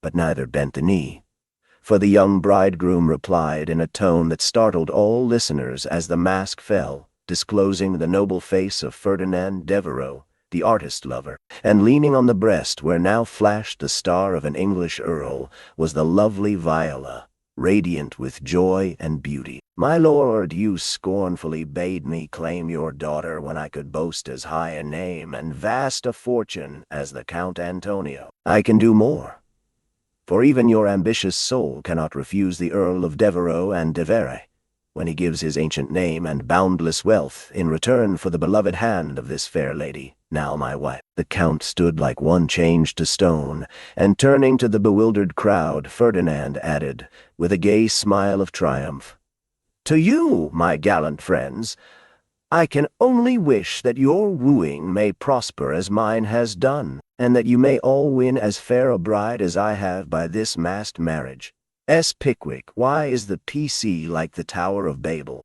It is full of unruly members. The history of a squash. Once upon a time a farmer planted a little seed in his garden, and after a while it sprouted and became a vine and bore many squashes. One day in October, when they were ripe, he picked one and took it to market. A grocerman bought and put it in his shop. That same morning, a little girl in a brown hat and blue dress, with a round face and snub nose, went and bought it for her mother. She lugged it home, cut it up, and boiled it in the big pot, mashed some of it with salt and butter for dinner, and to the rest she added a pint of milk, 2 eggs, 4 spoons of sugar, nutmeg, and some crackers. Put it in a deep dish, and baked it till it was brown and nice, and next day it was eaten by a family named March. T. Tupman, Mr. Pickwick. Sir, I address you upon the subject of sin. The sinner, I mean, is a man named Winkle, who makes trouble in his club by laughing, and sometimes won't write his piece in this fine paper. I hope you will pardon his badness, and let him send a French fable B, because he can't write out of his head, as he has so many lessons to do, and no brains in future. I will try to take time by the fetlock, and prepare some work which will be all commis allié, for that means all right. I am in haste, as it is nearly school time. Yours respectably, N. Winkle. The above is a manly and handsome acknowledgment of past misdemeanors. If our young friend studied punctuation, it would be well. A sad accident on Friday last. We were startled by a violent shock in our basement, followed by cries of distress. On rushing in a body to the cellar, we discovered our beloved president prostrate upon the floor, having tripped and fallen while getting wood for domestic purposes. A perfect scene of ruin met our eyes. For in his fall, Mr. Pickwick had plunged his head and shoulders into a tub of water, upset a keg of soft soap upon his manly form, and torn his garments badly. On being removed from this perilous situation, it was discovered that he had suffered no injury but several bruises, and we are happy to add, is now doing well. Ed. The public bereavement, it is our painful duty to record the sudden and mysterious disappearance of our cherished friend, Mrs. Snowball Pat Paw. This lovely and beloved cat was the pet of a large circle of warm and admiring friends. For her beauty attracted all eyes, her graces and virtues endeared her to all hearts, and her loss is deeply felt by the whole community. When last seen, she was sitting at the gate watching the butcher's cart, and it is feared that some villain, tempted by her charms, basely stole her. Weeks have passed, but no trace of her has been discovered, and we relinquish all hope, tie a black ribbon to her basket, set aside her dish, and weep for her as one lost to us forever. A sympathizing friend sends the following gem. A lament for S.B. Patpaw, we mourn the loss of our little pet, and sigh o'er her hapless fate, for never more by the fire she'll sit, nor play by the old green gate. The little grave where her infant sleeps is 'neath the chestnut tree, but o'er her grave we may not weep. We know not where it may be. Her empty bed, her idle ball will never see her more. No gentle tap, no loving purr is heard at the parlor door. Another cat comes after her mice, a cat with a dirty face, but she does not hunt as our darling did, nor play with her airy grace. Her stealthy paws tread the very hall where Snowball used to play. But she only spits at the dogs our pet so gallantly drove away. She is useful and mild, and does her best, but she is not fair to see. And we cannot give her your place, dear, nor worship her as we worship thee. A.S. Advertisements. Miss Oranthe Bluggage, the accomplished, strong-minded lecturer, will deliver her famous lecture on Woman and Her Position at Pickwick Hall next Saturday evening after the usual performances. A weekly meeting will be held at Kitchen Place to teach young ladies how to cook. Hannah Brown will preside, and all are invited to attend. The Dustpan Society will meet on Wednesday next and parade in the upper story of the clubhouse. All members to appear in uniform and shoulder their brooms at 9 precisely. Mrs. Beth Bouncer will open her new assortment of dolls' millinery next week. The latest Paris fashions have arrived, and orders are respectfully solicited. A new play will appear at the Barnville Theater in the course of a few weeks, which will surpass anything ever seen on the American stage. The Greek Slave, or Constantine the Avenger, is the name of this thrilling drama. Hence, if S.P. didn't use so much soap on his hands, he wouldn't always be late at breakfast. A.S. is requested not to whistle in the street. T.T. Please don't forget Amy's napkin. N.W. must not fret because his dress has not 9 tucks. Weekly report. Meg, good. Joe, bad. Beth, very good. Amy, middling. As the president finished reading the paper, which I beg leave to assure my readers is a bona fide copy of one written by bona fide girls once upon a time, a round of applause followed, and then Mr. Snodgrass rose to make a proposition. Mr. President and gentlemen, he began, assuming a parliamentary attitude and tone, I wish to propose the admission of a new member, one who highly deserves the honor, would be deeply grateful for it, and would add immensely to the spirit of the club, the literary value of the paper, and be no end jolly and nice. I propose Mr. Theodore Lawrence as an honorary member of the P.C. Come now. Do have him. Joe's sudden change of tone made the girls laugh, but all looked rather anxious. And no one said a word as Snodgrass took his seat. We'll put it to a vote, said the president. All in favor of this motion, please to manifest it by saying, Aye. A loud response from Snodgrass followed, to everybody's surprise, by a timid one from Beth. Contrary-minded say, no. Meg and Amy were contrary-minded, and Mr. Winkle rose to say with great elegance, we don't wish any boys. They only joke and bounce about. This is a ladies' club, and we wish to be private and proper.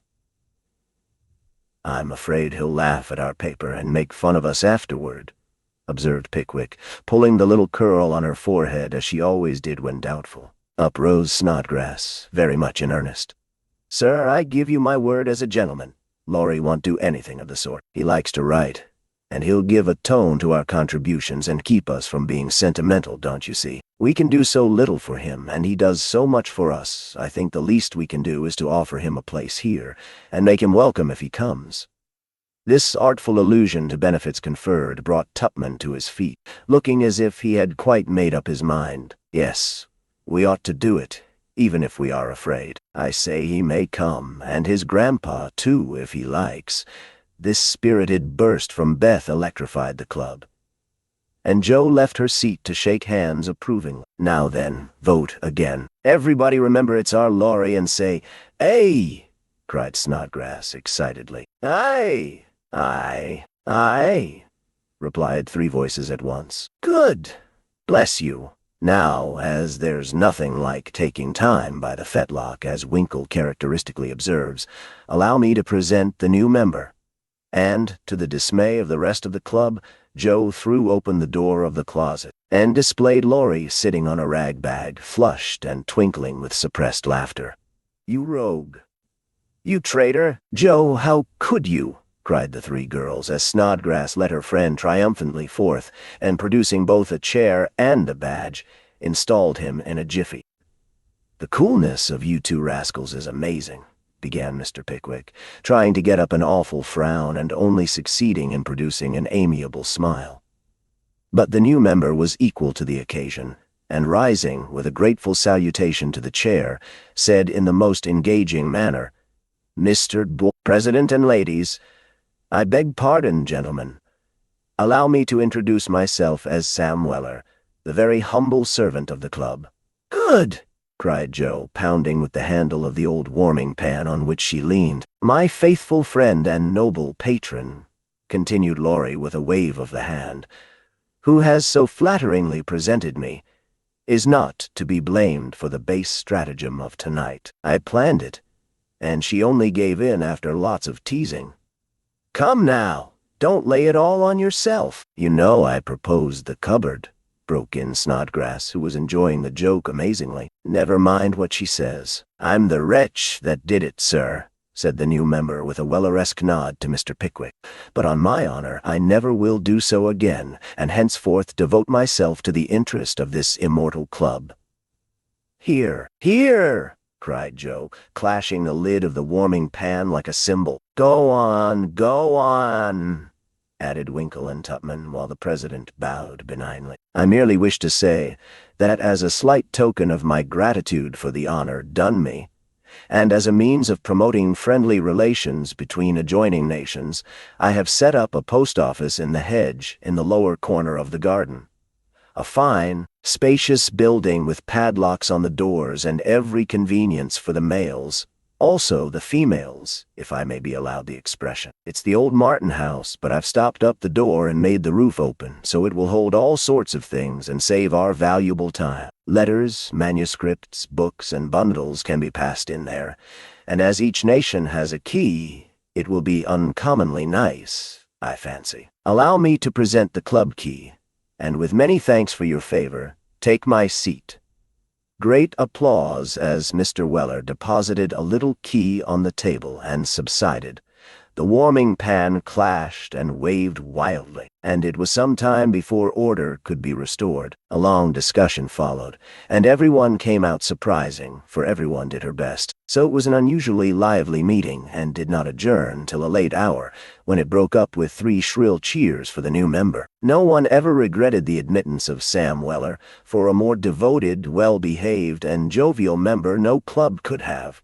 He certainly did add spirit to the meetings and a tone to the paper, for his orations convulsed his hearers and his contributions were excellent, being patriotic, classical, comical, or dramatic, but never sentimental. Jo regarded them as worthy of Bacon, Milton, or Shakespeare, and remodeled her own works with good effect, she thought. The P.O. was a capital little institution and flourished wonderfully, for nearly as many queer things passed through it as through the real post office. Tragedies and cravats, poetry and pickles, garden seeds and long letters, music and gingerbread, rubbers, invitations, scoldings and puppies. The old gentleman liked the fun and amused himself by sending odd bundles, mysterious messages, and funny telegrams, and his gardener, who was smitten with Hannah's charms, actually sent a love letter to Jo's care. How they laughed when the secret came out, never dreaming how many love letters that little post office would hold in the years to come. Chapter 11. Experiments. The 1st of June. The Kings are off to the seashore tomorrow, and I'm free. 3 months' vacation. How I shall enjoy it, exclaimed Meg, coming home one warm day to find Jo laid upon the sofa in an unusual state of exhaustion, while Beth took off her dusty boots and Amy made lemonade for the refreshment of the whole party. Aunt March went today, for which, "Oh, be joyful," said Jo. "I was mortally afraid she'd ask me to go with her. If she had, I should have felt as if I ought to do it, but Plumfield is about as gay as a churchyard, you know, and I'd rather be excused." We had a flurry getting the old lady off, and I had a fright every time she spoke to me, for I was in such a hurry to be through that I was uncommonly helpful and sweet, and feared she'd find it impossible to part from me. I quaked till she was fairly in the carriage, and had a final fright, for as it drove off, she popped out her head, saying, "Josephine, want you?" I didn't hear any more, for I basically turned and fled. I did actually run and whisked round the corner where I felt safe. Poor old Jo. "She came in looking as if bears were after her," said Beth, as she cuddled her sister's feet with a motherly air. "Aunt March is a regular samphire, is she not?" observed Amy, tasting her mixture critically. "She means vampire, not seaweed, but it doesn't matter. It's too warm to be particular about one's parts of speech," murmured Jo. "What shall you do all your vacation?" asked Amy, changing the subject with tact. "I shall lie abed late and do nothing," replied Meg from the depths of the rocking chair. "I've been routed up early all winter and had to spend my days working for other people. So now I'm going to rest and revel to my heart's content." "No," said Jo, "that dozy way wouldn't suit me. I've laid in a heap of books, and I'm going to improve my shining hours reading on my perch in the old apple tree, when I'm not having, well, don't say larks," implored Amy as a return snub for the samphire correction. "I'll say nightingales, then, with Laurie. That's proper and appropriate, since he's a warbler. Don't let us do any lessons, Beth, for a while, but play all the time and rest, as the girls mean to," proposed Amy. "Well, I will, if Mother doesn't mind. I want to learn some new songs, and my children need fitting up for the summer. They are dreadfully out of order and really suffering for clothes." "May we, Mother?" asked Meg, turning to Mrs. March, who sat sewing in what they called Marmay's corner. "You may try your experiment for a week and see how you like it. I think by Saturday night you will find that all play and no work is as bad as all work and no play." "Oh dear, no. It will be delicious, I'm sure," said Meg complacently. "I now propose a toast, as my friend and partner, Sari Gamp, says." "Fun forever and no grubbing," cried Jo, rising, glass in hand, as the lemonade went round. They all drank it merrily and began the experiment by lounging for the rest of the day. Next morning Meg did not appear till 10 o'clock. Her solitary breakfast did not taste good, and the room seemed lonely and untidy, for Jo had not filled the vases, Beth had not dusted, and Amy's books lay scattered about. Nothing was neat and pleasant but Marmy's corner, which looked as usual, and there Meg sat to rest and read, which meant to yawn and imagine what pretty summer dresses she would get with her salary. Jo spent the morning on the river with Laurie and the afternoon reading and crying over the wide, wide world up in the apple tree. Beth began by rummaging everything out of the big closet where her family resided, but getting tired before half done, she left her establishment topsy-turvy and went to her music, rejoicing that she had no dishes to wash. Amy arranged her bower, put on her best white frock, smoothed her curls, and sat down to draw under the honeysuckle, hoping someone would see and inquire who the young artist was. As no one appeared but an inquisitive daddy-long-legs who examined her work with interest, she went to walk, got caught in a shower, and came home dripping. At tea-time they compared notes, and all agreed that it had been a delightful though unusually long day. Meg, who went shopping in the afternoon and got a sweet blue muslin, had discovered, after she had cut the breadths off, that it wouldn't wash, which mishap made her slightly cross. Joe had burned the skin off her nose boating and got a raging headache by reading too long. Beth was worried by the confusion of her closet and the difficulty of learning 3 or 4 songs at once, and Amy deeply regretted the damage done her frock. For Katie Brown's party was to be the next day, and now, like Flora McFlimsy, she had nothing to wear. But these were mere trifles, and they assured their mother that the experiment was working finely. She smiled, said nothing, and with Hannah's help did their neglected work, keeping home pleasant and the domestic machinery running smoothly. It was astonishing what a peculiar and uncomfortable state of things was produced by the resting and reveling process. The days kept getting longer and longer. The weather was unusually variable, and so were tempers. An unsettled feeling possessed everyone, and Satan found plenty of mischief for the idle hands to do. As the height of luxury, Meg put out some of her sewing, and then found time hang so heavily that she fell to snipping and spoiling her clothes in her attempts to furbish them up a la Moffat. Joe read till her eyes gave out and she was sick of books, got so fidgety that even good-natured Laurie had a quarrel with her, and so reduced in spirits that she desperately wished she had gone with Aunt March. Beth got on pretty well, for she was constantly forgetting that it was to be all play and no work, and fell back into her old ways now and then. But something in the air affected her, and more than once her tranquility was much disturbed, so much so that on one occasion she actually shook poor dear Joanna and told her she was a fright. Amy fared worst of all, for her resources were small, and when her sisters left her to amuse herself, she soon found that accomplished and important little self a great burden. She didn't like dolls, fairy tales were childish, and one couldn't draw all the time. Tea parties didn't amount to much, neither did picnics, unless very well conducted. If one could have a fine house full of nice girls or go traveling, the summer would be delightful, but to stay at home with 3 selfish sisters and a grown-up boy was enough to try the patience of a Boaz, complained Miss Malaprop. After several days devoted to pleasure, fretting, and ennui, no one would own that they were tired of the experiment, but by Friday night each acknowledged to herself that she was glad the week was nearly done. Hoping to impress the lesson more deeply, Mrs. March, who had a good deal of humor, resolved to finish off the trial in an appropriate manner. So she gave Hannah a holiday, and let the girls enjoy the full effect of the play system. When they got up on Saturday morning, there was no fire in the kitchen, no breakfast in the dining room, and no mother anywhere to be seen. "Mercy on us! What has happened?" cried Joe, staring about her in dismay. Meg ran upstairs and soon came back again, looking relieved but rather bewildered, and a little ashamed. "Mother isn't sick, only very tired, and she says she is going to stay quietly in her room all day and let us do the best we can.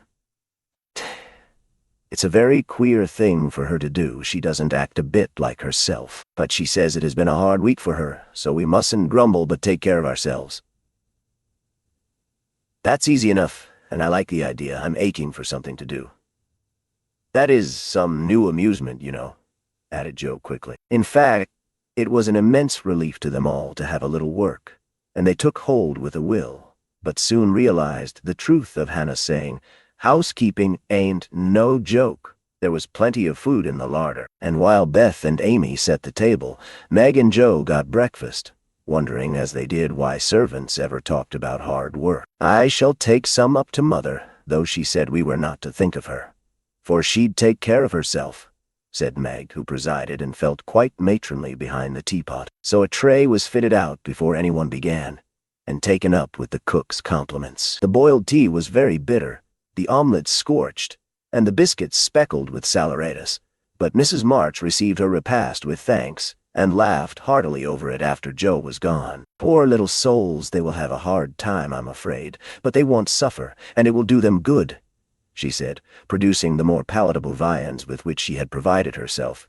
and disposing of the bad breakfast, so that their feelings might not be hurt. A motherly little deception for which they were grateful. Many were the complaints below, and great the chagrin of the head cook at her failures. "Never mind, I'll get the dinner and be servant. You be mistress.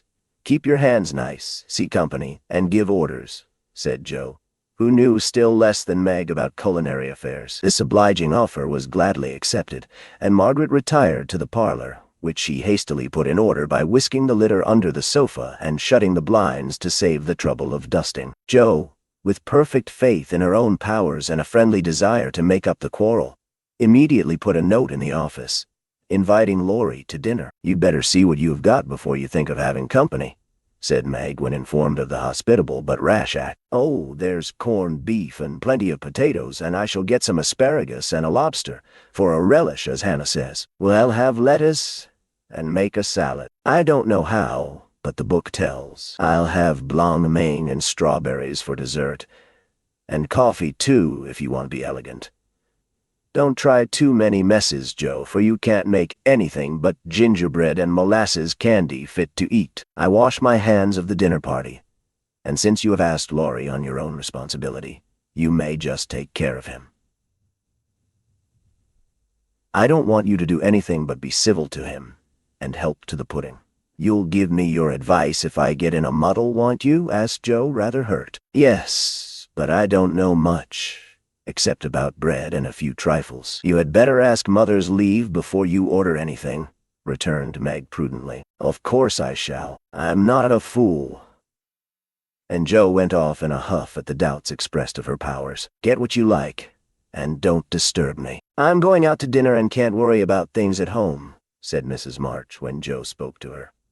"I never enjoyed housekeeping, and I'm going to take a vacation today and read, write, go visiting, and amuse myself." The unusual spectacle of her busy mother rocking comfortably and reading early in the morning made Joe feel as if some unnatural phenomenon had occurred, for an eclipse, an earthquake, or a volcanic eruption would hardly have seemed stranger. "Everything is out of sorts somehow," she said to herself, going downstairs. "There's Beth crying. That's a sure sign that something is wrong in this family. If Amy is bothering, I'll shake her." Feeling very much out of sorts herself, Joe hurried into the parlor to find Beth sobbing over Pip, the canary, who lay dead in the cage with his little claws pathetically extended, as if imploring the food for want of which he had died. "It's all my fault. I forgot him. There isn't a seed or a drop left." "Oh, Pip. Oh, Pip, how could I be so cruel to you?" cried Beth, taking the poor thing in her hands and trying to restore him. Joe peeped into his half-open eye, felt his little heart, and finding him stiff and cold, shook her head and offered her domino box for a coffin. "Put him in the oven and maybe he will get warm and revive," said Amy hopefully. "He's been starved and he shan't be baked now Hez dead. I'll make him a shroud and he shall be buried in the garden, and I'll never have another bird. Never, my Pip, for I am too bad to own one," murmured Beth, sitting on the floor with her pet folded in her hands. "The funeral shall be this afternoon, and we will all go. Now, don't cry, Bethy. It's a pity, but nothing goes right this week, and Pip has had the worst of the experiment. Make the shroud and lay him in my box, and after the dinner party we'll have a nice little funeral," said Joe, beginning to feel as if she had undertaken a good deal. Leaving the others to console Beth, she departed to the kitchen, which was in a most discouraging state of confusion. Putting on a big apron, she fell to work and got the dishes piled up ready for washing, when she discovered that the fire was out. "Here's a sweet prospect," muttered Joe, slamming the stove door open and poking vigorously among the cinders. Having rekindled the fire, she thought she would go to market while the water heated. The walk revived her spirits, and flattering herself that she had made good bargains, she trudged home again after buying a very young lobster, some very old asparagus, and 2 boxes of acid strawberries. By the time she got cleared up, the dinner arrived and the stove was red hot. Hannah had left a pan of bread to rise. Meg had worked it up early, set it on the hearth for a second rising, and forgotten it. Meg was entertaining Sally Gardner in the parlor. when the door flew open and a flowery, crocky, flushed, and disheveled figure appeared, demanding tartly, "I say, isn't bread reason enough when it runs over the pans?" Sally began to laugh, but Meg nodded and lifted her eyebrows as high as they would go, which caused the apparition to vanish and put the sour bread into the oven without further delay. Mrs. March went out, after peeping here and there to see how matters went, also saying a word of comfort to Beth, who sat making a winding sheet, while the dear departed lay in state in the domino box. A strange sense of helplessness fell upon the girls as the gray bonnet vanished round the corner, and despair seized them when a few minutes later Miss Crocker appeared, and said she'd come to dinner. Now this lady was a thin, yellow spinster, with a sharp nose and inquisitive eyes, who saw everything and gossiped about all she saw. They disliked her, but had been taught to be kind to her, simply because she was old and poor and had few friends. So Meg gave her the easy chair and tried to entertain her, while she asked questions, criticized everything, and told stories of the people whom she knew. Language cannot describe the anxieties, experiences, and exertions which Jo underwent that morning, and the dinner she served up became a standing joke. Fearing to ask any more advice, she did her best alone, and discovered that something more than energy and goodwill is necessary to make a cook. She boiled the asparagus for an hour and was grieved to find the heads cooked off and the stalks harder than ever. The bread burned black, for the salad dressing so aggravated her that she could not make it fit to eat. The lobster was a scarlet mystery to her, but she hammered and poked till it was unshelled, and its meager proportions concealed in a grove of lettuce leaves. The potatoes had to be hurried, not to keep the asparagus waiting, and were not done at the last. The blanc mange was lumpy, and the strawberries not as ripe as they looked, having been skillfully deaconed. Well, they can eat beef and bread and butter, if they are hungry. Only it's mortifying to have to spend your whole morning for nothing, thought Jo, as she rang the bell half an hour later than usual, and stood, hot, tired, and dispirited, surveying the feast spread before Laurie, accustomed to all sorts of elegance, and Miss Crocker, whose tattling tongue would report them far and wide.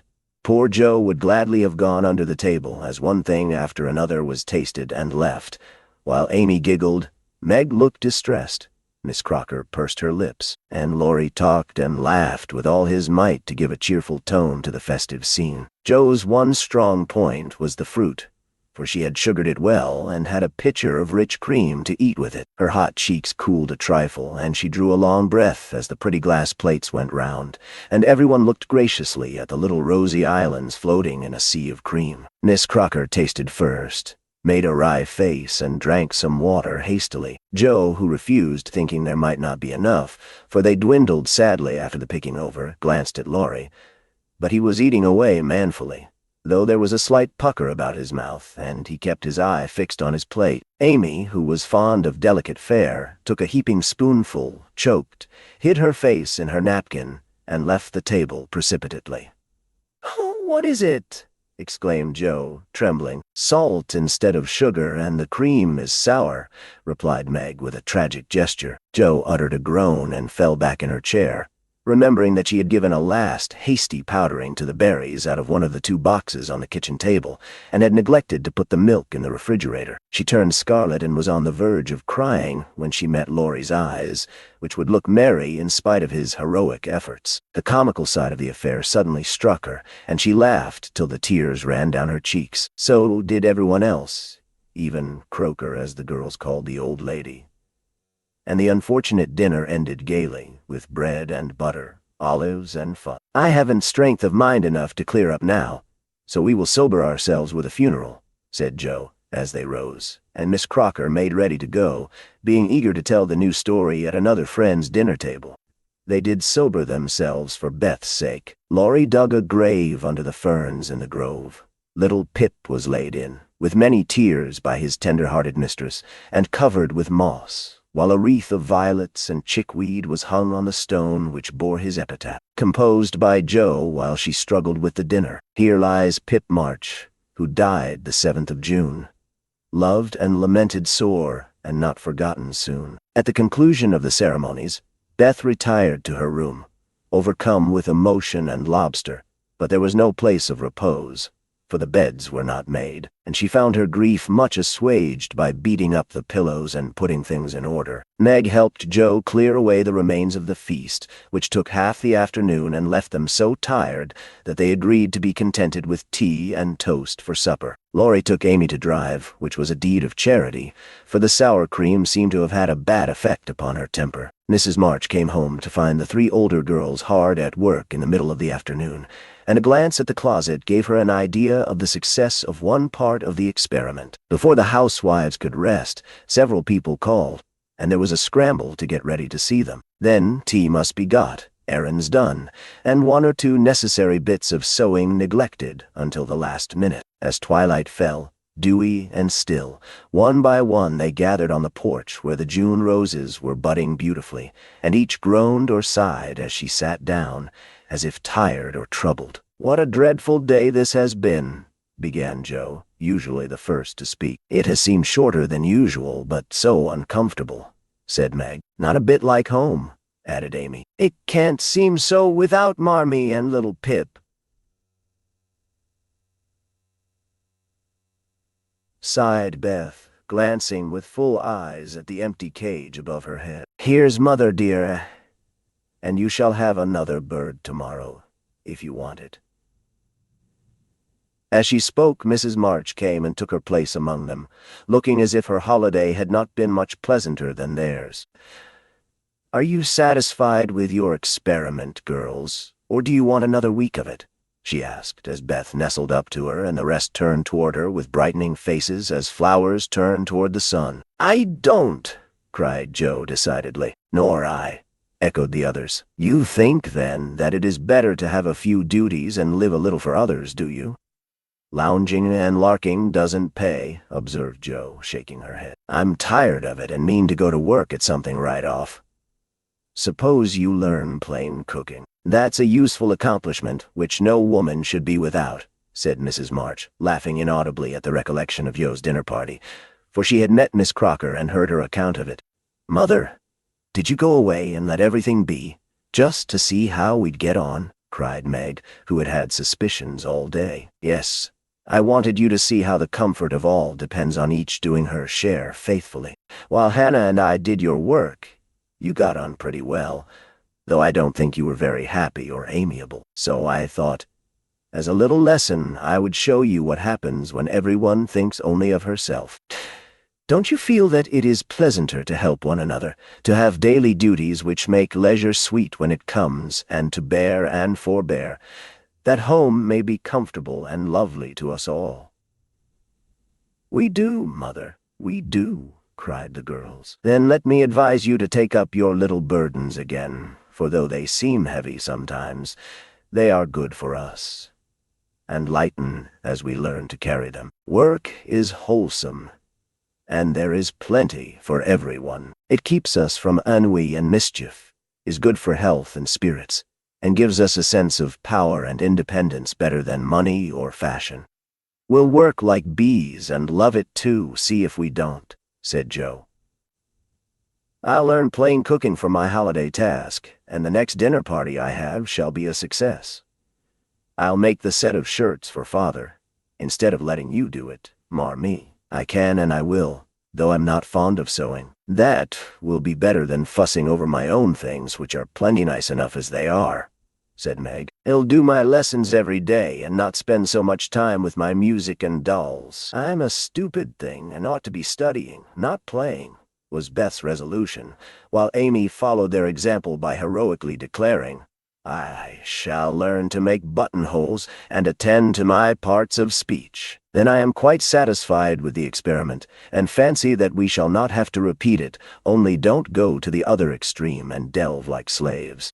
Have regular hours for work and play, make each day both useful and pleasant, and prove that you understand the worth of time by employing it well. Then youth will be delightful, old age will bring few regrets, and life become a beautiful success, in spite of poverty. Well, remember, Mother." And they did. Chapter 12. Camp Lawrence.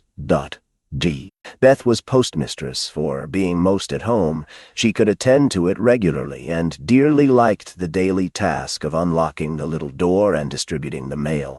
One July day she came in with her hands full and went about the house leaving letters and parcels like the penny post. "Here's your posy, Mother. Laurie never forgets that," she said, putting the fresh nosegay in the vase that stood in Marmy's corner, and was kept supplied by the affectionate boy. "Miss Meg March, one letter and a glove," continued Beth, delivering the articles to her sister, who sat near her mother, stitching wristbands. "Why, I left a pair over there, and here is only one," said Meg, looking at the gray cotton glove. "Didn't you drop the other in the garden?" "No, I'm sure I didn't, for there was only one in the office. Never mind. The other may be found. My letter is only a translation of the German song I wanted. I think Mr. Brooke did it, for this isn't Laurie's writing." Mrs. March glanced at Meg, who was looking very pretty in her gingham morning gown with the little curls blowing about her forehead, and very womanly, as she sat sewing at her little work-table, full of tidy white rolls, so unconscious of the thought in her mother's mind as she sewed and sang, while her fingers flew and her thoughts were busied with girlish fancies as innocent and fresh as the pansies in her belt, that Mrs. March smiled and was satisfied. 2 letters for Dr. Joe, a book, and a funny old hat which covered the whole post office and stuck outside, said Beth, laughing as she went into the study where Joe sat writing. "What a sly fellow Laurie is. I said I wished bigger hats were the fashion because I burn my face every hot day," he said. "Why mind the fashion? Wear a big hat and be comfortable." "I said I would if I had one, and he has sent me this to try me. I'll wear it for fun and show him I don't care for the fashion." And hanging the antique broad brim on a bust of Plato, Jo read her letters. One from her mother made her cheeks glow and her eyes fill, for it said to her, "My dear, I write a little word to tell you with how much satisfaction I watch your efforts to control your temper. You say nothing about your trials, failures, or successes, and think, perhaps, that no one sees them but the friend whose help you daily ask, if I may trust the well-worn cover of your guidebook. I, too, have seen them all, and heartily believe in the sincerity of your resolution, since it begins to bear fruit. Go on, dear, patiently and bravely, and always believe that no one sympathizes more tenderly with you than your loving mother. That does me good. That's worth millions of money and pecks of praise. Oh, Marmee, I do try. I will keep on trying, and not get tired, since I have you to help me." Laying her head on her arms, Jo wet her little romance with a few happy tears, for she had thought that no one saw and appreciated her efforts to be good. And this assurance was doubly precious, doubly encouraging, because unexpected and from the person whose commendation she most valued. Feeling stronger than ever to meet and subdue her Apollyon, she pinned the note inside her frock, as a shield and a reminder, lest she be taken unaware, and proceeded to open her other letter, quite ready for either good or bad news. In a big, dashing hand, Laurie wrote, "Dear Jo, what ho! Some English girls and boys are coming to see me tomorrow, and I want to have a jolly time. If it's fine, I'm going to pitch my tent in Long Meadow and row up the whole crew to lunch and croquet.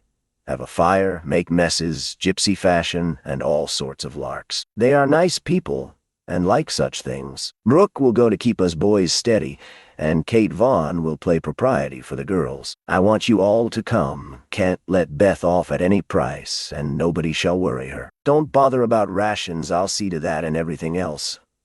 Only do come.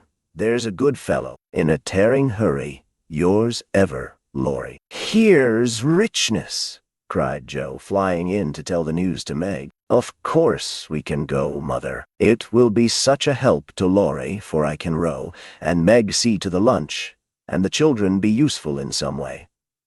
I hope the Vaughns are not fine, grown-up people." "Do you know anything about them, Jo?" asked Meg. "Only that there are 4 of them. Kate is older than you, Fred and Frank. Twins. About my age, and a little girl, Grace, who is 9 or 10. Laurie knew them abroad, and liked the boys. I fancied from the way he primmed up his mouth in speaking of her, that he didn't admire Kate much. "I'm so glad my French print is clean. It's just the thing and so becoming," observed Meg complacently. "Have you anything decent, Joe?" "Scarlet and gray boating suit, good enough for me. I shall row and tramp about, so I don't want any starch to think of." "You'll come, Betty? If you want, let any boys talk to me. But I don't want to play, or sing, or say anything. I'll work hard and not trouble anyone, and you'll take care of me, Joe, so I'll go. That's my good girl. You do try to fight off your shyness, and I love you for it. Fighting faults isn't easy, as I know, and a cheery word kind of gives a lift. Thank you, Mother." And Joe gave the thin cheek a grateful kiss, more precious to Mrs. March than if it had given back the rosy roundness of her youth. "I had a box of chocolate drops, and the picture I wanted to copy," said Amy, showing her mail. "And I got a note from Mr. Lawrence, asking me to come over and play to him tonight, before the lamps are lighted. And I shall go," added Beth, whose friendship with the old gentleman prospered finely. "Now let's fly round and do double duty today so that we can play tomorrow with free minds," said Joe, preparing to replace her pen with a broom. When the sun peeped into the girls' room early next morning to promise them a fine day, he saw a comical sight. Each had made such preparation for the fete as seemed necessary and proper. Meg had an extra row of little curl papers across her forehead. Joe had copiously anointed her afflicted face with cold cream. Beth had taken Joanna to bed with her to atone for the approaching separation, and Amy had capped the climax by putting a clothespin on her nose to uplift the offending feature. It was one of the kind artists use to hold the paper on their drawing boards, therefore quite appropriate and effective for the purpose it was now being put. This funny spectacle appeared to amuse the son, for he burst out with such radiance that Joe woke up and roused her sisters by a hearty laugh at Amy's ornament. Sunshine and laughter were good omens for a pleasure party, and soon a lively bustle began in both houses. Beth, who was ready first, kept reporting what went on next door, and enlivened her sisters' toilets by frequent telegrams from the window. "There goes the man with the tent. I see Mrs. Barker doing up the lunch in a hamper and a great basket. Now Mr. Lawrence is looking up at the sky and the weathercock. I wish he would go too. There's Laurie, looking like a sailor. Nice boy. Oh, mercy me. Here's a carriage full of people, a tall lady, a little girl, and two dreadful boys. One is lame. Poor thing. He's got a crutch. Laurie didn't tell us that. Be quick, girls. It's getting late. Why, there is Ned Moffat, I do declare. Meg, isn't that the man who bowed to you one day when we were shopping? So it is. How queer that he should come. I thought he was at the mountains. There is Sally. I'm glad she got back in time. Am I all right, Joe?" cried Meg in a flutter. Regular daisy. Hold up your dress and put your hat on straight. It looks sentimental tipped that way and will fly off at the first puff. Now then, come on. Oh, Joe, you are not going to wear that awful hat? It's too absurd. You shall not make a guy of yourself, remonstrated Meg, as Joe tied down with a red ribbon the broad-brimmed, old-fashioned Leghorn Laurie had sent for a joke. "I just will, though, for it's capital, so shady, light, and big. It will make fun, and I don't mind being a guy if I'm comfortable."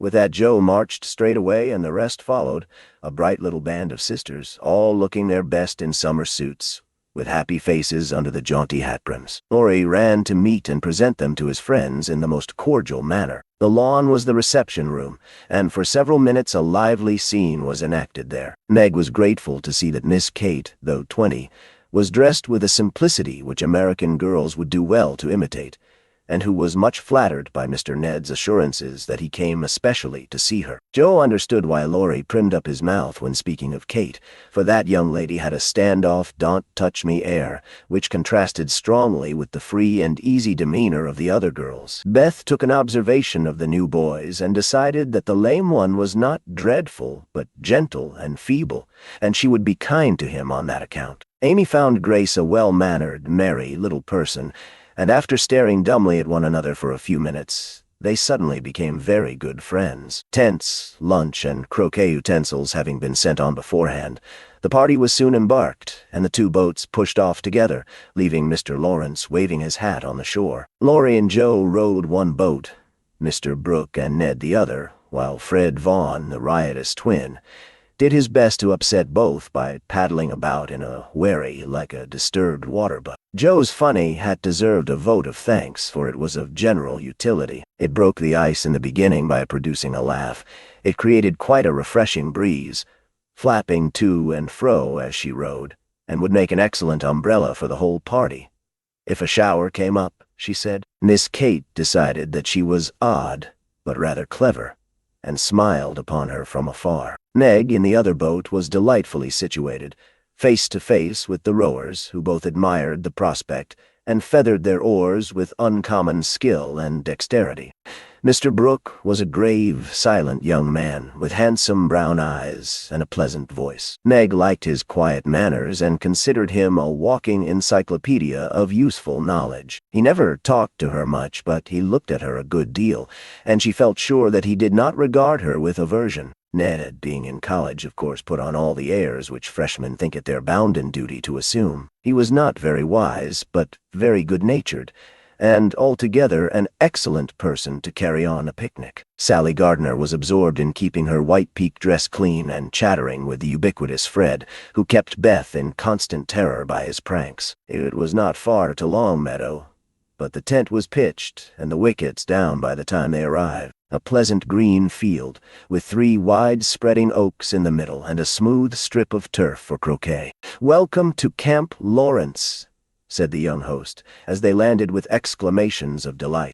"Brooke is commander-in-chief, I am commissary general, the other fellows are staff officers, and you, ladies, are company. The tent is for your especial benefit, and that oak is your drawing room.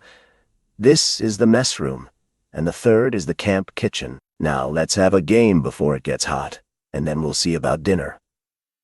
Frank, Beth, Amy, and Grace sat down to watch the game played by the other 8. Mr. Brooke chose Meg, Kate, and Fred. Laurie took Sally, Joe, and Ned. The English played well, but the Americans played better, and contested every inch of the ground as strongly as if the spirit of '76 inspired them. Joe and Fred had several skirmishes, and once narrowly escaped high words. Joe was through the last wicket, and had missed the stroke, which failure ruffled her a good deal. Fred was close behind her, and his turn came before hers. He gave a stroke, his ball hit the wicket, and stopped an inch on the wrong side. No one was very near, and running up to examine, he gave it a sly nudge with his toe, which put it just an inch on the right side. "I'm through! Now, Miss Joe, I'll settle you, and get in first," cried the young gentleman, swinging his mallet for another blow. "You pushed it. I saw you." "It's my turn now," said Joe sharply. "Upon my word,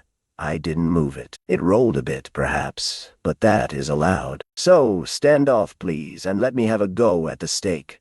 "We don't cheat in America, but you can if you choose," said Joe angrily. "Yankees are a deal the most tricky, everybody knows." "There you go," returned Fred, croqueting her ball far away.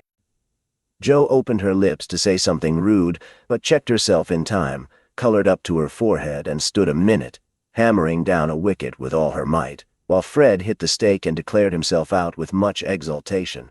She went off to get her ball, and was a long time finding it among the bushes, but she came back, looking cool and quiet, and waited her turn patiently. It took several strokes to regain the place she had lost, and when she got there, the other side had nearly won, for Kate's ball was the last but one, and lay near the stake. "By George, it's all up with us." "Goodbye, Kate. Miss Joe owes me one, so you are finished," cried Fred excitedly, as they all drew near to see the finish. "Yankees have a trick of being generous to their enemies," said Joe, with a look that made the lad redden, "especially when they beat them," she added, as, leaving Kate's ball untouched, she won the game by a clever stroke. Laurie threw up his hat, then remembered that it wouldn't do to exult over the defeat of his guests, and stopped in the middle of the cheer to whisper to his friend, "Good for you, Joe. He did cheat.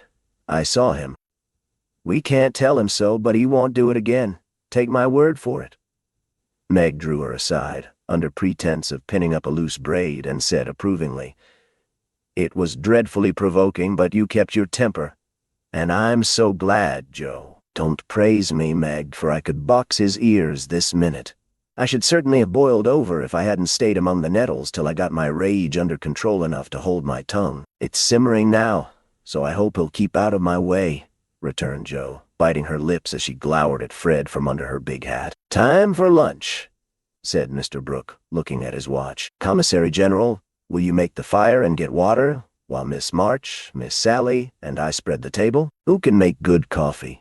"Jo can," said Meg, glad to recommend her sister. So Jo, feeling that her late lessons in cookery were to do her honor, went to preside over the coffee-pot, while the children collected dry sticks and the boys made a fire and got water from a spring nearby. Miss Kate sketched and Frank talked to Beth, who was making little mats of braided rushes to serve as plates. The commander-in-chief and his aides soon spread the tablecloth with an inviting array of eatables and drinkables, prettily decorated with green leaves. Jo announced that the coffee was ready, and everyone settled themselves to a hearty meal, for youth is seldom dyspeptic, and exercise develops wholesome appetites. A very merry lunch it was, for everything seemed fresh and funny, and frequent peals of laughter startled a venerable horse who fed nearby. There was a pleasing inequality in the table, which produced many mishaps to cups and plates. Acorns dropped in the milk. Little black ants partook of the refreshments without being invited, and fuzzy caterpillars swung down from the tree to see what was going on. 3 white-headed children peeped over the fence, and an objectionable dog barked at them from the other side of the river with all his might and main. "There's salt here," said Laurie, as he handed Jo a saucer of berries. "Thank you, I prefer spiders," she replied, fishing up 2 unwary little ones who had gone to a creamy death. "How dare you remind me of that horrid dinner party when yours is so nice in every way," added Jo as they both laughed and ate out of one plate, the china having run short. "I had an uncommonly good time that day and haven't got over it yet. This is no credit to me, you know, I don't do anything.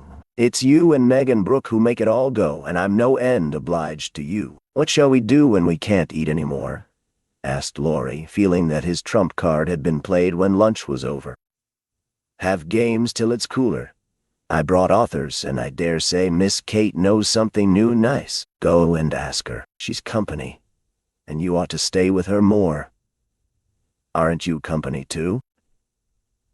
"I thought she'd suit Brooke, but he keeps talking to Meg, and Kate just stares at them through that ridiculous glass of hers. I'm going, so you needn't try to preach propriety, for you can't do it, Jo."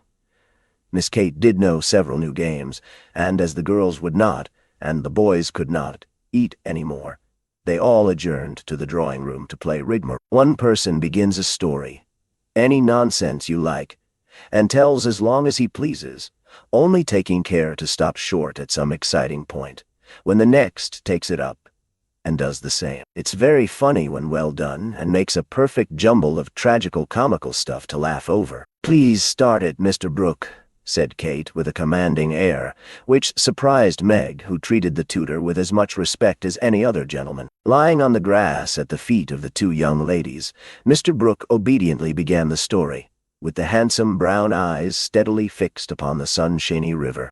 "Once on a time, a knight went out into the world to seek his fortune, for he had nothing but his sword and his shield. He traveled a long while, nearly 28 years, and had a hard time of it, till he came to the palace of a good old king, who had offered a reward to anyone who could tame and train a fine but unbroken colt, of which he was very fond.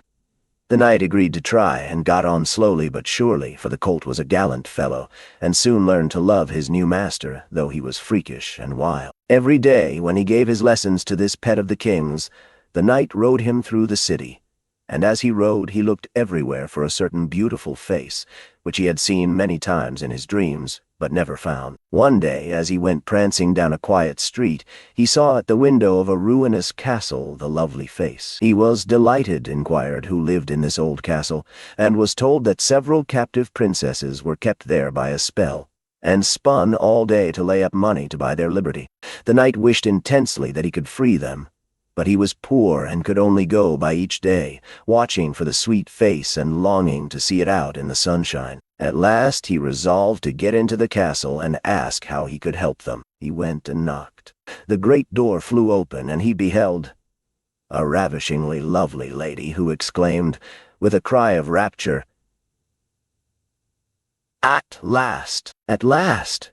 continued Kate, who had read French novels and admired the style. "'Tis she!" cried Count Gustave, and fell at her feet in an ecstasy of joy. "Oh, rise," she said, extending a hand of marble fairness. "Ever!" "Till you tell me how I may rescue you," swore the knight, still kneeling. "Alas, my cruel fate condemns me to remain here till my tyrant is destroyed.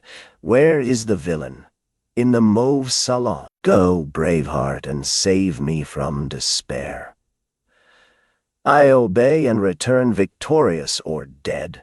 With these thrilling words he rushed away, and flinging open the door of the mauve salon, was about to enter when he received a stunning blow from the big Greek lexicon which an old fellow in a black gown fired at him, said Ned. Instantly, Sir What's-his-name recovered himself, pitched the tyrant out of the window, and turned to join the lady, victorious, but with a bump on his brow, found the door locked, tore up the curtains, made a rope ladder, got halfway down when the ladder broke, and he went head first into the moat, 60 feet below. Could swim like a duck, paddled round the castle till he came to a little door guarded by 2 stout fellows, knocked their heads together till they cracked like a couple of nuts. Then, by a trifling exertion of his prodigious strength, he smashed in the door, went up a pair of stone steps covered with dust a foot thick, toads as big as your fist, and spiders that would frighten you into hysterics, Miss March. At the top of these steps he came plump upon a sight that took his breath away and chilled his blood. A tall figure, all in white with a veil over its face and a lamp in its wasted hand, went on Meg. It beckoned, gliding noiselessly before him down a corridor as dark and cold as any tomb. Shadowy effigies in armor stood on either side. A dead silence reigned, the lamp burned blue, and the ghostly figure ever and anon turned its face toward him, showing the glitter of awful eyes through its white veil. They reached a curtained door, behind which sounded lovely music. He sprang forward to enter, but the spectre plucked him back and waved threateningly before him. "Snuff-box," said Joe, in a sepulchral tone which convulsed the audience. "Thank'ee," said the knight politely, as he took a pinch and sneezed 7 times so violently that his head fell off. "Ha! Ha!" laughed the ghost, and having peeped through the keyhole at the princesses spinning away for dear life, the evil spirit picked up her victim and put him in a large tin box, where there were 11 other knights packed together without their heads, like sardines, who all rose and began to... The rubbishy old castle turned to a man-of-war in full sail. "Up with the jib, reef the topsail halyards, helm heartily, and man the guns!" roared the captain, as a Portuguese pirate hove in sight, with a flag black as ink flying from her foremast. "Go in and win, my hearties," says the captain, and a tremendous fight began. "Of course the British beat. They always do." "No, they don't," cried Joe, aside. Having taken the pirate captain prisoner, sailed slap over the schooner, whose decks were piled high with dead and whose lee scuppers ran blood, for the order had been cutlasses and hard. "Bosun's mate, take a bite of the flying jib-sheet, and start this villain if he doesn't confess his sins double quick," said the British captain. The Portuguese held his tongue like a brick, and walked the plank, while the jolly tars cheered like mad. But the sly dog dived, came up under the man-of-war, scuttled her, and down she went, with all sail set, to the bottom of the sea, where... "Oh, gracious! What shall I say?"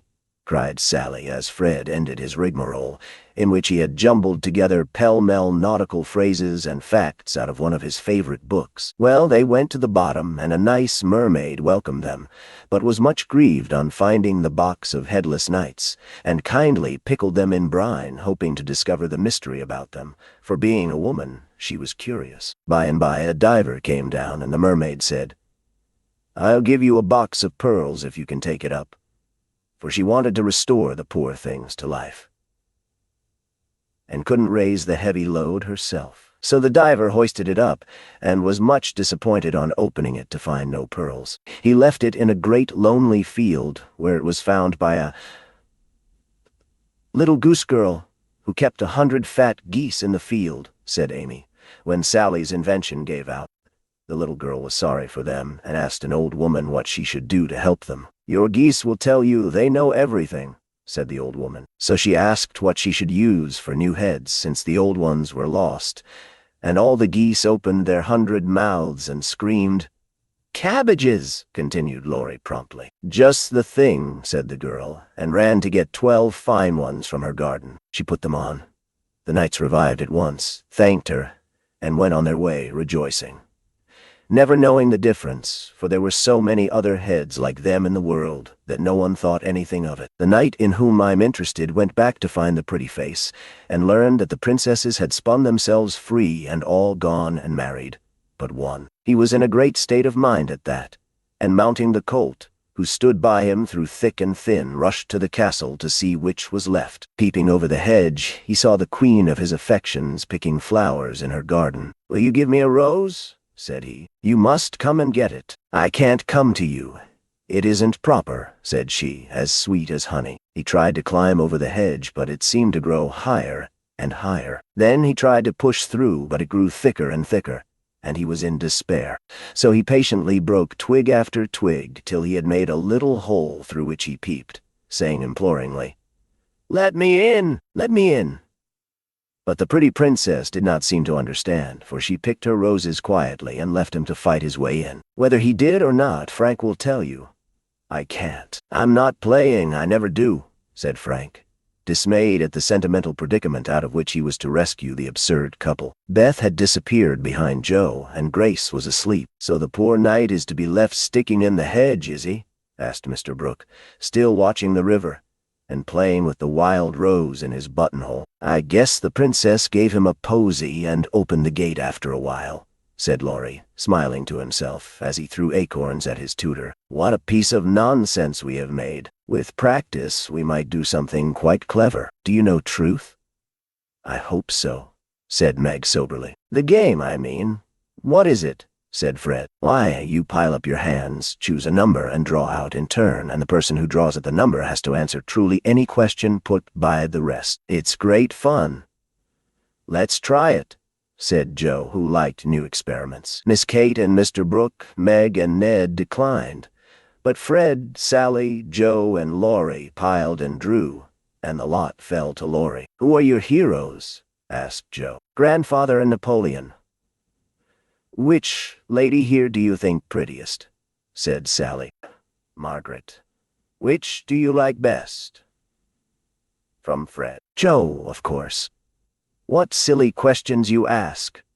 And Joe gave a disdainful shrug as the rest laughed at Laurie's matter-of-fact tone. "Try again." "Truth isn't a bad game," said Fred. "It's a very good one for you," retorted Joe in a low voice. Her turn came next. "What is your greatest fault?" asked Fred, by way of testing in her the virtue he lacked himself, a quick temper. "What do you most wish for?" said Laurie. "A pair of bootlacings," returned Joe, guessing and defeating his purpose. "Not a true answer. You must say what you really do want most. Genius. Don't you wish you could give it to me, Laurie?" And she slyly smiled in his disappointed face. "What virtues do you most admire in a man?" asked Sally. "Courage and honesty." "Now my turn," said Fred, as his hand came last. "Let's give it to him," whispered Laurie to Joe, who nodded and asked at once, "Didn't you cheat at croquet? Didn't you take your story out of the sea lion?" Said Laurie. "Rather. Don't you think the English nation perfect in every respect?" asked Sally. "I should be ashamed of myself if I didn't. He's a true John Bull. Now, Miss Sally, you shall have a chance without waiting to draw. I'll harrow up your feelings first by asking if you don't think you are something of a flirt," said Laurie, as Joe nodded to Fred as a sign that peace was declared. "You impertinent boy!" "Of course I'm not," exclaimed Sally, with an air that proved the contrary. "What do you hate most?" asked Fred. "Spiders and rice pudding." "What do you like best?" asked Joe. "Dancing and French gloves." "Well, I think Truth is a very silly play. Let's have a sensible game of authors to refresh our minds," proposed Joe. Ned, Frank, and the little girls joined in this, and while it went on, the three elders sat apart, talking. Miss Kate took out her sketch again, and Margaret watched her, while Mr. Brooke lay on the grass with a book which he did not read. "How beautifully you do it! I wish I could draw," said Meg with mingled admiration and regret in her voice. "Why don't you learn? I should think you had taste and talent for it," replied Miss Kate graciously. "I haven't time. Your mamma prefers other accomplishments, I fancy. So did mine, but I proved to her that I had talent by taking a few lessons privately, and then she was quite willing I should go on. Can't you do the same with your governess?" "I have none. I forgot young ladies in America go to school more than with us. Very fine schools they are, too, Papa says. You go to a private one, I suppose?" "I don't go at all. I am a governess myself." "Oh, indeed," said Miss Kate. But she might as well have said, "Dear me, how dreadful," for her tone implied it, and something in her face made Meg color and wish she had not been so frank. Mr. Brooke looked up and said quickly, "Young ladies in America love independence as much as their ancestors did, and are admired and respected for supporting themselves." "Oh, yes, of course it's very nice and proper in them to do so. We have many most respectable and worthy young women who do the same and are employed by the nobility, because, being the daughters of gentlemen, they are both well-bred and accomplished, you know," said Miss Kate in a patronizing tone that hurt Meg's pride, and made her work seem not only more distasteful, but degrading. "Did the German song suit Miss March?" inquired Mr. Brooke, breaking an awkward pause. "Oh, yes, it was very sweet, and I'm much obliged to whoever translated it for me." And Meg's downcast face brightened as she spoke. "Don't you read German?" asked Miss Kate with a look of surprise. "Not very well. My father, who taught me, is away, and I don't get on very fast alone, for I have no one to correct my pronunciation. Here is Schiller's Mary Stuart and a tutor who loves to teach." And Mr. Brooke laid his book on her lap with an inviting smile. "It's so hard I'm afraid to try," said Meg, grateful, but bashful in the presence of the accomplished young lady beside her. "I'll read a bit to encourage you." And Miss Kate read one of the most beautiful passages in a perfectly correct, but perfectly expressionless manner. Mr. Brooke made no comment as she returned the book to Meg, who said innocently, "I thought it was poetry."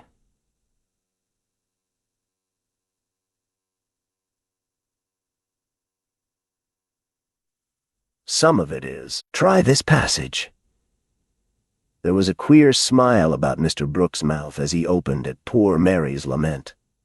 Meg, obediently following the long grass blade which her new tutor used to point with, read slowly and timidly, unconsciously making poetry of the hard words by the soft intonation of her musical voice. Down the page went the green guide, and presently, forgetting her listener in the beauty of the sad scene, Meg read as if alone, giving a little touch of tragedy to the words of the unhappy queen. If she had seen the brown eyes then, she would have stopped short, but she never looked up, and the lesson was not spoiled for her. "Very well indeed," said Mr. Brooke as she paused, quite ignoring her many mistakes and looking as if he did indeed love to teach. Miss Kate put up her glass and, having taken a survey of the little tableau before her, shut her sketchbook, saying with condescension, "You've a nice accent and in time will be a clever reader. I advise you to learn, for German is a valuable accomplishment to teachers. I must look after Grace, she is romping."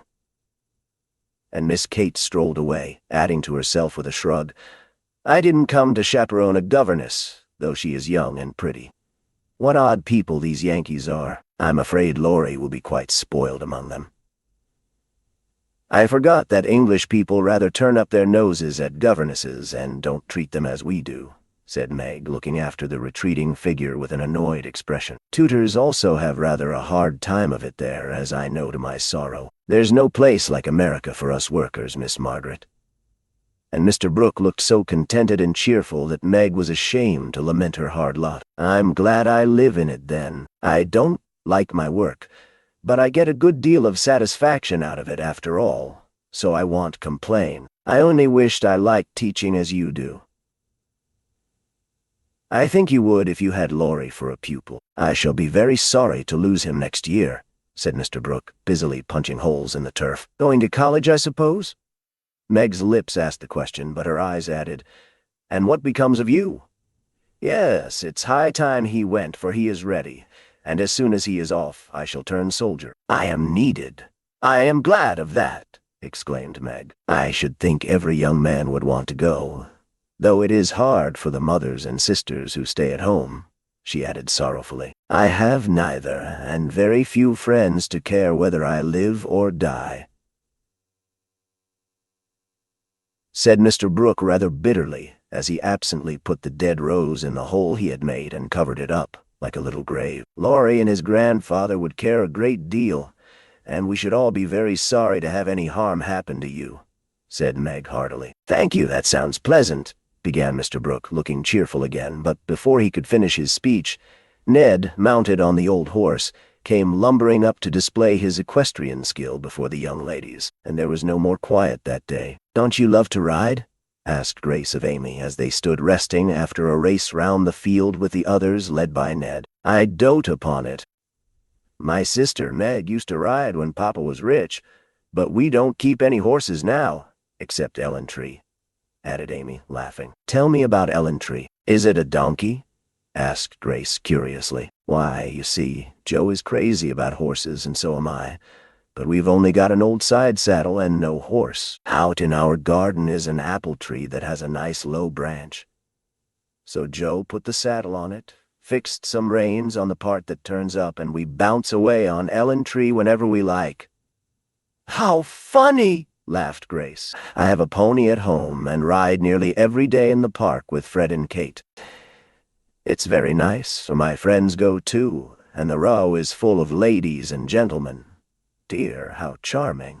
I hope I shall go abroad some day, but I'd rather go to Rome than the row, said Amy, who had not the remotest idea what the row was and wouldn't have asked for the world. Frank, sitting just behind the little girls, heard what they were saying and pushed his crutch away from him with an impatient gesture as he watched the active lads going through all sorts of comical gymnastics. Beth, who was collecting the scattered author cards, looked up and said, in her shy yet friendly way, I'm afraid you are tired. Can I do anything for you? Talk to me, please. It's dull, sitting by myself, answered Frank, who had evidently been used to being made much of at home. If he asked her to deliver a Latin oration, it would not have seemed a more impossible task to bashful Beth. But there was no place to run to, no Joe to hide behind now, and the poor boy looked so wistfully at her that she bravely resolved to try. What do you like to talk about? She asked, fumbling over the cards and dropping half as she tried to tie them up. Well, I like to hear about cricket and boating and hunting, said Frank, who had not yet learned to suit his amusements to his strength. My heart! What shall I do? I don't know anything about them, thought Beth, and forgetting the boy's misfortune in her flurry, she said, hoping to make him talk. I never saw any hunting, but I suppose you know all about it. I did once, but I can never hunt again, for I got hurt leaping a confounded 5-barred gate, so there are no more horses and hounds for me, said Frank with a sigh that made Beth hate herself for her innocent blunder. Your deer are much prettier than our ugly buffaloes, she said, turning to the prairies for help and feeling glad that she had read one of the boys' books in which Joe delighted. Buffaloes proved soothing and satisfactory, and in her eagerness to amuse another, Beth forgot herself, and was quite unconscious of her sister's surprise and delight at the unusual spectacle of Beth talking away to one of the dreadful boys, against whom she had begged protection. Bless her heart. She pities him, so she is good to him, said Joe, beaming at her from the croquet ground. I always said she was a little saint, added Meg, as if there could be no further doubt of it. I haven't heard Frank laugh so much for ever so long, said Grace to Amy, as they sat discussing dolls and making tea sets out of the acorn cups. My sister Beth is a very fastidious girl when she likes to be, said Amy, well pleased at Beth's success.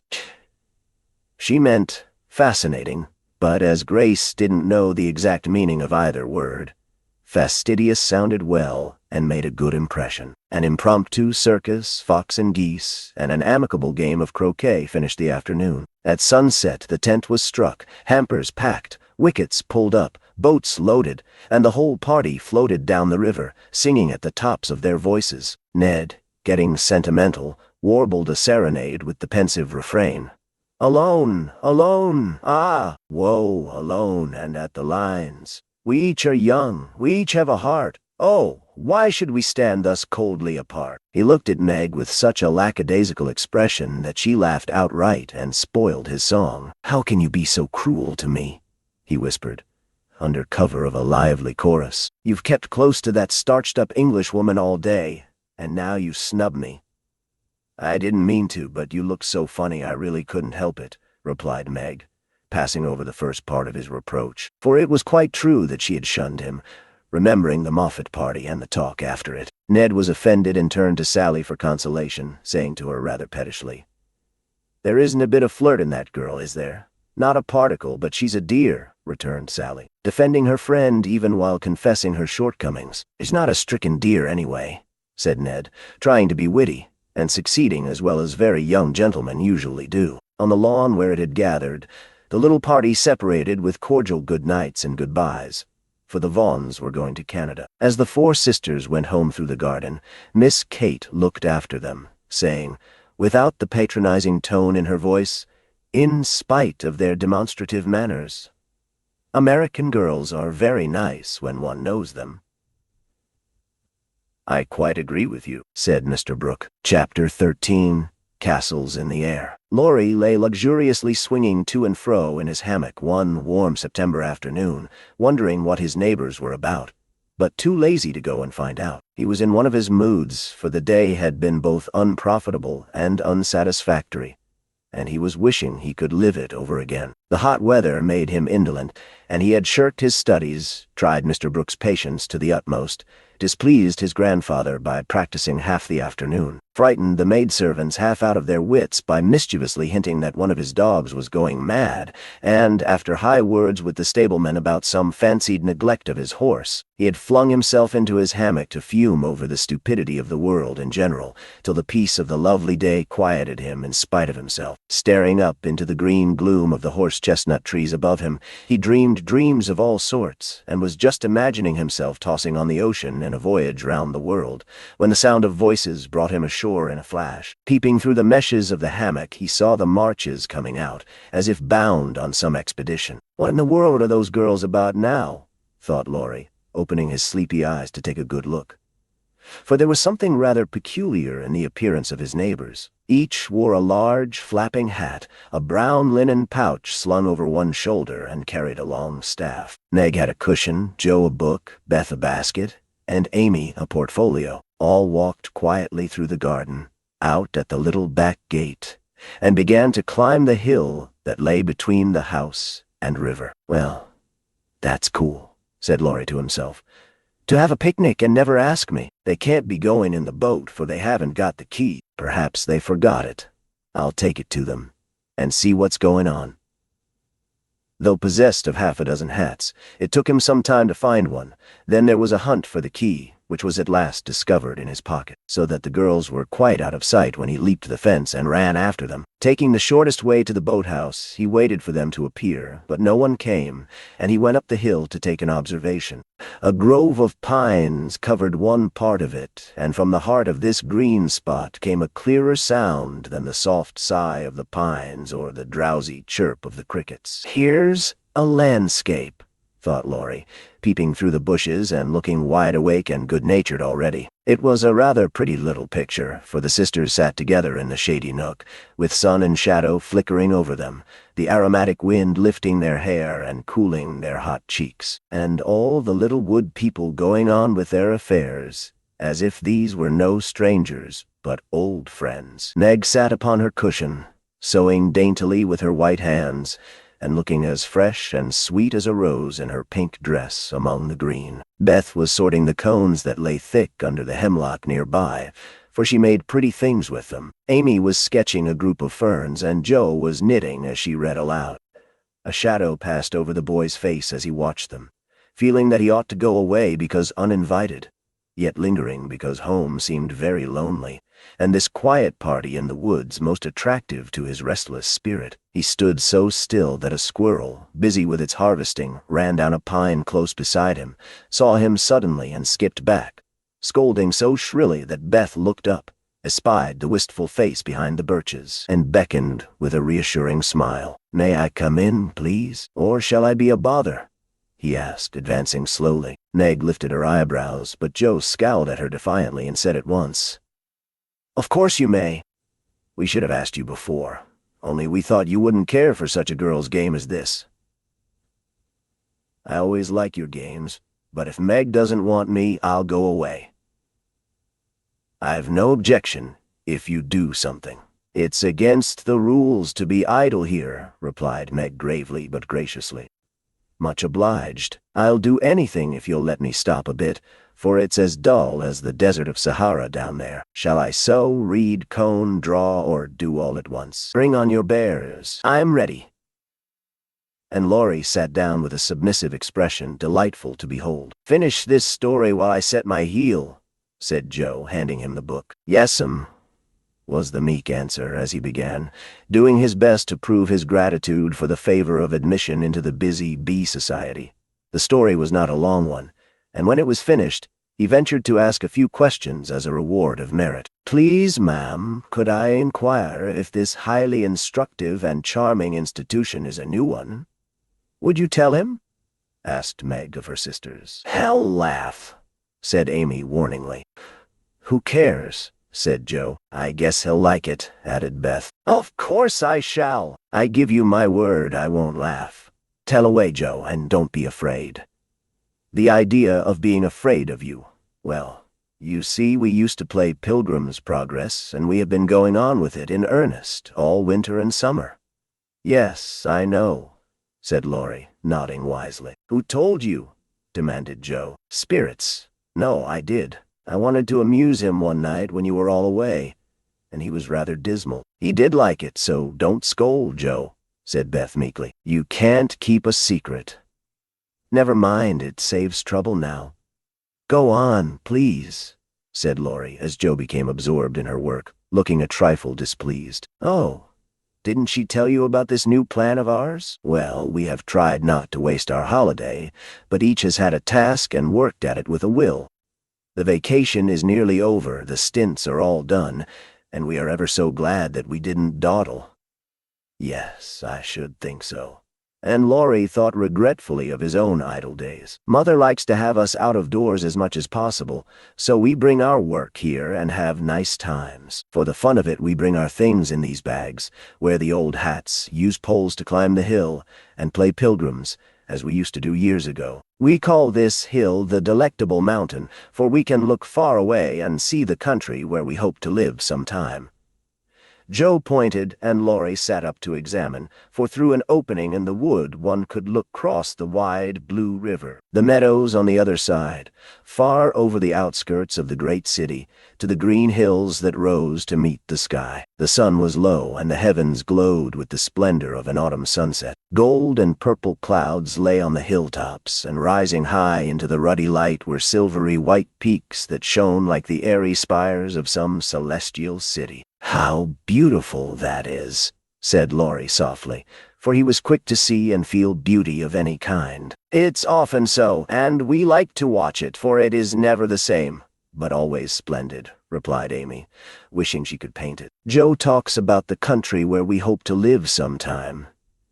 "The real country, she means, with pigs and chickens and haymaking. It would be nice, but I wish the beautiful country up there was real, and we could ever go to it," said Beth musingly. "There is a lovelier country even than that, where we shall go, by and by, when we are good enough," answered Meg with her sweetest voice. "It seems so long to wait, so hard to do. I want to fly away at once, as those swallows fly, and go in at that splendid gate."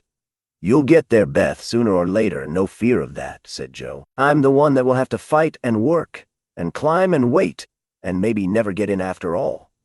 You'll have me for company, if that's any comfort. I shall have to do a deal of traveling before I come in sight of your celestial city. If I arrive late, you'll say a good word for me, won't you, Beth?"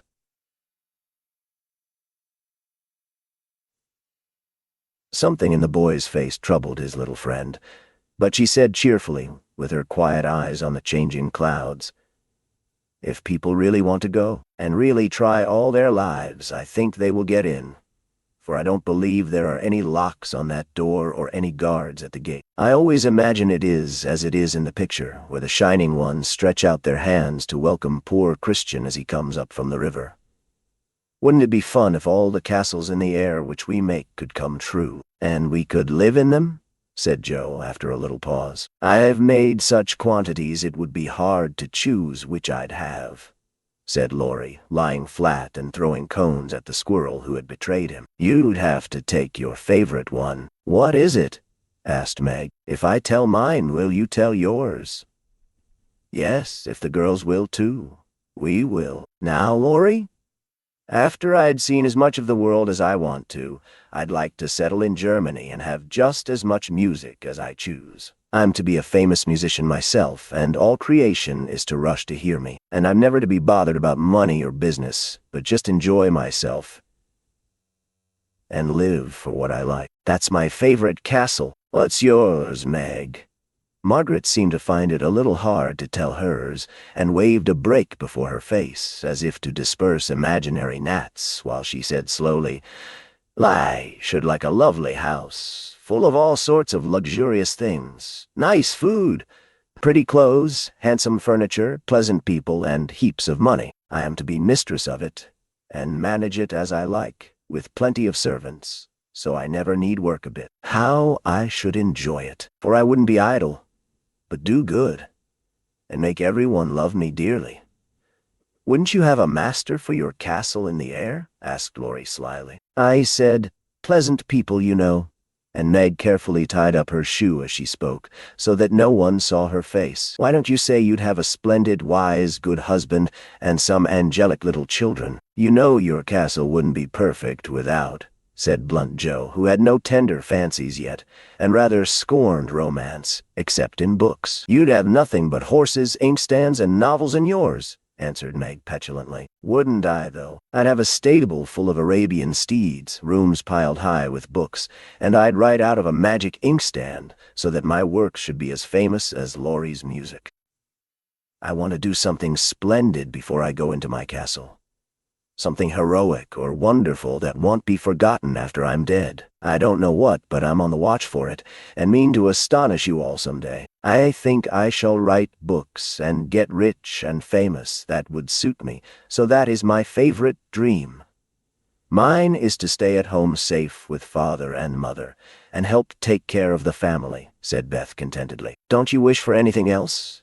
Asked Laurie. Since I had my little piano, I am perfectly satisfied. I only wish we may all keep well and be together, nothing else. I have ever so many wishes, but the pet one is to be an artist, and go to Rome, and do fine pictures, and be the best artist in the whole world, was Amy's modest desire. We're an ambitious set, aren't we? Every one of us, but Beth, wants to be rich and famous, and gorgeous in every respect. I do wonder if any of us will ever get our wishes, said Laurie, chewing grass like a meditative calf. I've got the key to my castle in the air, but whether I can unlock the door remains to be seen, observed Joe mysteriously. I've got the key to mine, but I'm not allowed to try it. Hang college, muttered Laurie with an impatient sigh. Here's mine. And Amy waved her pencil. I haven't got any, said Meg forlornly. Yes, you have, said Laurie at once. Where? In your face. Nonsense, that's of no use.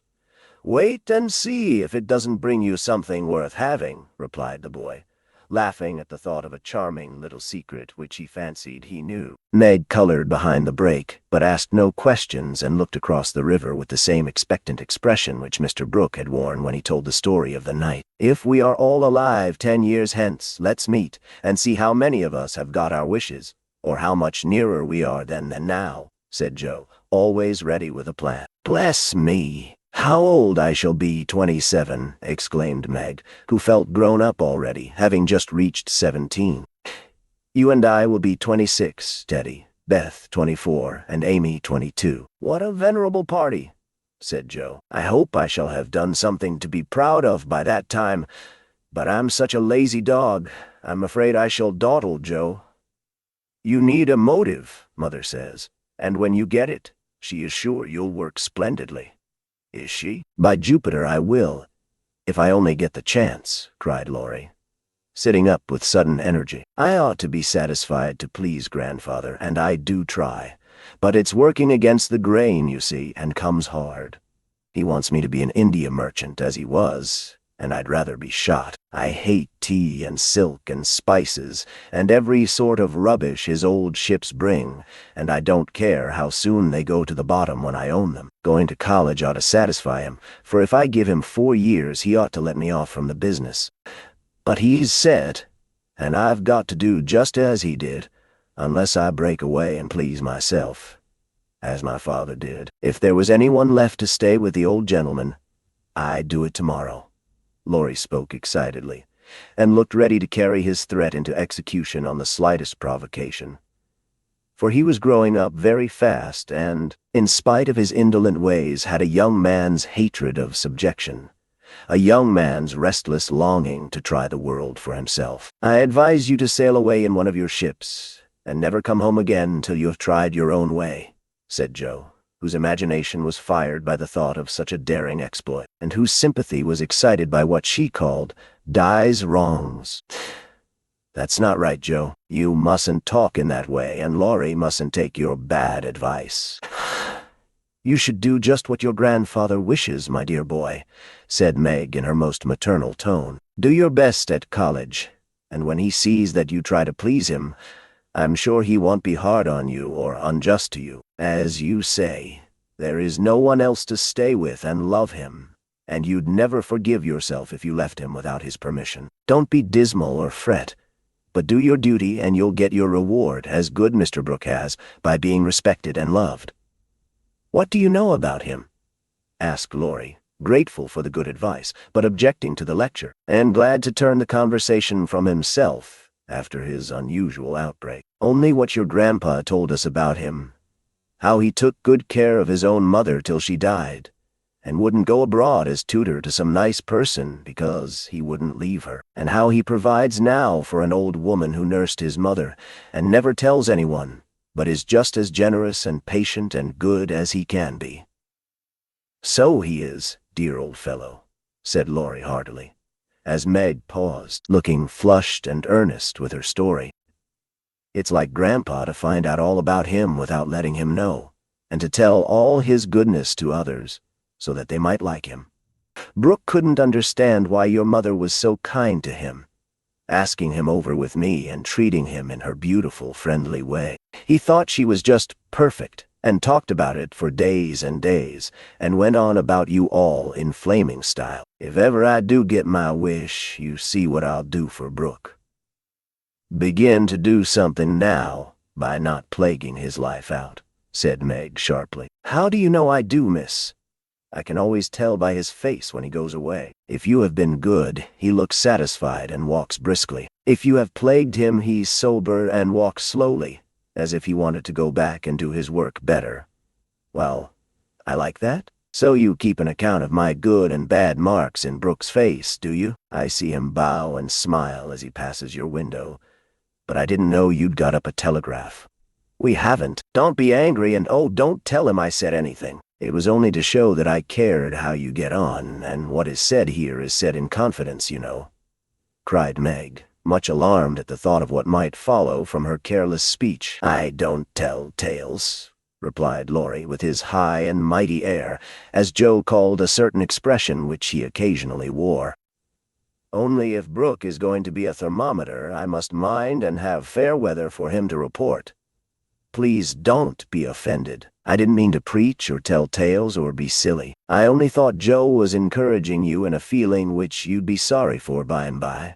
You are so kind to us. We feel as if you were our brother and say just what we think. Forgive me, I meant it kindly. And Meg offered her hand with a gesture both affectionate and timid. Ashamed of his momentary pique, Laurie squeezed the kind little hand and said frankly, I'm the one to be forgiven. I'm cross and have been out of sorts all day. I like to have you tell me my faults and be sisterly, so don't mind if I am grumpy sometimes. I thank you all the same. Bent on showing that he was not offended, he made himself as agreeable as possible, wound cotton for Meg, recited poetry to please Joe.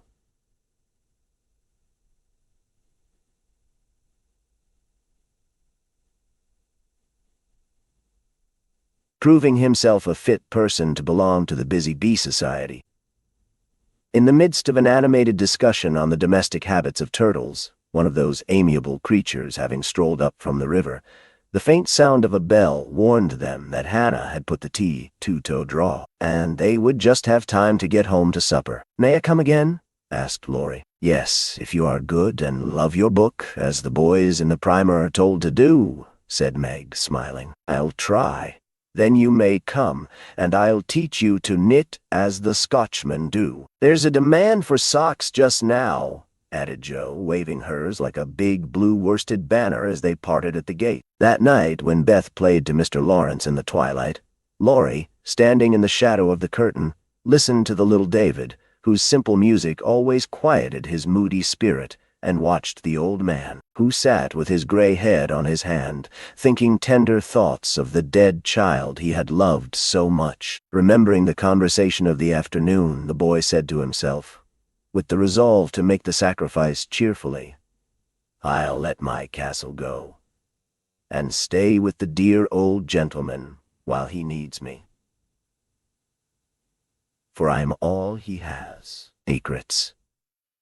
Joe was very busy in the garret, for the October days began to grow chilly, and the afternoons were short. For 2 or 3 hours the sun lay warmly in the high window, showing Joe seated on the old sofa, writing busily, with her papers spread out upon a trunk before her, while Scrabble, the pet rat, promenaded the beams overhead, accompanied by his oldest son, a fine young fellow, who was evidently very proud of his whiskers. Quite absorbed in her work, Joe scribbled away till the last page was filled, when she signed her name with a flourish and threw down her pen, exclaiming, "There! I've done my best. If this won't suit, I shall have to wait till I can do better."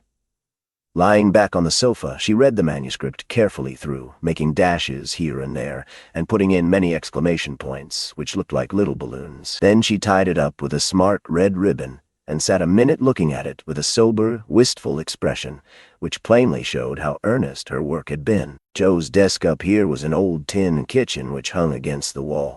In it she kept her papers and a few books safely shut away from Scrabble, who, being likewise of a literary turn, was fond of making a circulating library of such books as were left in his way by eating the leaves. From this tin receptacle Joe produced another manuscript, and putting both in her pocket, crept quietly downstairs, leaving her friends to nibble on her pens and taste her ink. She put on her hat and jacket as noiselessly as possible, and going to the back entry window, got out upon the roof of a low porch, swung herself down to the grassy bank, and took a roundabout way to the road. Once there, she composed herself, hailed a passing omnibus, and rolled away to town, looking very merry and mysterious. If anyone had been watching her, he would have thought her movements decidedly peculiar, for on alighting, she went off at a great pace till she reached a certain number in a certain busy street. Having found the place with some difficulty, she went into the doorway, looked up the dirty stairs, and after standing stock still a minute, suddenly dived into the street and walked away as rapidly as she came. This maneuver she repeated several times, to the great amusement of a black-eyed young gentleman lounging in the window of a building opposite. On returning for the third time, Joe gave herself a shake, pulled her hat over her eyes, and walked up the stairs, looking as if she were going to have all her teeth out. There was a dentist's sign, among others, which adorned the entrance, and after staring a moment at the pair of artificial jaws which slowly opened and shut to draw attention to a fine set of teeth, the young gentleman put on his coat, took his hat, and went down to post himself in the opposite doorway, saying with a smile and a shiver, "It's like her to come alone, but if she has a bad time, she'll need someone to help her home." In 10 minutes Joe came running downstairs with a very red face and the general appearance of a person who had just passed through a trying ordeal of some sort. When she saw the young gentleman, she looked anything but pleased and passed him with a nod. But he followed, asking with an air of sympathy, "Did you have a bad time?" "Not very. You got through quickly." "Yes, thank goodness. How many did you have out?" Joe looked at her friend as if she did not understand him. then began to laugh as if mightily amused at something. "There are 2 which I want to have come out, but I must wait a week." "What are you laughing at? You are up to some mischief, Joe," said Laurie, looking mystified. "So are you. What were you doing, sir, up in that billiard saloon?" "Begging your pardon, ma'am. It wasn't a billiard saloon, but a gymnasium, and I was taking a lesson in fencing. I'm glad of that." "Why? You can teach me, and then when we play Hamlet, you can be Laertes, and we'll make a fine thing of the fencing scene." Laurie burst out with a hearty boy's laugh, which made several passers-by smile in spite of themselves. "I'll teach you whether we play Hamlet or not. It's grand fun, and will straighten you up capitally." "But I don't believe that was your only reason for saying, 'I'm glad' in that decided way, was it now?" "Do you? Not often. I wish you wouldn't. It's no harm, Joe. I have billiards at home, but it's no fun unless you have good players, so as I'm fond of it, I come sometimes and have a game with Ned Moffat or some of the other fellows." "Oh, dear, I'm so sorry, for you'll get to liking it better and better. And we'll waste time and money and grow like those dreadful boys. I did hope you'd stay respectable and be a satisfaction to your friends," said Joe, shaking her head. "Can't a fellow take a little innocent amusement now and then without losing his respectability?" asked Laurie, looking nettled. "That depends upon how and where he takes it. I don't like Ned and his set and wish you'd keep out of it. Mother won't let us have him at our house, though he wants to come. And if you grow like him, she won't be willing to have us frolic together as we do now." "Won't she?" asked Laurie anxiously. "No, she can't bear fashionable young men, and she'd shut us all up in bandboxes rather than have us associate with them." "Well, she needn't get out her bandboxes yet. I'm not a fashionable party and don't mean to be, but I do like harmless larks now and then, don't you?" "Yes, nobody minds them, so lark away, but don't get wild, will you? Or there will be an end of all our good times. I'll be a double distilled saint. I can't bear saints. Just be a simple, honest, respectable boy, and we'll never desert you. I don't know what I should do if you acted like Mr. King's son. He had plenty of money but didn't know how to spend it, and got tipsy and gambled, and ran away, and forged his father's name, I believe, and was altogether horrid. Much obliged." "No, I don't. Oh dear, no. But I hear people talking about money being such a temptation, and I sometimes wish you were poor." "I shouldn't worry then." "Do you worry about me, Joe?" "A little, when you look moody and discontented, as you sometimes do. For you've got such a strong will, if you once get started wrong. I'm afraid it would be hard to stop you." Laurie walked in silence a few minutes, and Joe watched him, wishing she had held her tongue, for his eyes looked angry, though his lips smiled as if at her warnings. "Are you going to deliver lectures all the way home?" he asked presently. "Of course not." "Why?" "Because if you are, I'll take a bus. If you're not, I'd like to walk with you and tell you something very interesting." "I won't preach any more, and I'd like to hear the news immensely."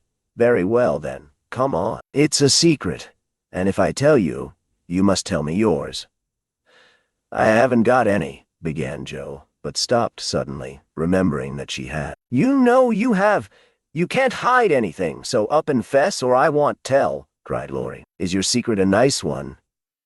"Oh, isn't it? All about people you know, and such fun. You ought to hear it. And I've been aching to tell it this long time. Come, you begin. You'll not say anything about it at home, will you? Not a word. And you won't tease me in private." "I never tease." "Yes, you do. You get everything you want out of people. I don't know how you do it, but you are a born wheedler." "Thank you. Fire away." "Well, I've left 2 stories with a newspaper man, and he's to give his answer next week," whispered Joe in her confidante's ear. "Hurrah for Miss March, the celebrated American authoress," cried Laurie, throwing up his hat and catching it again, to the great delight of 2 ducks, 4 cats, 5 hens, and half a dozen Irish children, for they were out of the city now. "Hush! It won't come to anything, I dare say, but I couldn't rest till I had tried. And I said nothing about it because I didn't want anyone else to be disappointed. It won't fail. Why, Joe, your stories are works of Shakespeare compared to half the rubbish that is published every day." Won't it be fun to see them in print, and shan't we feel proud of our authoress?"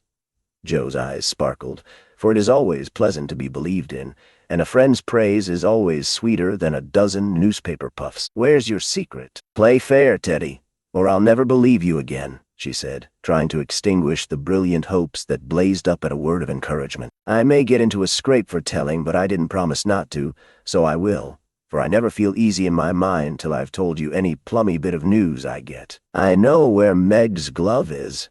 "Is that all?" said Joe, looking disappointed, as Laurie nodded and twinkled with a face full of mysterious intelligence. "It's quite enough for the present, as you'll agree when I tell you where it is." "Tell, then." Laurie bent and whispered 3 words in Joe's ear, which produced a comical change. She stood and stared at him for a minute, looking both surprised and displeased, then walked on, saying sharply, "How do you know?" "Saw it. Don't you like it?" "Of course I don't. It's ridiculous it won't be allowed." "My patience. What would Meg say?" "You are not to tell anyone." "Mind that." "No. Thank you. You'll feel better about it when somebody comes to take you away." "I'd like to see anyone try it," cried Joe fiercely. "So should I." And Laurie chuckled at the idea. I don't think secrets agree with me. I feel rumpled up in my mind since you told me that," said Joe rather ungratefully. "Race down this hill with me, and you'll be all right," suggested Laurie. No one was in sight.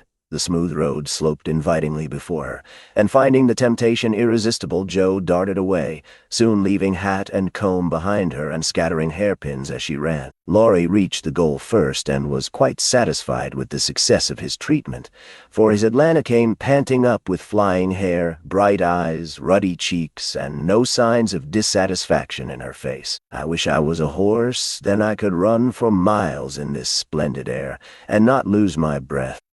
It was capital, but see what a guy it's made me. Go, pick up my things, like a cherub as you are," said Joe, dropping down under a maple tree which was carpeting the bank with crimson leaves. Laurie leisurely departed to recover the lost property, and Joe bundled up her braids, hoping no one would pass by till she was tidy again.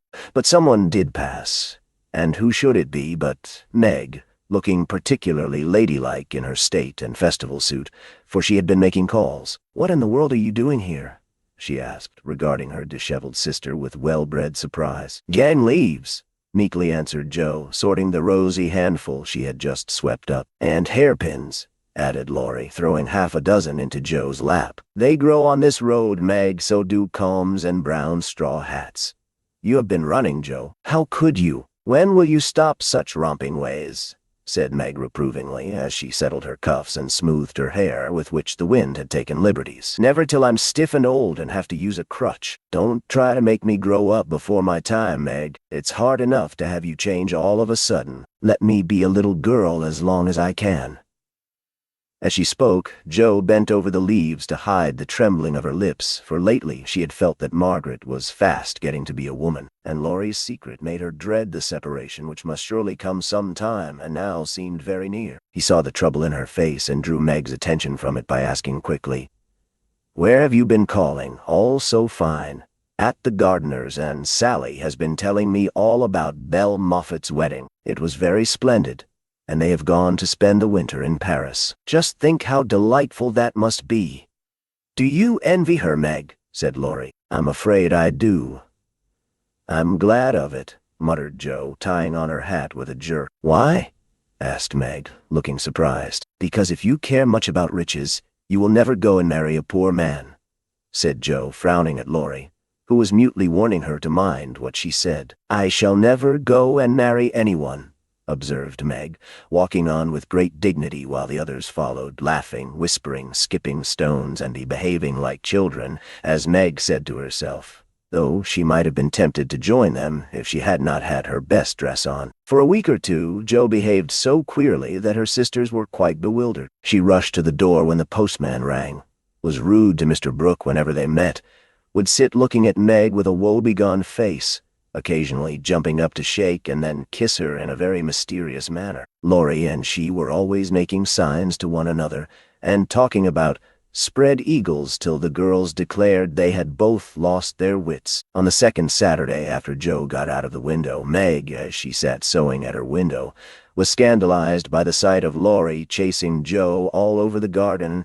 and finally capturing her in Amy's bower. What went on there, Meg could not see, but shrieks of laughter were heard, followed by the murmur of voices and a great flapping of newspapers. "What shall we do with that girl? She never will behave like a young lady," sighed Meg, as she watched the race with a disapproving face. "I hope she won't. She is so funny and dear as she is," said Beth, who had never betrayed that she was a little hurt at Joe's having secrets with anyone but her. "It's very trying, but we never can make her comme il faut," added Amy, who sat making some new frills for herself, with her curls tied up in a very becoming way.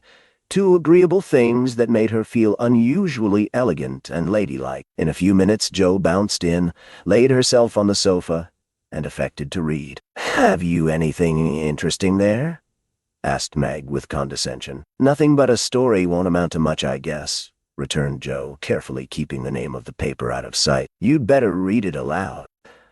That will amuse us and keep you out of mischief," said Amy in her most grown-up tone. "What's the name?" asked Beth, wondering why Joe kept her face behind the sheet. "The Rival Painters." "That sounds well. Read it," said Meg. With a loud hem and a long breath, Joe began to read very fast. The girls listened with interest, for the tale was romantic and somewhat pathetic, as most of the characters died in the end. "I like that about the splendid picture," was Amy's approving remark, as Joe paused. "I prefer the lovering part. Viola and Angelo are two of our favorite names. Isn't that queer?" said Meg, wiping her eyes, for the lovering part was tragical. "Who wrote it?" asked Beth, who had caught a glimpse of Joe's face. The reader suddenly sat up, cast away the paper, displaying a flushed countenance, and with a funny mixture of solemnity and excitement replied in a loud voice, "Your sister! You?" cried Meg, dropping her work. "It's very good," said Amy critically. I knew it. Oh, my Joe, I am so proud."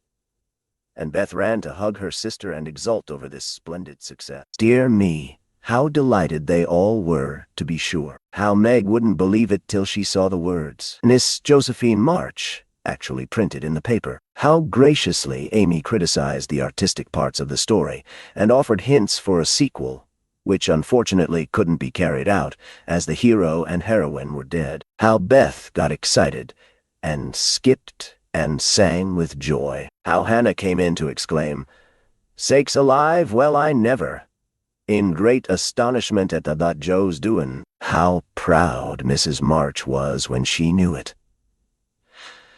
How Joe laughed, with tears in her eyes, as she declared she might as well be a peacock, and done with it. And how the spread eagle might be said to flap his wings triumphantly over the house of March, as the paper passed from hand to hand. "Tell us about it. When did it come? How much did you get for it?" Affectionate people made a jubilee of every little household joy. "Stop jabbering, girls, and I'll tell you everything," said Joe, wondering if Miss Burney felt any grander over her Evelina than she did over her rival painters. Having told how she disposed of her tales, Joe added, "And when I went to get my answer, the man said he liked them both, but didn't pay beginners, only let them print in his paper, and noticed the stories. It was good practice, he said, and when the beginners improved, anyone would pay. So I let him have the 2 stories, and today this was sent to me, and Laurie caught me with it and insisted on seeing it. So I let him, and he said it was good, and I shall write more, and he's going to get the next paid for, and I am so happy. For in time I may be able to support myself and help the girls." Joe's breath gave out here, and wrapping her head in the paper, she bedewed her little story with a few natural tears. For to be independent and earn the praise of those she loved were the dearest wishes of her heart, and this seemed to be the first step toward that happy end. Chapter 15. A Telegram. "November is the most disagreeable month in the whole year," said Margaret, standing at the window one dull afternoon, looking out at the frostbitten garden. "That's the reason I was born in it. observed Joe pensively, quite unconscious of the blot on her nose. If something very pleasant should happen now, we should think it a delightful month, said Beth, who took a hopeful view of everything, even November. I dare say, but nothing pleasant ever does happen in this family, said Meg, who was out of sorts. We go grubbing along day after day without a bit of change, and very little fun. We might as well be in a treadmill. My patience, how blue we are, cried Joe. I don't much wonder, poor dear, for you see other girls having splendid times, while you grind, year in and year out. Oh, don't I wish I could manage things for you as I do for my heroines. You're pretty enough and good enough already, so I'd have some rich relation leave you a fortune unexpectedly. Then you'd dash out as an heiress, scorn everyone who has slighted you, go abroad, and come home, my lady, something in a blaze of splendor and elegance. People don't have fortunes left them in that style nowadays. Men have to work, and women marry for money. It's a dreadfully unjust world, said Meg bitterly. Joe and I are going to make fortunes for you all. Just wait 10 years and see if we don't, said Amy, who sat in a corner making mud pies, as Hannah called her little clay models of birds, fruit, and faces. Can't wait, and I'm afraid I haven't much faith in ink and dirt, though I'm grateful for your good intentions. Meg sighed, and turned to the frost-bitten garden again. Joe groaned and leaned both elbows on the table in a despondent attitude, but Amy spat it away energetically, and Beth, who sat at the other window, said, smiling, two pleasant things are going to happen right away. Marmee is coming down the street, and Laurie is tramping through the garden as if he had something nice to tell. In they both came, Mrs. March with her usual question, "Any letter from father, girls?" And Laurie to say in his persuasive way, "Want some of you come for a drive? I've been working away at mathematics till my head is in a muddle, and I'm going to freshen my wits by a brisk turn. It's a dull day, but the air isn't bad, and I'm going to take Brooke home, so it will be gay inside if it isn't out. Come, Joe, you and Beth will go, won't you?" "Of course we will." "Much obliged, but I'm busy." And Meg whisked out her work-basket, for she had agreed with her mother that it was best, for her at least, not to drive too often with the young gentleman. "We three will be ready in a minute," cried Amy, running away to wash her hands. "Can I do anything for you, Madam Mother?" asked Laurie, leaning over Mrs. March's chair with the affectionate look and tone he always gave her. "No, thank you. Except call at the office, if you'll be so kind, dear. It's our day for a letter, and the postman hasn't been. Father is as regular as the sun, but there's some delay on the way, perhaps." A sharp ring interrupted her, and a minute after Hannah came in with a letter.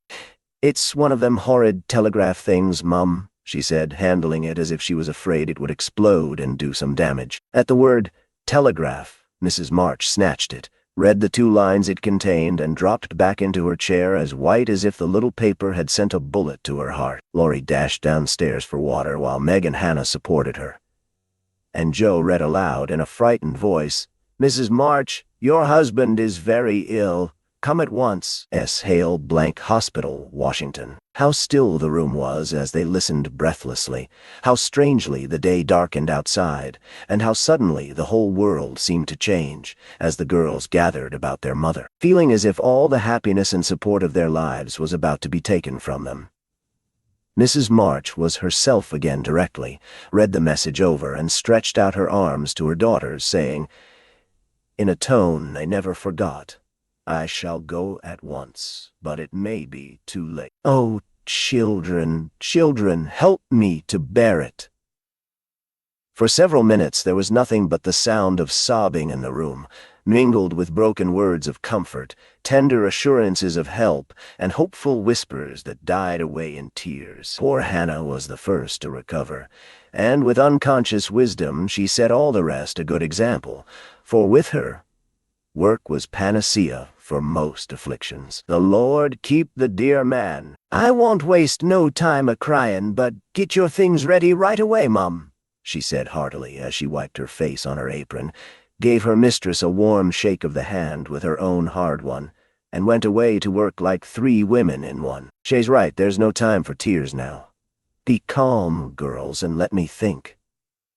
They tried to be calm, poor things, as their mother sat up, looking pale but steady, and put away her grief to think and plan for them. "Where's Laurie?" she asked presently, when she had collected her thoughts and decided on the first duties to be done. "Here, Mom." "Oh, let me do something," cried the boy, hurrying from the next room whither he had withdrawn, feeling that their first sorrow was too sacred for even his friendly eyes to see. "Send a telegram saying I will come at once. The next train goes early in the morning." "I'll take that. What else?" "The horses are ready. I can go anywhere, do anything," he said, looking ready to fly to the ends of the earth. "Leave a note at Aunt March's. Joe, give me that pen and paper." Tearing off the blank side of one of her newly copied pages, Joe drew the table before her mother, well knowing that money for the long, sad journey must be borrowed, and feeling as if she could do anything to add a little to the sum for her father. "Now go, dear, but don't kill yourself driving at a desperate pace. There is no need of that." Mrs. March's warning was evidently thrown away, for 5 minutes later Laurie tore by the window on his own fleet horse, riding as if for his life. "Joe, run to the rooms and tell Mrs. King that I can't come.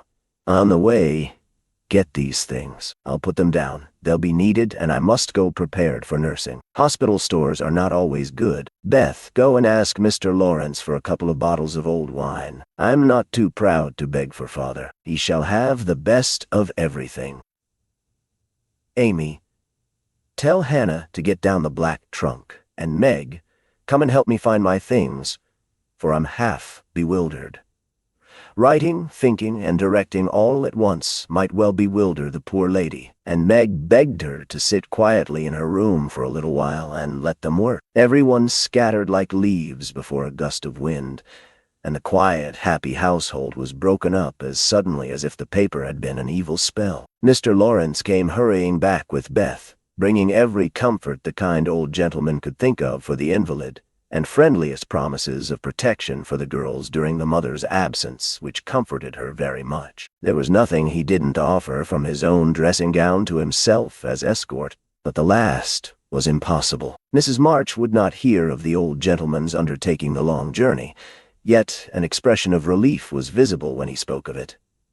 For anxiety ill fits one for traveling. He saw the look, knit his heavy eyebrows, rubbed his hands, and marched abruptly away, saying he'd be back directly. No one had time to think of him again till, as Meg ran through the entry, with a pair of rubbers in one hand and a cup of tea in the other, she came suddenly upon Mr. Brooke. "I'm very sorry to hear of this, Miss March," he said, in the kind, quiet tone which sounded very pleasantly to her perturbed spirit. "I came to offer myself as escort to your mother. Mr. Lawrence has commissions for me in Washington, and it will give me real satisfaction to be of service to her there."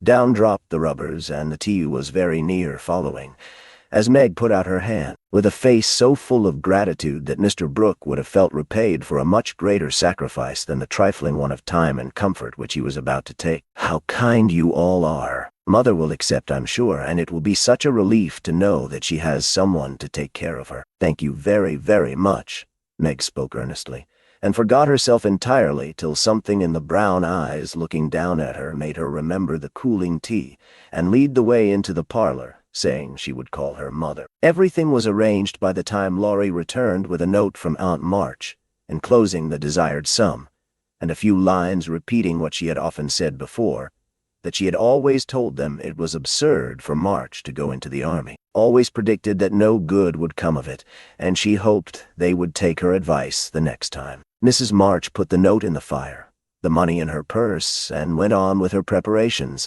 with her lips folded tightly in a way which Joe would have understood if she had been there. The short afternoon wore away. All other errands were done, and Meg and her mother busy at some necessary needlework, while Beth and Amy got tea, and Hannah finished her ironing with what she called a slap and a bang. But still Joe did not come. They began to get anxious, and Laurie went off to find her, for no one knew what freak Joe might take into her head. He missed her, however, and she came walking in with a very queer expression of countenance, for there was a mixture of fun and fear, satisfaction and regret in it, which puzzled the family as much as did the roll of bills she laid before her mother, saying with a little choke in her voice, "That's my contribution toward making Father comfortable and bringing him home. $25. Joe, I hope you haven't done anything rash?" "No, it's mine honestly. I didn't beg, borrow, or steal it. I earned it, and I don't think you'll blame me, for I only sold what was my own." As she spoke, Joe took off her bonnet, and a general outcry arose, for all her abundant hair was cut short. "Your hair! Your beautiful hair! Oh, Joe, how could you? Your one beauty? My dear girl, there was no need of this. She doesn't look like my Joe anymore, but I love her dearly for it." As everyone exclaimed, and Beth hugged the cropped head tenderly, Joe assumed an indifferent air, which did not deceive anyone a particle, and said, rumpling up the brown bush and trying to look as if she liked it, "It doesn't affect the fate of the nation, so don't wail, Beth. It will be good for my vanity. I was getting too proud of my wig. It will do my brains good to have that mop taken off. My head feels deliciously light and cool, and the barber said I could soon have a curly crop, which will be boyish, becoming, and easy to keep in order. I'm satisfied. So please take the money and let's have supper." "Tell me all about it, Joe." "I am not quite satisfied, but I can't blame you, for I know how willingly you sacrificed your vanity, as you call it, to your love. But, my dear, it was not necessary, and I'm afraid you will regret it one of these days," said Mrs. March. "No, I won't," returned Joe stoutly, feeling much relieved that her prank was not entirely condemned. "What made you do it?" asked Amy, who would as soon have thought of cutting off her head as her pretty hair. "Well, I was wild to do something for Father," replied Joe, as they gathered about the table, for healthy young people can eat even in the midst of trouble. "I hate to borrow as much as Mother does, and I knew Aunt March would croak. She always does, if you ask for a 9-pence. Meg gave all her quarterly salary toward the rent, and I only got some clothes with mine, so I felt wicked, and was bound to have some money. If I sold the nose off my face to get it, you needn't feel wicked, my child.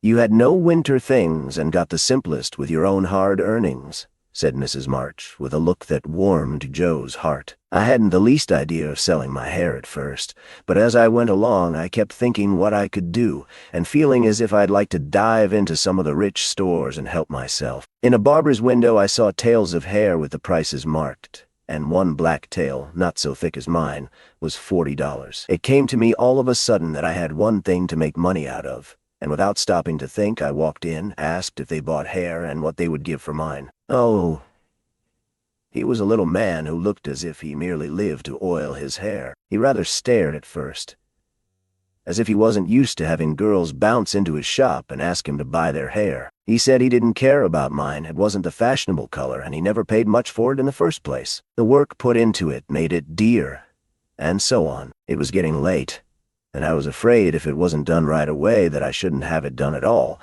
and you know when I start to do a thing, I hate to give it up. So I begged him to take it, and told him why I was in such a hurry. It was silly, I dare say, but it changed his mind, for I got rather excited, and told the story in my topsy-turvy way, and his wife heard, and said so kindly, "Take it, Thomas, and oblige the young lady. I'd do as much for our Jimmy any day if I had a spire of hair worth selling."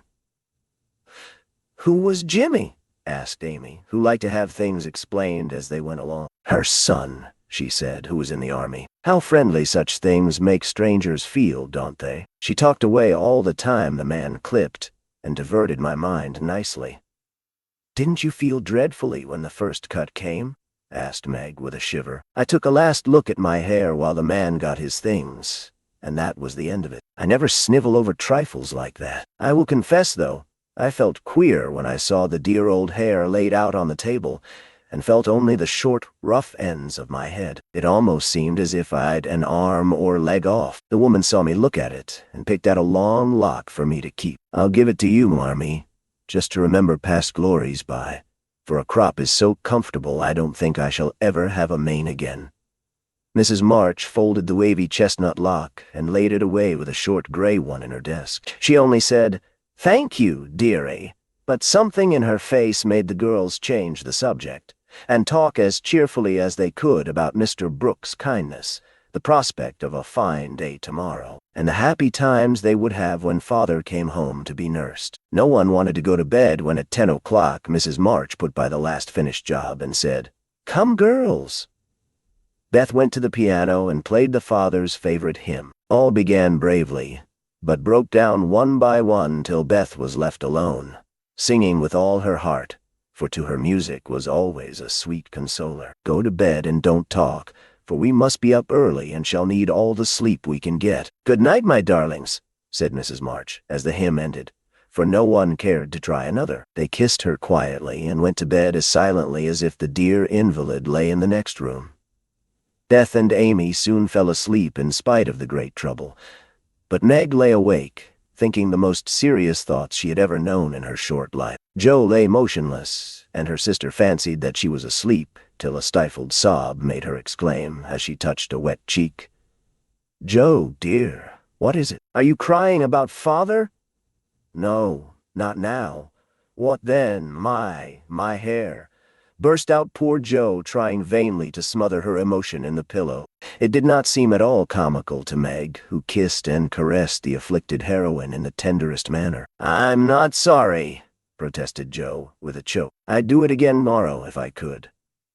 It's only the vain part of me that goes and cries in this silly way. Don't tell anyone, it's all over now. I thought you were asleep, so I just made a little private moan for my one beauty. How came you to be awake?" "I can't sleep, I'm so anxious," said Meg. "Think about something pleasant and you'll soon drop off. I tried it, but felt wider awake than ever." "What did you think of?" "Handsome faces. Eyes particularly," answered Meg, smiling to herself in the dark. "What color do you like best?" "Brown, that is, sometimes." "You are lovely," Jo laughed, and Meg sharply ordered her not to talk, then amiably promised to make her hair curl, and fell asleep to dream of living in her castle in the air. The clocks were striking midnight, and the rooms were very still as a figure glided quietly from bed to bed, smoothing a coverlet here, settling a pillow there, and pausing to look long and tenderly at each unconscious face, to kiss each with lips that mutely blessed, and to pray the fervent prayers which only mothers utter. As she lifted the curtain to look out into the dreary night, the moon broke suddenly from behind the clouds and shone upon her like a bright, benignant face which seemed to whisper in the silence, "Be comforted, dear soul. There is always light behind the clouds." Chapter 16, Letters. In the cold gray dawn, the sisters lit their lamp and read their chapter with an earnestness never felt before. For now the shadow of a real trouble had come. The little books were full of help and comfort, and as they dressed, they agreed to say goodbye cheerfully and hopefully, and send their mother on her anxious journey unsaddened by tears or complaints from them. Everything seemed very strange when they went down, so dim and still outside, so full of light and bustle within. Breakfast at that early hour seemed odd, and even Hannah's familiar face looked unnatural as she flew about her kitchen with her nightcap on. The big trunk stood ready in the hall. Mother's cloak and bonnet lay on the sofa, and Mother herself sat trying to eat, but looking so pale and worn with sleeplessness and anxiety that the girls found it very hard to keep their resolution. Meg's eyes kept filling in spite of herself. Jo was obliged to hide her face in the kitchen roller more than once, and the little girls wore a grave, troubled expression, as if sorrow was a new experience to them. Nobody talked much, but as the time drew very near and they sat waiting for the carriage, Mrs. March said to the girls, who were all busied about her, one folding her shawl, another smoothing out the strings of her bonnet, a third putting on her overshoes, and a fourth fastening up her traveling bag, "Children, I leave you to Hannah's care and Mr. Lawrence's protection. Hannah is faithfulness itself, and our good neighbor will guard you as if you were his own. I have no fears for you, yet I am anxious that you should take this trouble rightly. Don't grieve and fret when I am gone, or think that you can be idle and comfort yourselves by being idle and trying to forget. Go on with your work as usual, for work is a blessed solace. Hope and keep busy. And whatever happens, remember that you never can be fatherless. Ah, smother. Be patient, Joe. Don't get despondent or do rash things. Write to me often, and be my brave girl, ready to help and cheer all. Beth, comfort yourself with your music, and be faithful to the little home duties. And you, Amy, help all you can, be obedient, and keep Happy safe at home. We will, Mother. We will! The rattle of an approaching carriage made them all start and listen. That was the hard minute. But the girls stood it well. No one cried. No one ran away or uttered a lamentation, though their hearts were very heavy as they sent loving messages to Father, remembering, as they spoke, that it might be too late to deliver them. They kissed their mother quietly, clung about her tenderly, and tried to wave their hands cheerfully when she drove away. Laurie and his grandfather came over to see her off, and Mr. Brooke looked so strong and sensible and kind that the girls christened him Mr. Sweetheart on the spot.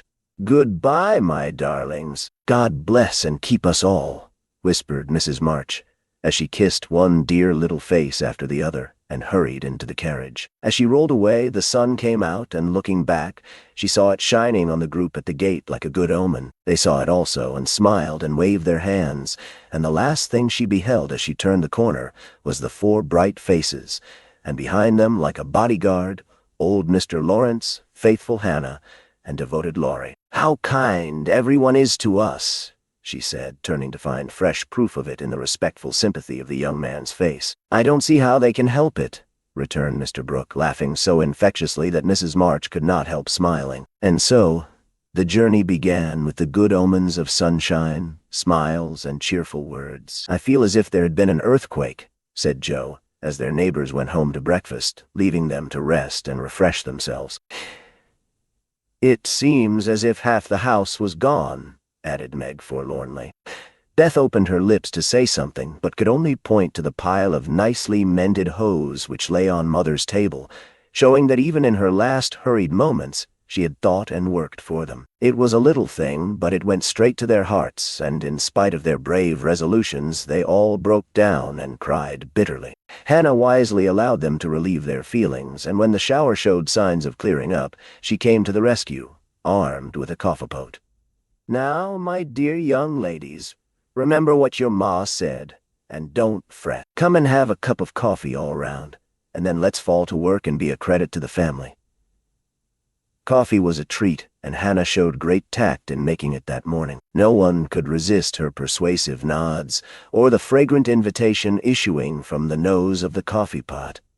They drew up to the table, exchanged their handkerchiefs for napkins, and in 10 minutes were all right again. Hope and keep busy, that's the motto for us, so let's see who will remember it best. I shall go to Aunt March, as usual. "Oh, won't she lecture, though?" said Joe, as she sipped with returning spirit.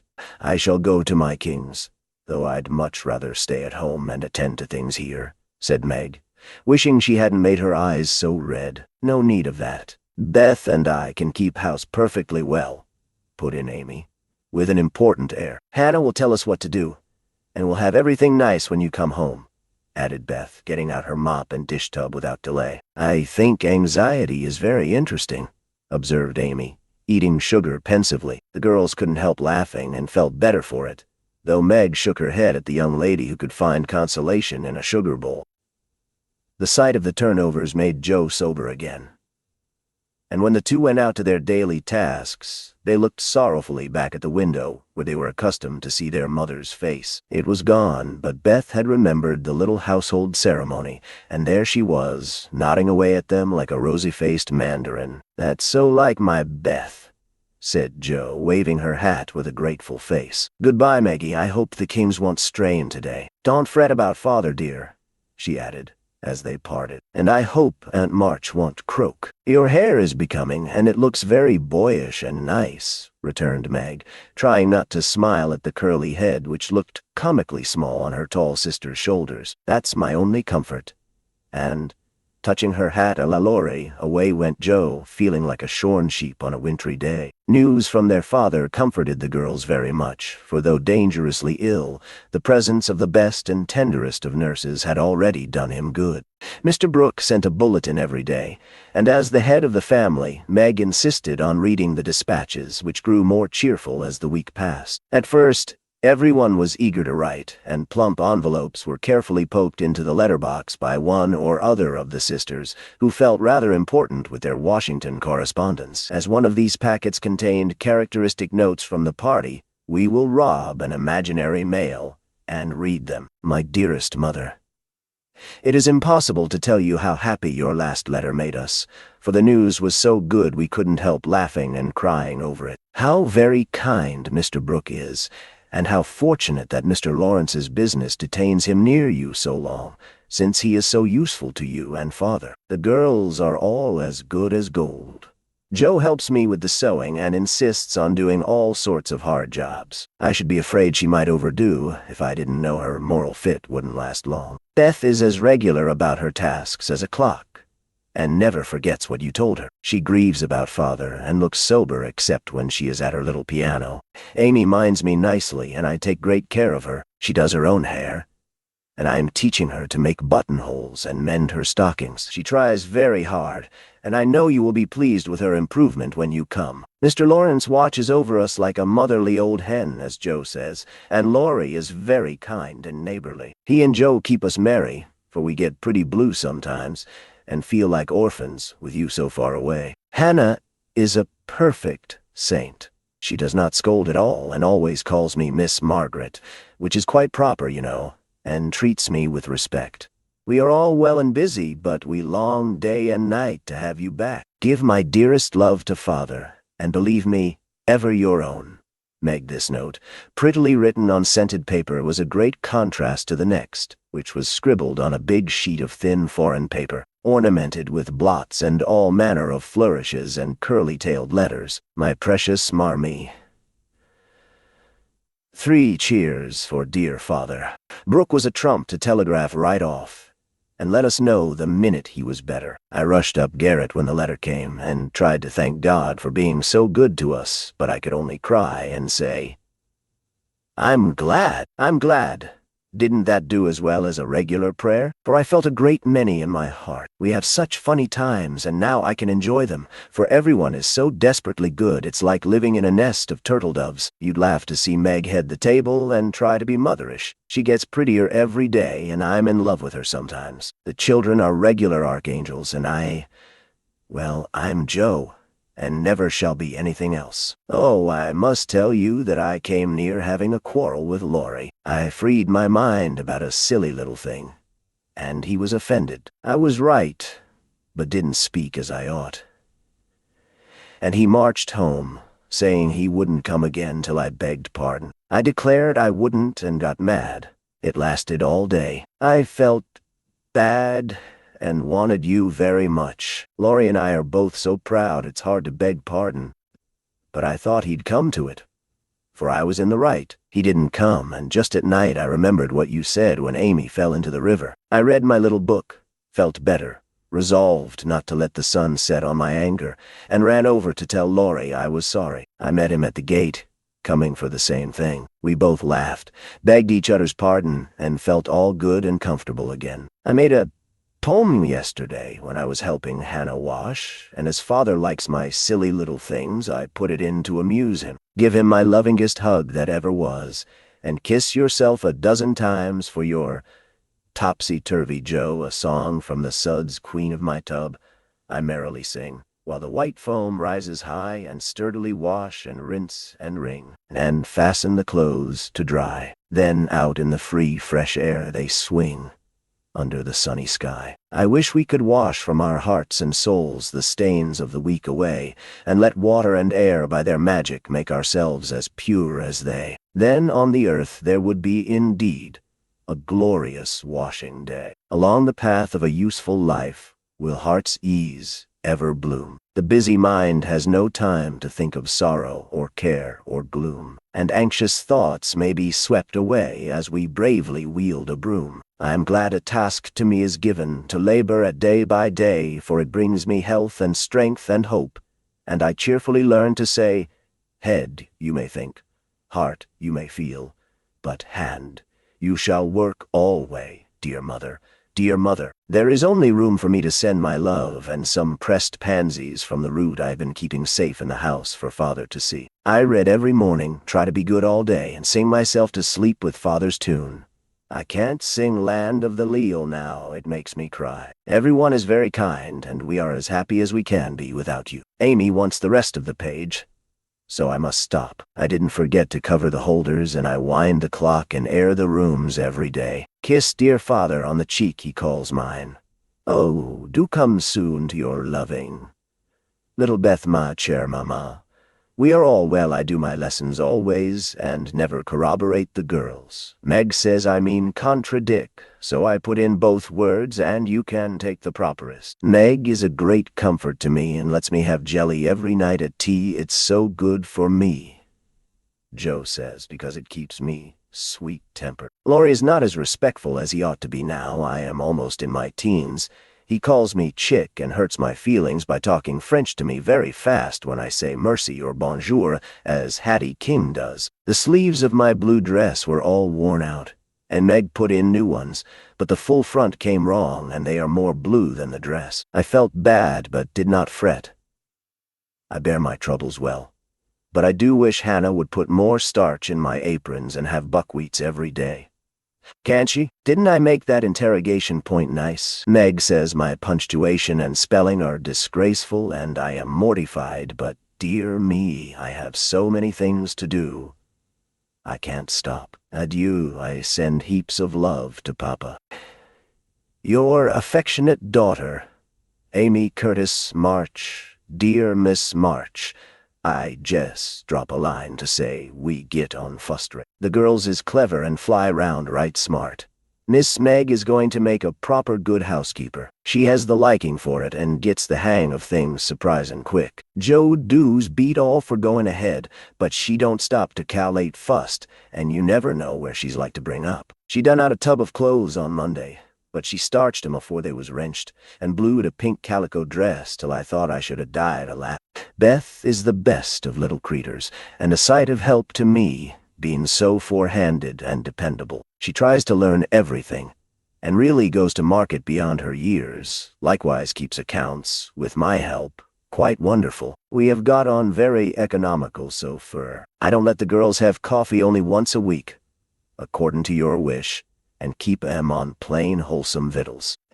Amy does well without frettin', wearin' her best clothes and eatin' sweet stuff. Mr. Laurie is as full of didos as usual, and turns the house upside down frequent, but he heartens the girls, so I let 'em have full swing. The old gentleman sends heaps of things, and is rather wearin', but means wall, and it ain't my place to say nothin'. My bread is riz, so no more at this time. I send my duty to Mr. March, and hope he's seen the last of his pneumonia. Yours respectful, Hannah Mullet, head nurse of Ward Number 2, all serene on the Rappahannock, troops in fine condition, commissary department well conducted, the home guard under Colonel Teddy always on duty. Commander-in-Chief General Lawrence reviews the Army daily. Quartermaster Mullet keeps order in camp, and Major Lyon does picket duty at night. A salute of 24 guns was fired on receipt of good news from Washington, and a dress parade took place at headquarters. Commander-in-Chief sends best wishes, in which he is heartily joined by Colonel Teddy. Dear Madam, the little girls are all well. Beth and my boy report daily. Hannah is a model servant, and guards pretty Meg like a dragon. Glad the fine weather holds. Pray make Brooke useful, and draw on me for funds if expenses exceed your estimate.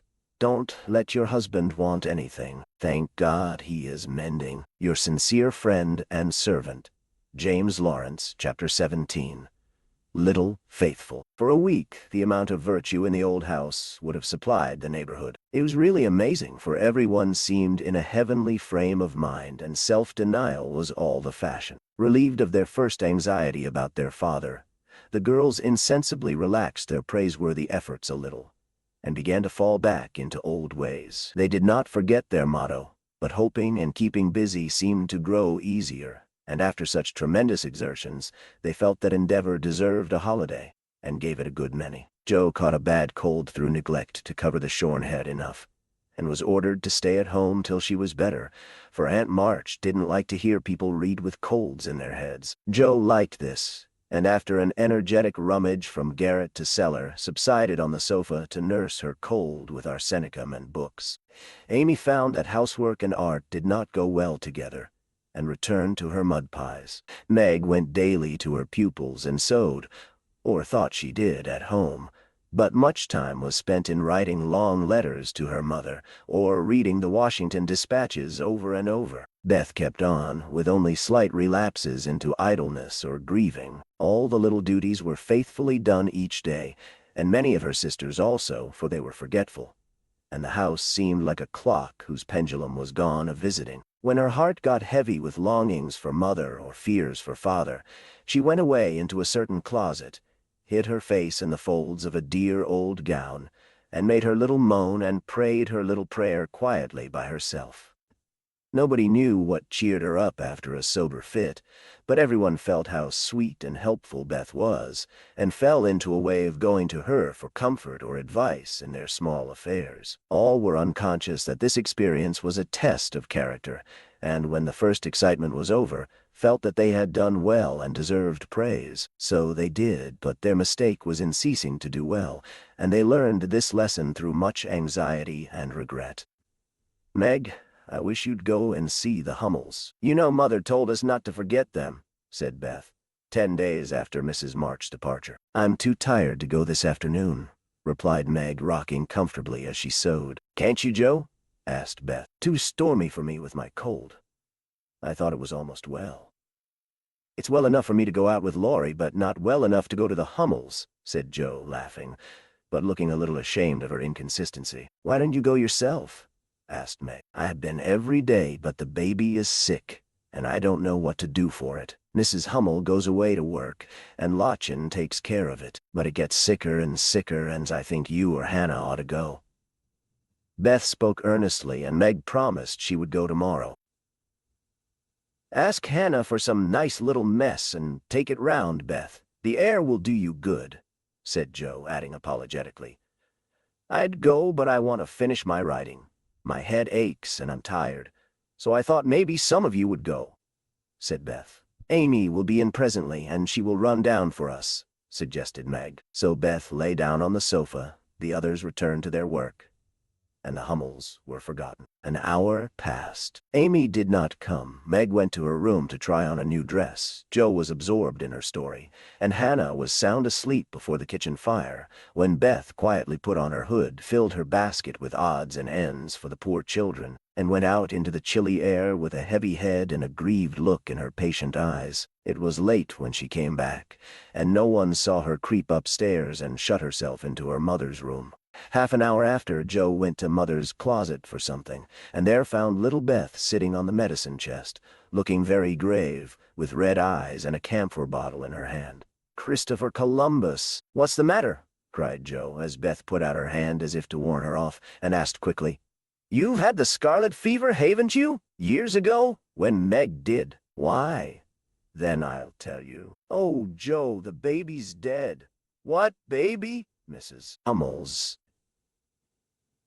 It died in my lap before she got home," cried Beth with a sob. "My poor dear, how dreadful for you." "I ought to have gone," said Joe, taking her sister in her arms as she sat down in her mother's big chair with a remorseful face. "It wasn't dreadful, Joe, only so sad. I saw in a minute it was sicker, but Lottchen said her mother had gone for a doctor, so I took baby and let Lottie rest. It seemed asleep, but all of a sudden it gave a little cry and trembled, and then lay very still. I tried to warm its feet, and Lottie gave it some milk, but it didn't stir, and I knew it was dead." "Don't cry, dear. What did you do?"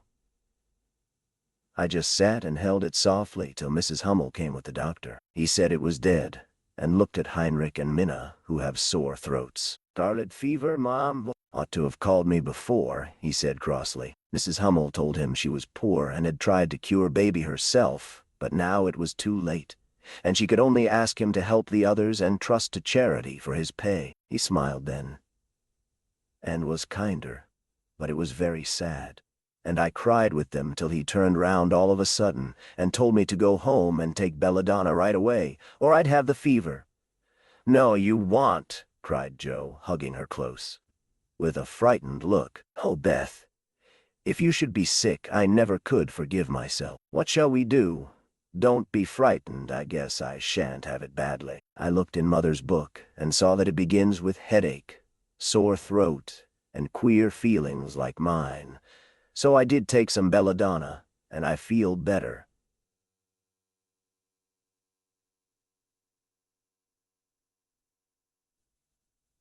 Said Beth, laying her cold hands on her hot forehead and trying to look well. "If Mother was only at home," exclaimed Joe, seizing the book and feeling that Washington was an immense way off. She read a page, looked at Beth, felt her head, peeped into her throat, and then said gravely, "You've been over the baby every day for more than a week, and among the others who are going to have it, so I'm afraid you are going to have it, Beth." "I'll call Hannah. She knows all about sickness. Don't let Amy come. She never had it, and I should hate to give it to her." "Can't you and Meg have it over again?"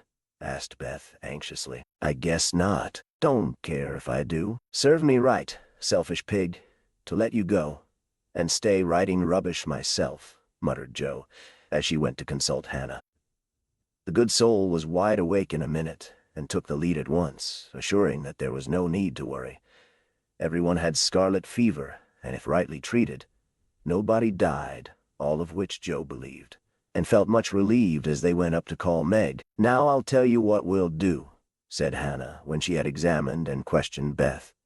"We will have Dr. Bangs just to take a look at you, dear, and see that we start right. Then we'll send Amy off to Aunt March for a spell, to keep her out of harm's way, and one of you girls can stay at home and amuse Beth for a day or two."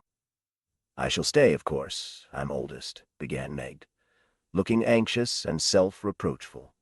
"I shall, because it's my fault she is sick. I told Mother I'd do the errands, and I haven't," said Joe decidedly. "Which will you have, Beth?" "There ain't no need of but one," aid Hannah. "Joe, please." And Beth leaned her head against her sister with a contented look, which effectually settled that point. "I'll go and tell Amy," said Meg, feeling a little hurt, yet rather relieved on the whole, for she did not like nursing, and Joe did. Amy rebelled outright, and passionately declared that she had rather have the fever than go to Aunt March. Meg reasoned, pleaded, and commanded, all in vain. Amy protested that she would not go, and Meg left her in despair to ask Hannah what should be done. Before she came back, Laurie walked into the parlor to find Amy sobbing, with her head in the sofa cushions. She told her story, expecting to be consoled, but Laurie only put his hands in his pockets and walked about the room, whistling softly, as he knit his brows in deep thought. Presently he sat down beside her and said, in his most wheedlesome tone, "Now be a sensible little woman, and do as they say. No, don't cry, but hear what a jolly plan I've got. You go to Aunt March's, and I'll come and take you out every day, driving or walking, and we'll have capital times. Won't that be better than moping here?" "I don't wish to be sent off as if I was in the way," began Amy, in an injured voice. "Bless your heart, child. It's to keep you well. You don't want to be sick, do you?" "No, I'm sure I don't, but I dare say I shall be, for I've been with Beth all the time." "That's the very reason you ought to go away at once, so that you may escape it. Change of air and care will keep you well, I dare say, or if it does not entirely, you will have the fever more lightly. I advise you to be off as soon as you can, for scarlet fever is no joke, miss. But it's dull at Aunt March, and she is so cross," said Amy, looking rather frightened. "It won't be dull with me popping in every day to tell you how Beth is, and take you out gallivanting. The old lady likes me, and I'll be as sweet as possible to her, so she won't peck at us, whatever we do. Will you take me out in the trotting wagon with Puck? On my honor as a gentleman. And come every single day? See if I don't. And bring me back the minute Beth is well, the identical minute. And go to the theater, truly. A dozen theaters if we may. Well, I guess I will. said Amy slowly. Good girl. Call Meg. And tell her you'll give in, said Laurie, with an approving pat, which annoyed Amy more than the giving in. Meg and Joe came running down to behold the miracle which had been wrought, and Amy, feeling very precious and self-sacrificing, promised to go, if the doctor said Beth was going to be ill. How is the little dear? Asked Laurie, for Beth was his especial pet, and he felt more anxious about her than he liked to show. She is lying down on Mother's bed and feels better. The baby's death troubled her, but I dare say she has only got cold. Hannah says she thinks so, but she looks worried, and that makes me fidgety, answered Meg. What a trying world it is, said Joe, rumpling up her hair in a fretful way. No sooner do we get out of one trouble than down comes another. There doesn't seem to be anything to hold on to when Mother's gone, so I'm all at sea. Well, don't make a porcupine of yourself. It isn't becoming. Settle your wig, Joe, and tell me if I shall telegraph to your mother or do anything, asked Laurie, who never had been reconciled to the loss of his friend's one beauty. That is what troubles me, said Meg. I think we ought to tell her if Beth is really ill, but Hannah says we mustn't, for Mother can't leave Father, and it will only make them anxious. Beth won't be sick long, and Hannah knows just what to do, and Mother said we were to mind her, so I suppose we must. But it doesn't seem quite right to me. Well, I can't say. Suppose you ask Grandfather after the doctor has been. We will. Joe, go and get Dr. Bangs at once, commanded Meg. We can't decide anything till he has been. Stay where you are, Joe. I'm errand boy to this establishment, said Laurie, taking up his cap. I'm afraid you are busy, began Meg. No, I've done my lessons for the day. Do you study in vacation time? Asked Joe. I follow the good example my neighbors set me, was Laurie's answer as he swung himself out of the room. I have great hopes for my boy, observed Joe, watching him fly over the fence with an approving smile. He does very well for a boy, was Meg's somewhat ungracious answer, for the subject did not interest her. Dr. Bangs came, said Beth had symptoms of the fever, but he thought she would have it lightly, though he looked sober over the Hummel story. Amy was ordered off at once, and provided with something to ward off danger, she departed in great state, with Joe and Laurie as escort. Aunt March received them with her usual hospitality. What do you want now? She asked, looking sharply over her spectacles, while the parrot, sitting on the back of her chair, called out, Go away! No boys allowed here. Laurie retired to the window, and Joe told her story. No more than I expected. If you are allowed to go poking about among poor folks, Amy can stay and make herself useful if she isn't sick, which I have no doubt she will be. Looks like it now. Don't cry, child. It worries me to hear people sniff. Amy was on the point of crying, but Laurie slyly pulled the parrot's tail, which caused Polly to utter an astonished croak and call out, Bless my boots, in such a funny way that she laughed instead. What do you hear from your mother? Asked the old lady gruffly. Father is much better, replied Joe, trying to keep sober. Oh, is he? Well, that won't last long, I fancy. March never had any stamina, was the cheerful reply. Ha, ha, never say die, take a pinch of snuff, goodbye, goodbye, squalled Polly, dancing on her perch and clawing at the old lady's cap as Laurie tweaked him in the rear. Hold your tongue, you disrespectful old bird. And, Joe, you'd better go at once. It isn't proper to be gadding about so late with a rattle-pated boy like— Hold your tongue, you disrespectful old bird, cried Polly, tumbling off the chair with a bounce and running to peck the rattle-pated boy, who was shaking with laughter at the last speech. I don't think I can bear it, but I'll try, thought Amy, as she was left alone with Aunt March. Get along, you fright, screamed Polly, and at that rude speech Amy could not restrain a sniff. Chapter 18. Dark Days. Beth did have the fever, and was much sicker than anyone but Hannah and the doctor suspected. The girls knew nothing about illness, and Mr. Lawrence was not allowed to see her, so Hannah had everything her own way, and busy Dr. Bangs did his best, but left a good deal to the excellent nurse. Meg stayed at home, lest she should infect the Kings, and kept house, feeling very anxious and a little guilty when she wrote letters in which no mention was made of Beth's illness. She could not think it right to deceive her mother, but she had been bidden to mind Hannah, and Hannah wouldn't hear of Mrs. Marchbine told, and worried just for a trifle. Jo devoted herself to Beth day and night, not a hard task, for Beth was very patient, and bore her pain uncomplainingly as long as she could control herself. But there came a time when during the fever fits she began to talk in a hoarse, broken voice, to play on the coverlet as if on her beloved little piano, and try to sing with a throat so swollen that there was no music left. A time when she did not know the familiar faces around her, but addressed them by wrong names and called imploringly for her mother. Then Jo grew frightened. Meg begged to be allowed to write the truth, and even Hannah said she would think of it, though there was no danger yet. A letter from Washington added to their trouble, for Mr. March had had a relapse and could not think of coming home for a long while. How dark the days seemed now, how sad and lonely the house, and how heavy were the hearts of the sisters as they worked and waited, while the shadow of death hovered over the once happy home. Then it was that Margaret, sitting alone with tears dropping often on her work, felt how rich she had been in things more precious than any luxuries money could buy.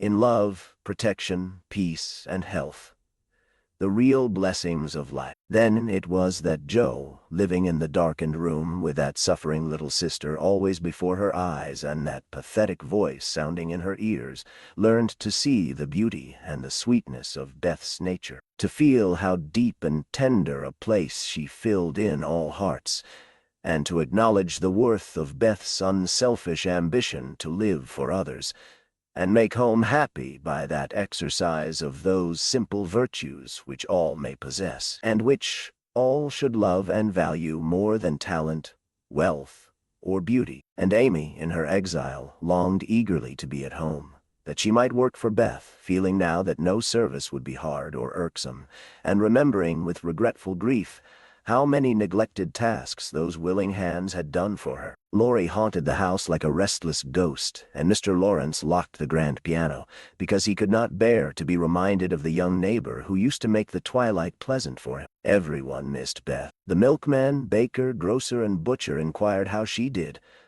Poor Mrs. Hummel came to beg pardon for her thoughtlessness, and to get a shroud for Minna. The neighbors sent all sorts of comforts and good wishes, and even those who knew her best were surprised to find how many friends shy little Beth had made. Meanwhile, she lay on her bed with old Joanna at her side, for even in her wanderings she did not forget her forlorn protege. She longed for her cats, but would not have them brought, lest they should get sick, and in her quiet hours she was full of anxiety about Jo. She sent loving messages to Amy, bade them tell her mother that she would write soon, and often begged for pencil and paper to try to say a word, that father might not think she had neglected him.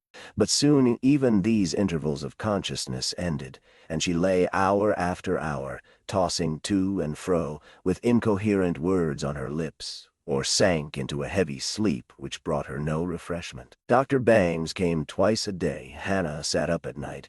Meg kept a telegram in her desk, all ready to send off at any minute, and Jo never stirred from Beth's side. The 1st of December was a wintry day indeed to them, for a bitter wind blew, snow fell fast, and the year seemed getting ready for its death. When Dr. Bangs came that morning, he looked long at Beth, held the hot hand in both his own for a minute, and laid it gently down, saying in a low voice to Hannah, "If Mrs. March can leave her husband, she'd better be sent for." Hannah nodded without speaking, for her lips twitched nervously. Meg dropped down into a chair as the strength seemed to go out of her limbs at the sound of those words, and Jo, standing with a pale face for a minute, ran to the parlor, snatched up the telegram, and throwing on her things, rushed out into the storm. She was soon back, and while noiselessly taking off her cloak, Laurie came in with a letter saying that Mr. March was mending again. Jo read it thankfully, but the heavy weight did not seem lifted off her heart, and her face was so full of misery that Laurie asked quickly, "What is it? Is Beth worse?" "I've sent for Mother," said Joe, tugging at her rubber boots with a tragic expression. Good for you, Joe. Did you do it on your own responsibility? Asked Laurie, as he seated her in the hall chair and took off the rebellious boots, seeing how her hands shook. No.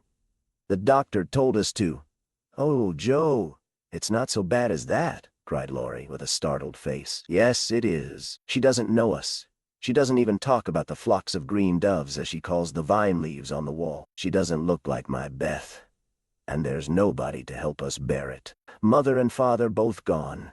And God seems so far away I can't find him. As the tears streamed fast down poor Joe's cheeks, she stretched out her hand in a helpless sort of way, as if groping in the dark, and Laurie took it in his, whispering as well as he could with a lump in his throat, I'm here. Hold on to me, Joe, dear.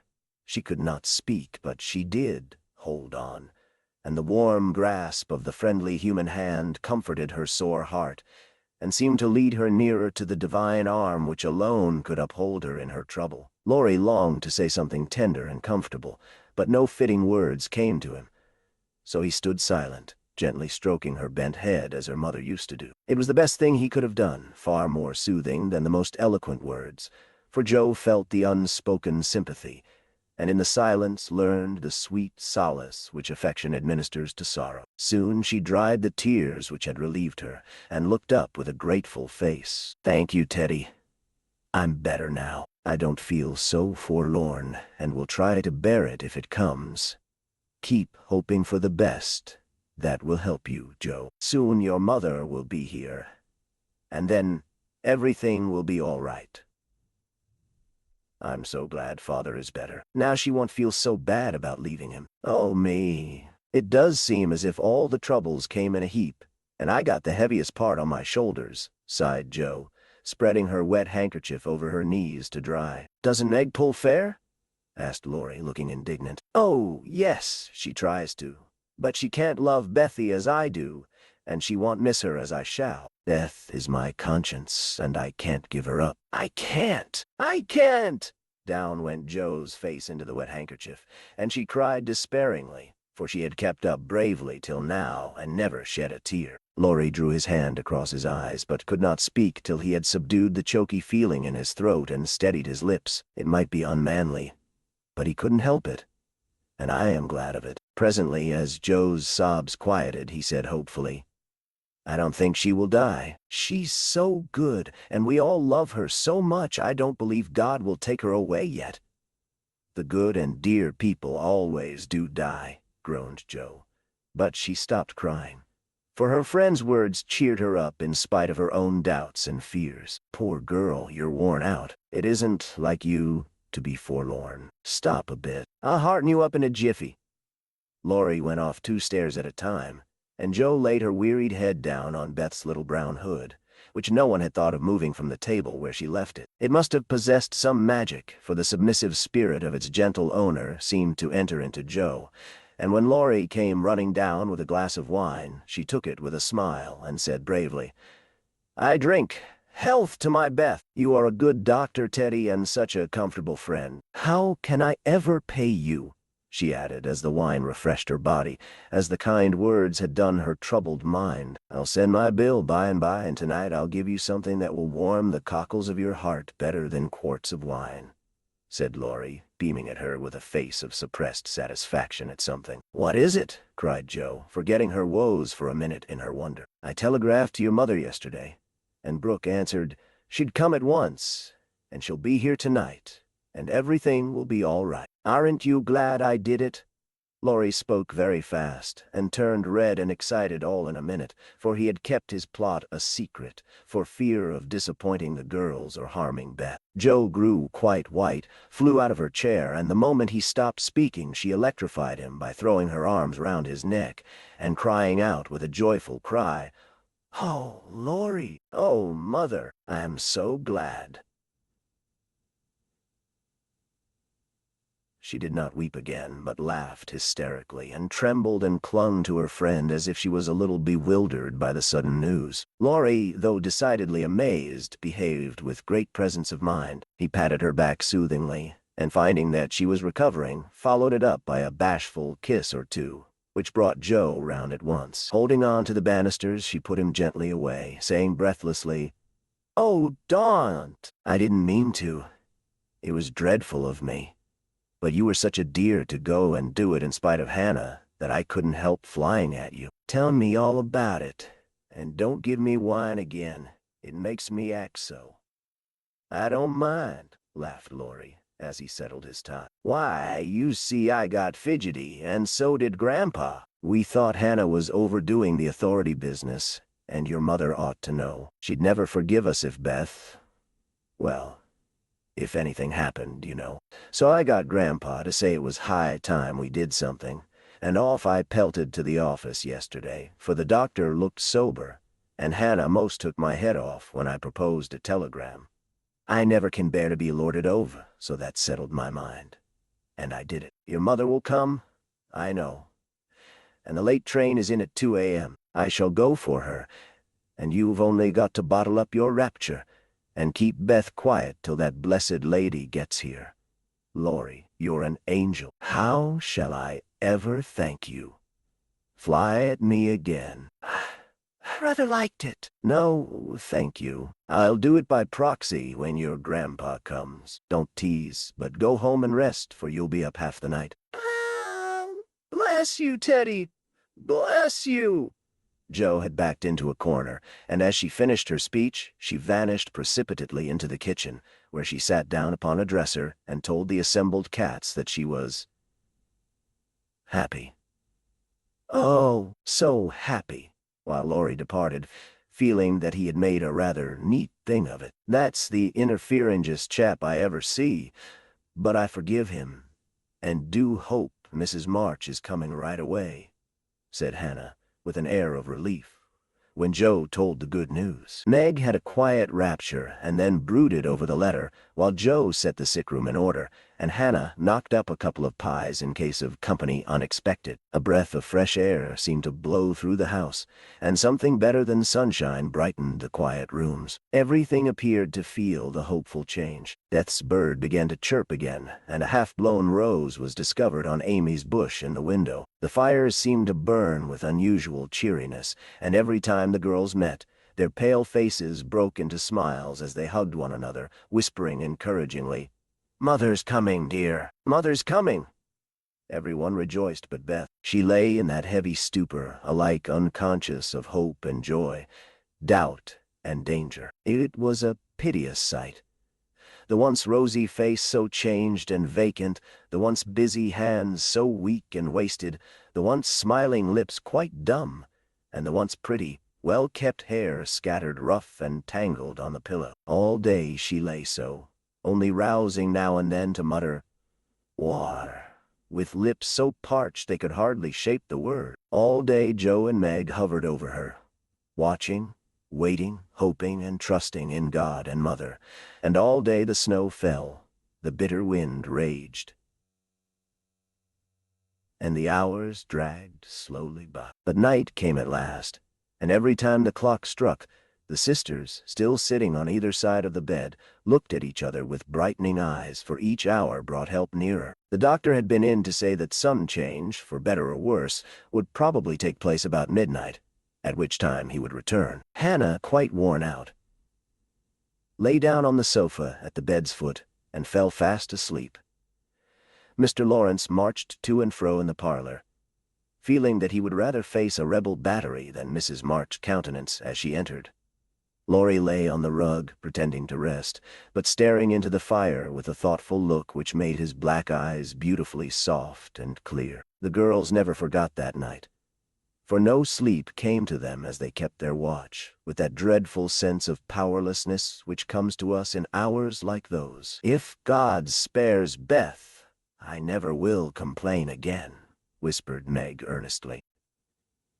"If God spares Beth, I'll try to love and serve him all my life," answered Joe with equal fervor. I wish I had no heart. It aches so," sighed Meg after a pause. "If life is often as hard as this, I don't see how we ever shall get through it," added her sister despondently. Here the clock struck 12, and both forgot themselves in watching Beth, for they fancied a change passed over her wan face. The house was still as death, and nothing but the wailing of the wind broke the deep hush. Weary Hannah slept on, and no one but the sisters saw the pale shadow which seemed to fall upon the little bed. An hour went by, and nothing happened except Laurie's quiet departure for the station. Another hour.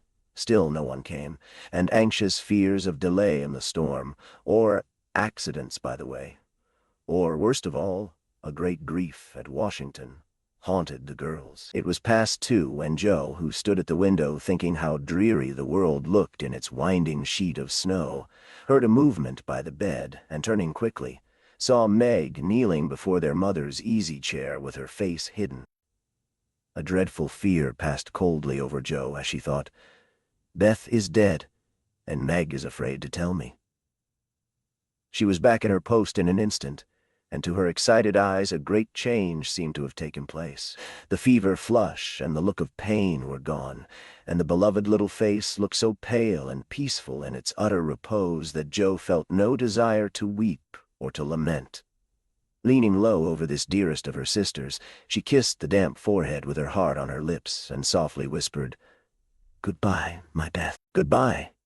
As if awaked by the stir, Hannah started out of her sleep, hurried to the bed, looked at Beth, felt her hands, listened at her lips, and then, throwing her apron over her head, sat down to rock to and fro, exclaiming under her breath, "The fever's turned, she's sleepin' natural, her skin's damp, and she breathes easy. Praise be given, oh my goodness me."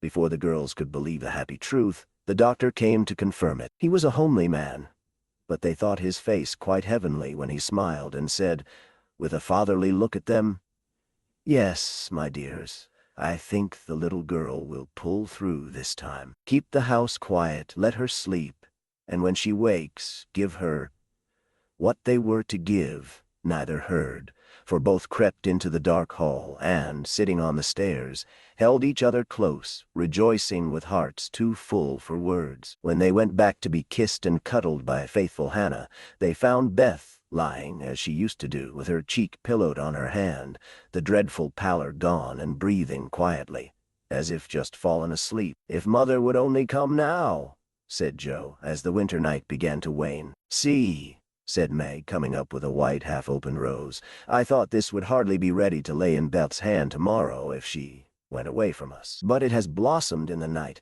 and now I mean to put it in my vase here, so that when the darling wakes, the first thing she sees will be the little rose. And Mother's face. Never had the sun risen so beautifully, and never had the world seemed so lovely as it did to the heavy eyes of Meg and Joe as they looked out in the early morning, when their long, sad vigil was done. "It looks like a fairy world," said Meg, smiling to herself as she stood behind the curtain, watching the dazzling sight. "Hark!" cried Joe, starting to her feet. Yes, there was a sound of bells at the door below, a cry from Hannah, and then Laurie's voice saying in a joyful whisper, "Girls, she's come! She's come!" Chapter 19. Amy's Will. While these things were happening at home, Amy was having hard times at Aunt March. She felt her exile deeply, and for the first time in her life realized how much she was beloved and petted at home. Aunt March never petted anyone. She did not approve of it, but she meant to be kind, for the well-behaved little girl pleased her very much, and Aunt March had a soft place in her old heart for her nephew's children. Though she didn't think it proper to confess it, she really did her best to make Amy happy, but, dear me, what mistakes she made.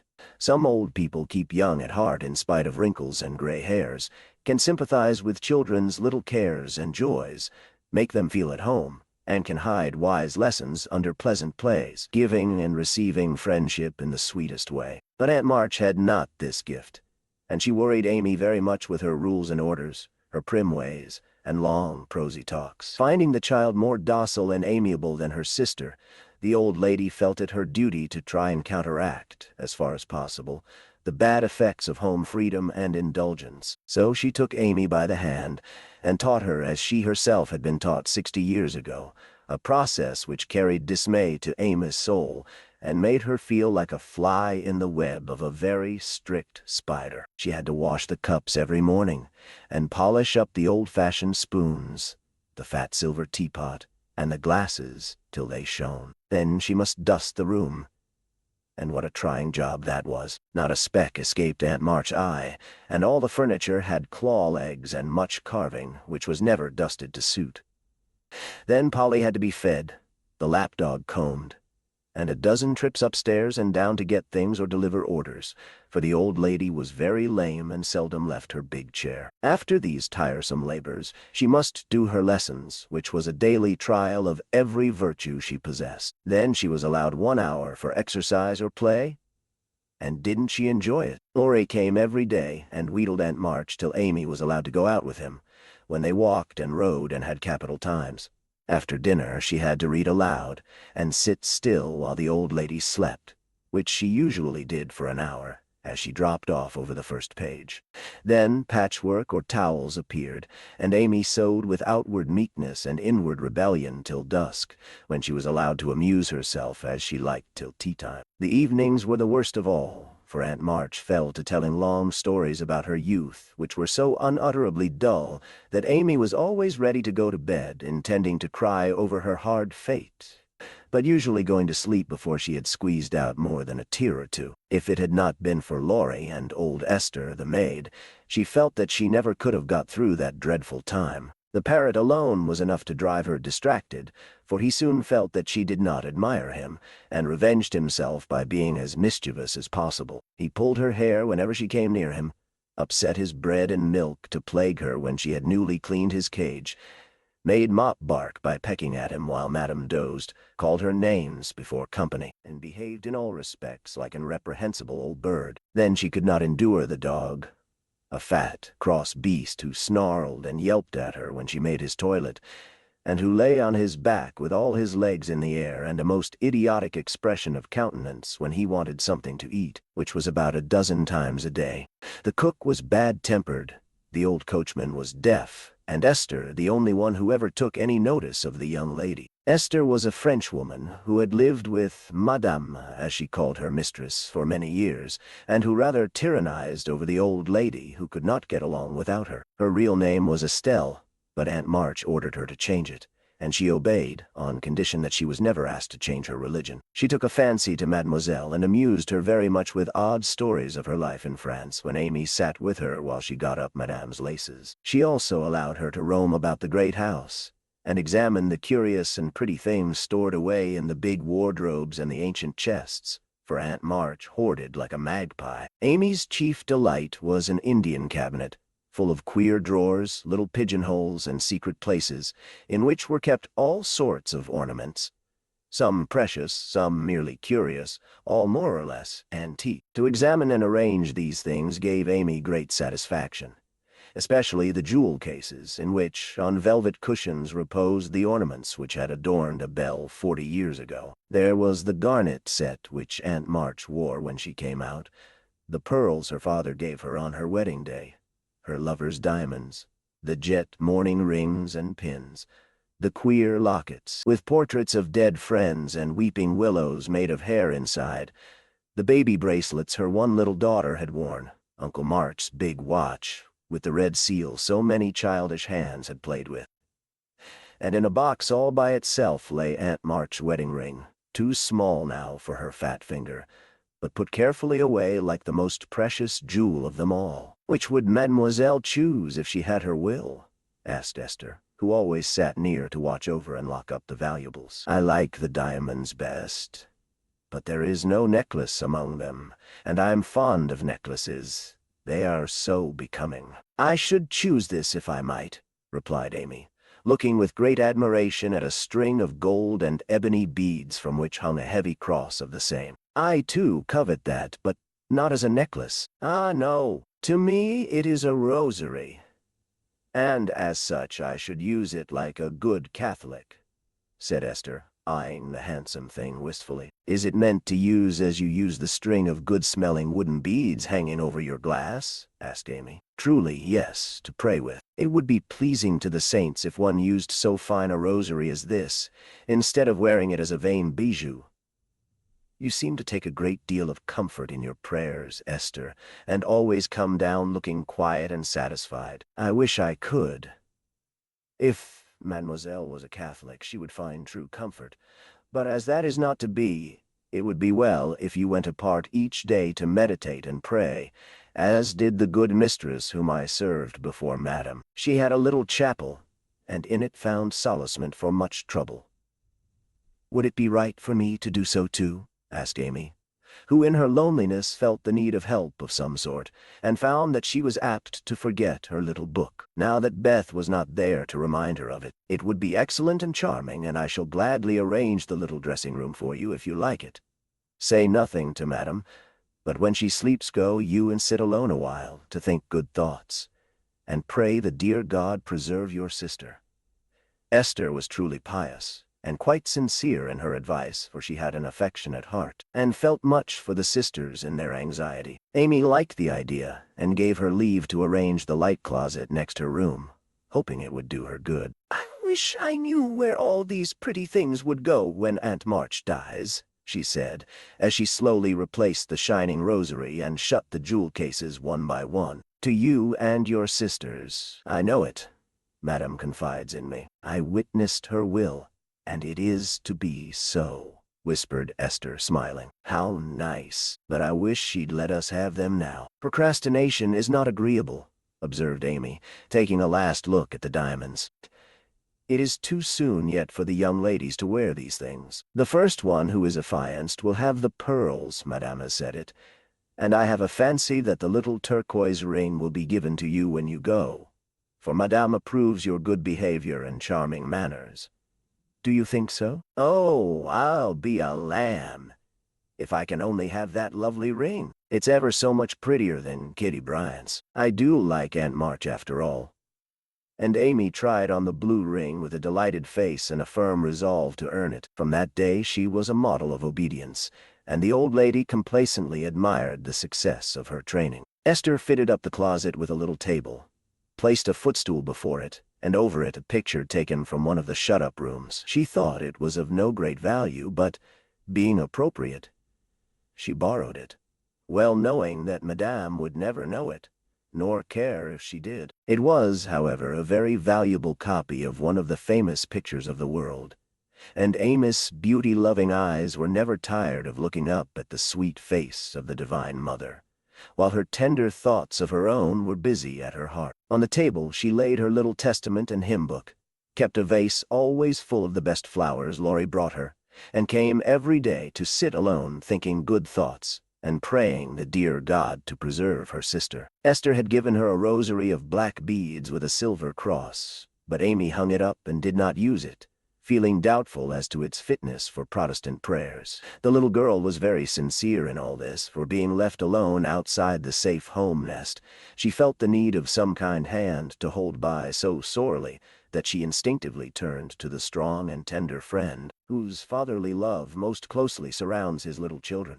She missed her mother's help to understand and rule herself, but having been taught where to look, she did her best to find the way and walk in it confidingly. But Amy was a young pilgrim, and just now her burden seemed very heavy. She tried to forget herself, to keep cheerful, and be satisfied with doing right, though no one saw or praised her for it. In her first effort at being very, very good, she decided to make her will, as Aunt March had done, so that if she did fall ill and die, her possessions might be justly and generously divided. It cost her a pang even to think of giving up the little treasures which in her eyes were as precious as the old lady's jewels. During one of her play hours she wrote out the important document as well as she could, with some help from Esther as to certain legal terms, and when the good-natured Frenchwoman had signed her name, Amy felt relieved and elated by to show Laurie, whom she wanted as a second witness. As it was a rainy day, she went upstairs to amuse herself in one of the large chambers, and took Polly with her for company. In this room there was a wardrobe full of old-fashioned costumes with which Esther allowed her to play, and it was her favorite amusement to array herself in the faded brocades, and parade up and down before the long mirror, making stately curtsies, and sweeping her train about with a rustle which delighted her ears. So busy was she on this day that she did not hear Laurie's ring, nor see his face peeping in at her as she gravely promenaded to and fro, flirting her fan and tossing her head, on which she wore a great pink turban, contrasting oddly with her blue brocade dress and yellow quilted petticoat. She was obliged to walk carefully, for she had on high-heeled shoes, and, as Laurie told Joe afterward, it was a comical sight to see her mince along in her gay suit, with Polly sidling and bridling just behind her, imitating her as well as he could, and occasionally stopping to laugh or exclaim, "Ain't we fine? Get along, you fright. Hold your tongue. Kiss me, dear. Ha!" Having with difficulty restrained an explosion of merriment, lest it should offend Her Majesty, Laurie tapped and was graciously received. "Sit down and rest while I put these things away. Then I want to consult you about a very serious matter," said Amy, when she had shown her splendor and driven Polly into a corner. "That bird is the trial of my life," she continued, removing the pink mountain from her head, while Laurie seated himself astride a chair. "Yesterday, when Aunt was asleep and I was trying to be as still as a mouse, Polly began to squall and flap about in his cage, so I went to let him out, and found a big spider there. I poked it out, and it ran under the bookcase. Polly marched straight after it, stooped down and peeped under the bookcase, saying, in his funny way, with a cock of his eye, 'Come out and take a walk, my dear.' I couldn't help laughing, which made Pole swear, and Aunt woke up and scolded us both." "Did the spider accept the old fellow's invitation?" asked Laurie, yawning. "Yes, out it came, and away ran Polly, frightened to death, and scrambled up on Aunt's chair, calling out, 'Catch her! Catch her! Catch her!' as I chased the spider. That's a lie." "Oh, Lor!" cried the parrot, pecking at Laurie's toes. "I'd wring your neck if you were mine, you old torment," cried Laurie, shaking his fist at the bird, who put his head on one side and gravely croaked, "Hallelujah! Bless your buttons, dear." "Now I'm ready," said Amy, shutting the wardrobe and taking a piece of paper out of her pocket. "I want you to read that, please, and tell me if it is legal and right. I felt I ought to do it, for life is uncertain, and I don't want any ill feeling over my tomb." Laurie bit his lips, and turning a little from the pensive speaker, read the following document with praiseworthy gravity, considering the spelling.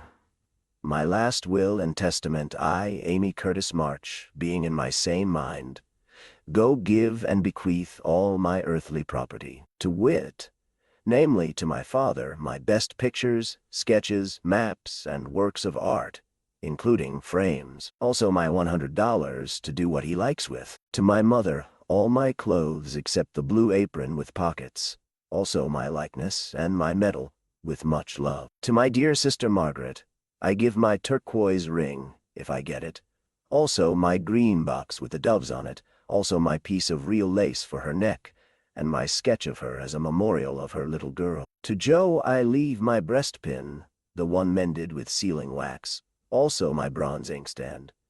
She lost the cover. And my most precious plaster rabbit, because I am sorry I burned up her story.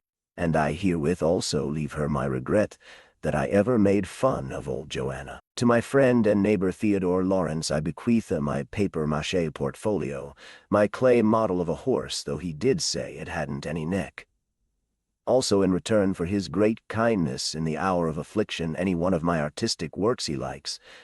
Notre Dame is the best. To our venerable benefactor, Mr. Lawrence Afference, I leave my purple box with a looking-glass and the cover, which will be nice for his pens, and remind him of the departed girl who thanks him for his favors to her family, especially Beth. I wish my favorite playmate, Kitty Bryant, to have the blue silk apron and my gold bead ring with a kiss.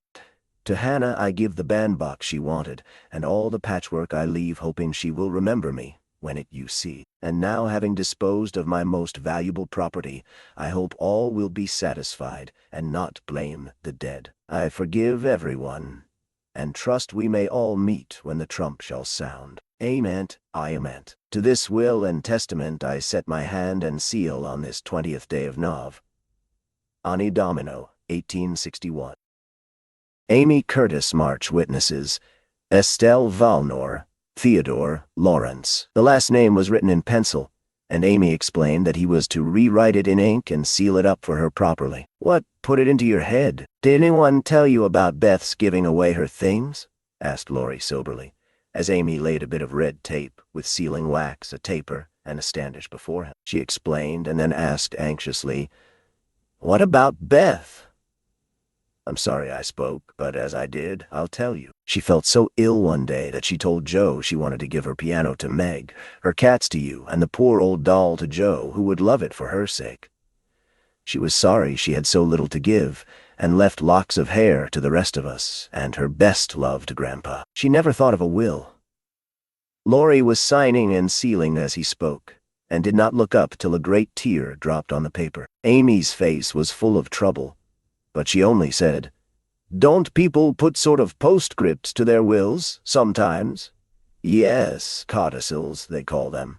Put one in mine, then, that I wish all my curls cut off, and given round to my friends. I forgot it, but I want it done, though it will spoil my looks," Laurie added it, smiling at Amy's last and greatest sacrifice. Then he amused her for an hour and was much interested in all her trials. But when he came to go, Amy held him back to whisper with trembling lips, "Is there really any danger about Beth?" "I'm afraid there is. But we must hope for the best. So don't cry, dear." And Laurie put his arm about her with a brotherly gesture which was very comforting. When he had gone, she went to her little chapel, and sitting in the twilight, prayed for Beth, with streaming tears and an aching heart, feeling that 1,000,000 turquoise rings would not console her for the loss of her gentle little sister. Chapter 20. Confidential. I don't think I have any words in which to tell the meeting of the mother and daughters. Such hours are beautiful to live, but very hard to describe, so I will leave it to the imagination of my readers, merely saying that the house was full of genuine happiness, and that Meg's tender hope was realized. For when Beth woke from that long, healing sleep, the first objects on which her eyes fell were the little Rose and mother's face. Too weak to wonder at anything, she only smiled and nestled close in the loving arms about her, feeling that the hungry longing was satisfied at last. Then she slept again, and the girls waited upon their mother, for she would not unclasp the thin hand which clung to hers even in sleep. Hannah had dished up an astonishing breakfast for the traveler, finding it impossible to vent her excitement in any other way, and Meg and Joe fed their mother like dutiful young storks, while they listened to her whispered account of father's state. Mr. Brooks promised to stay and nurse him, the delays which the storm occasioned on the homeward journey, and the unspeakable comfort Laurie's hopeful face had given her when she arrived, worn out with fatigue, anxiety, and cold. What a strange yet pleasant day that was, so brilliant and gay without, for all the world seemed abroad to welcome the first snow. So quiet and reposeful within, for everyone slept, spent with watching, and a Sabbath stillness reigned through the house, while nodding Hannah mounted guard at the door. With a blissful sense of burdens lifted off, Meg and Joe closed their weary eyes and lay at rest, like storm-beaten boats safe at anchor in a quiet harbor.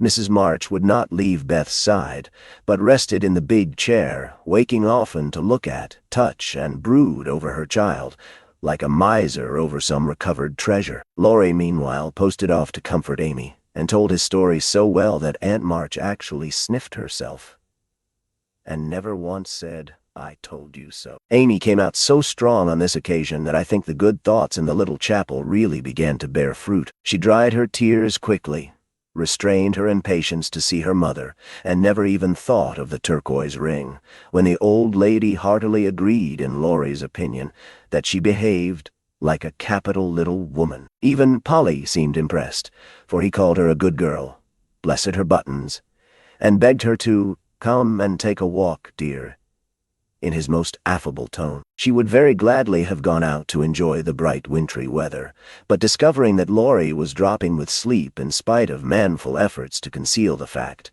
she persuaded him to rest on the sofa, while she wrote a note to her mother. She was a long time about it, and when she returned, he was stretched out with both arms under his head, sound asleep, while Aunt March had pulled down the curtains and sat doing nothing in an unusual fit of benignity. After a while, they began to think he was not going to wake up till night, and I'm not sure that he would. Had he not been effectually roused by Amy's cry of joy at sight of her mother? There probably were a good many happy little girls in and about the city that day, but it is my private opinion that Amy was the happiest of all when she sat in her mother's lap and told her trials, receiving consolation and compensation in the shape of approving smiles and fond caresses. They were alone together in the chapel, to which her mother did not object when its purpose was explained to her. On the contrary, I like it very much, dear, looking from the dusty rosary to the well-worn little book and the lovely picture with its garland of evergreen. It is an excellent plan to have some place where we can go to be quiet when things vex or grieve us. There are a good many hard times in this life of ours, but we can always bear them if we ask help in the right way. I think my little girl is learning this. Yes, Mother, and when I go home, I mean to have a corner in the big closet to put my books and the copy of that picture which I've tried to make. The woman's face is not good, it's too beautiful for me to draw, but the baby is done better, and I love it very much. I like to think he was a little child once, for then I don't seem so far away, and that helps me. As Amy pointed to the smiling Christ child on his mother's knee, Mrs. March saw something on the lifted hand that made her smile. She said nothing, but Amy understood the look, and after a minute's pause, she added gravely, "I wanted to speak to you about this, but I forgot it. Aunt gave me the ring today. She called me to her and kissed me and put it on my finger and said I was a credit to her, and she'd like to keep me always. She gave that funny guard to keep the turquoise on, as it's too big. I'd like to wear them, Mother, can I? They are very pretty, but I think you're rather too young for such ornaments, Amy," said Mrs. March, looking at the plump little hand with the band of sky-blue stones on the forefinger, and the quaint guard formed of two tiny golden hands clasped together. "I'll try not to be vain," said Amy. "I don't think I like it only because it's so pretty, but I want to wear it as the girl in the story wore her bracelet to remind me of something." "Do you mean Aunt March?" asked her mother, laughing. "No, to remind me not to be selfish." Amy looked so earnest and sincere about it that her mother stopped laughing and listened respectfully to the little plan. "I've thought a great deal lately about my bundle of naughties, and being selfish is the largest one in it, so I'm going to try hard to cure it if I can. Beth isn't selfish, and that's the reason everyone loves her and feels so bad at the thoughts of losing her. People wouldn't feel so bad about me if I was sick, and I don't deserve to have them. But I'd like to be loved and missed by a great many friends. So I'm going to try and be like Beth all I can. I'm apt to forget my resolutions, but if I had something always about me to remind me, I guess I should do better. May we try this way?" "Yes, but I have more faith in the corner of the big closet. Wear your ring, dear, and do your best. I think you will prosper, for the sincere wish to be good is half the battle. Now I must go back to Beth. Keep up your heart, little daughter, and we will soon have you home again." That evening, while Meg was writing to her father to report the traveler's safe arrival, Jo slipped upstairs into Beth's room, and finding her mother in her usual place, stood a minute twisting her fingers in her hair, with a worried gesture and an undecided look. "What is it, dearie?" asked Mrs. March, holding out her hand, with a face which invited confidence. "I want to tell you something, Mother, about Meg." "How quickly you guessed." "Yes, it's about her, and though it's a little thing, it fidgets me. Beth is asleep. Speak low, and tell me all about it." "That Moffat hasn't been here, I hope?" asked Mrs. March rather sharply. "No, I should have shut the door in his face if he had," said Jo, settling herself on the floor at her mother's feet. "Last summer Meg left a pair of gloves over at the Lawrences, and only one was returned. We forgot about it, till Teddy told me that Mr. Brooke owned that he liked Meg, but didn't dare say so. She was so young, and he so poor. Now isn't it a dreadful state of things? Do you think Meg cares for him?" asked Mrs. March with an anxious look. "Mercy me, I don't know anything about love and such nonsense," cried Jo, with a funny mixture of interest and contempt. In novels, the girls show it by starting and blushing, fainting away, growing thin, and acting like fools. Now Meg does not do anything of the sort. She eats and drinks and sleeps like a sensible creature. She looks straight in my face when I talk about that man, and only blushes a little bit when Teddy jokes about lovers. I forbid him to do it, but he doesn't mind me as he ought. Then you fancy that Meg is not interested in John? Who? Cried Joe, staring. Mr. Brooke. I call him John now. We fell into the way of doing so at the hospital, and he likes it. Oh, dear. I know you'll take his part. He's been good to Father, and you won't send him away, but let Meg marry him if she wants to. Mean thing. To go petting Papa and helping you, just to wheedle you into liking him. And Joe pulled her hair again with a wrathful tweak. My dear, don't get angry about it, and I will tell you how it happened. John went with me at Mr. Lawrence's request, and was so devoted to poor Father that we couldn't help getting fond of him. He was perfectly open and honorable about Meg, for he told us he loved her, but would earn a comfortable home before he asked her to marry him. He only wanted our leave to love her and work for her, and the right to make her love him if he could. He's a truly excellent young man, and we could not refuse to listen to him, but I will not consent to Meg's engaging herself so young. It would be idiotic. I knew there was mischief brewing. I felt it, and now it's worse than I imagined. I just wish I could marry Meg myself, and keep her safe in the family. This odd arrangement made Mrs. March smile, but she said gravely, Joe, I confide in you and don't wish you to say anything to Meg yet.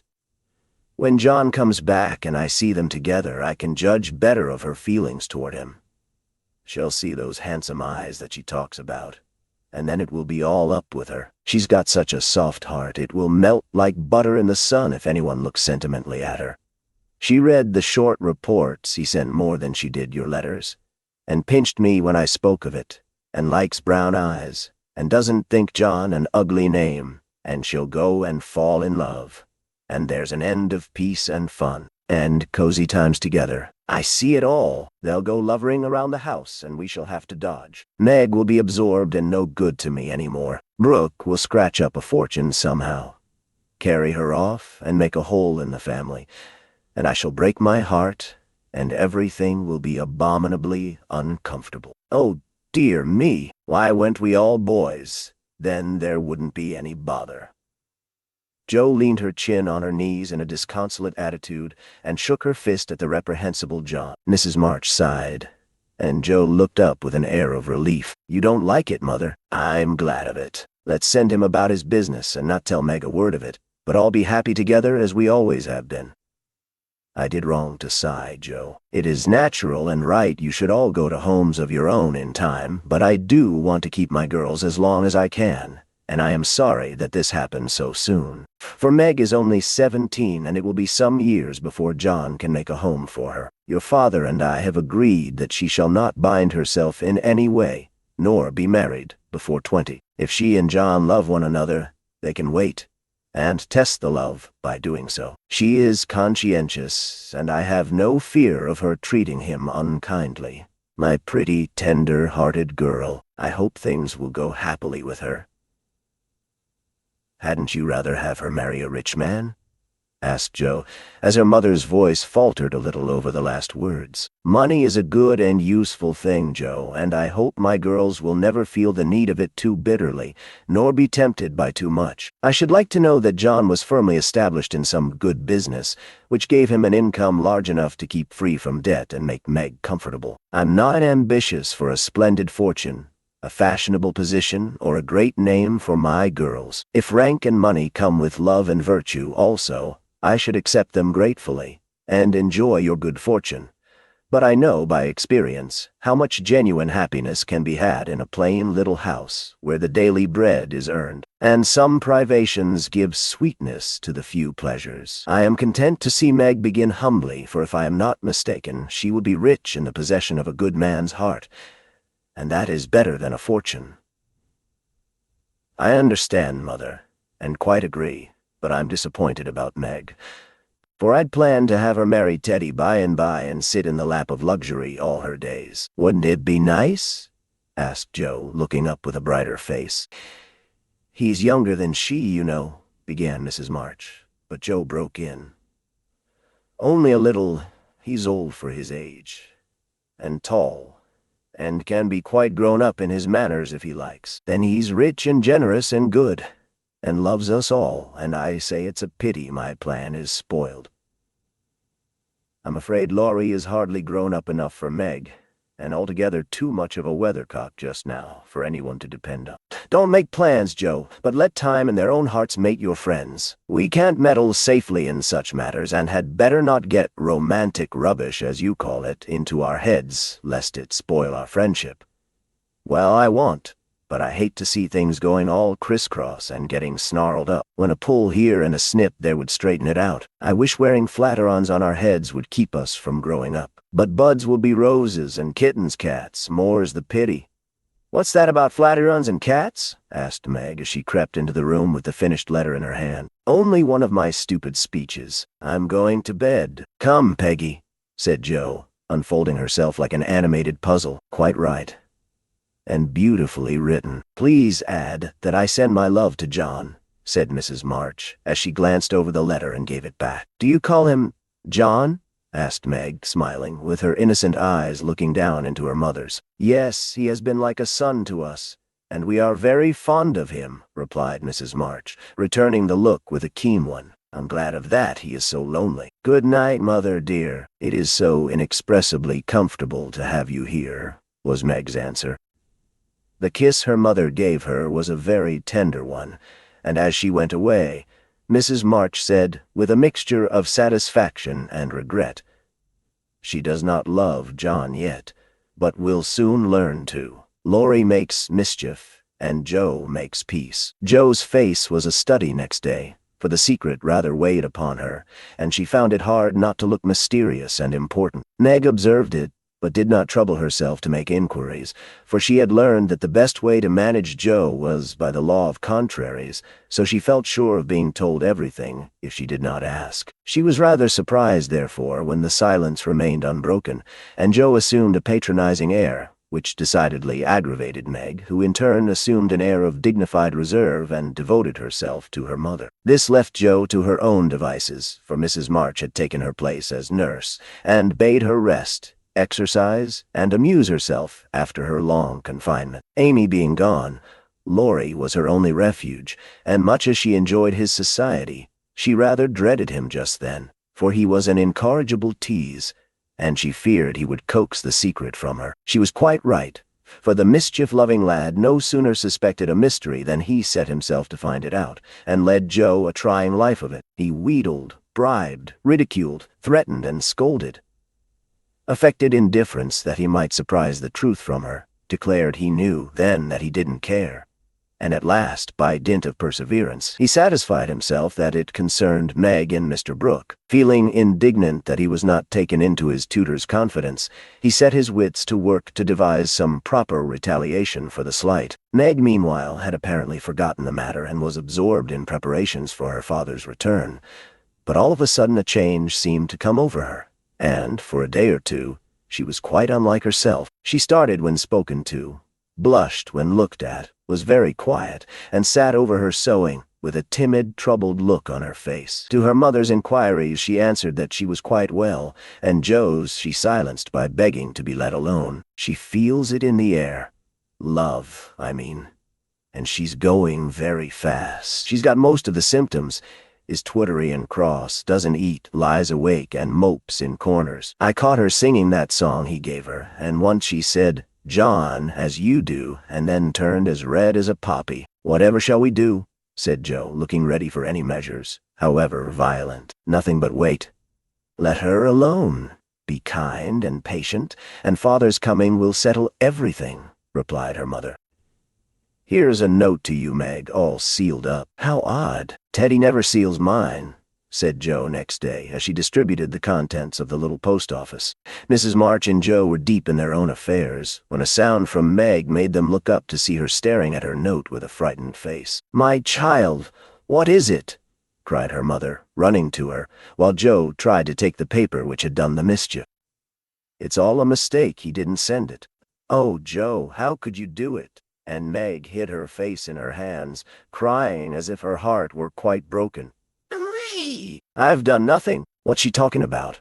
cried Joe, bewildered. Meg's mild eyes kindled with anger as she pulled a crumpled note from her pocket and threw it at Joe, saying reproachfully, "You wrote it, and that bad boy helped you. How could you be so rude, so mean, and cruel to us both?"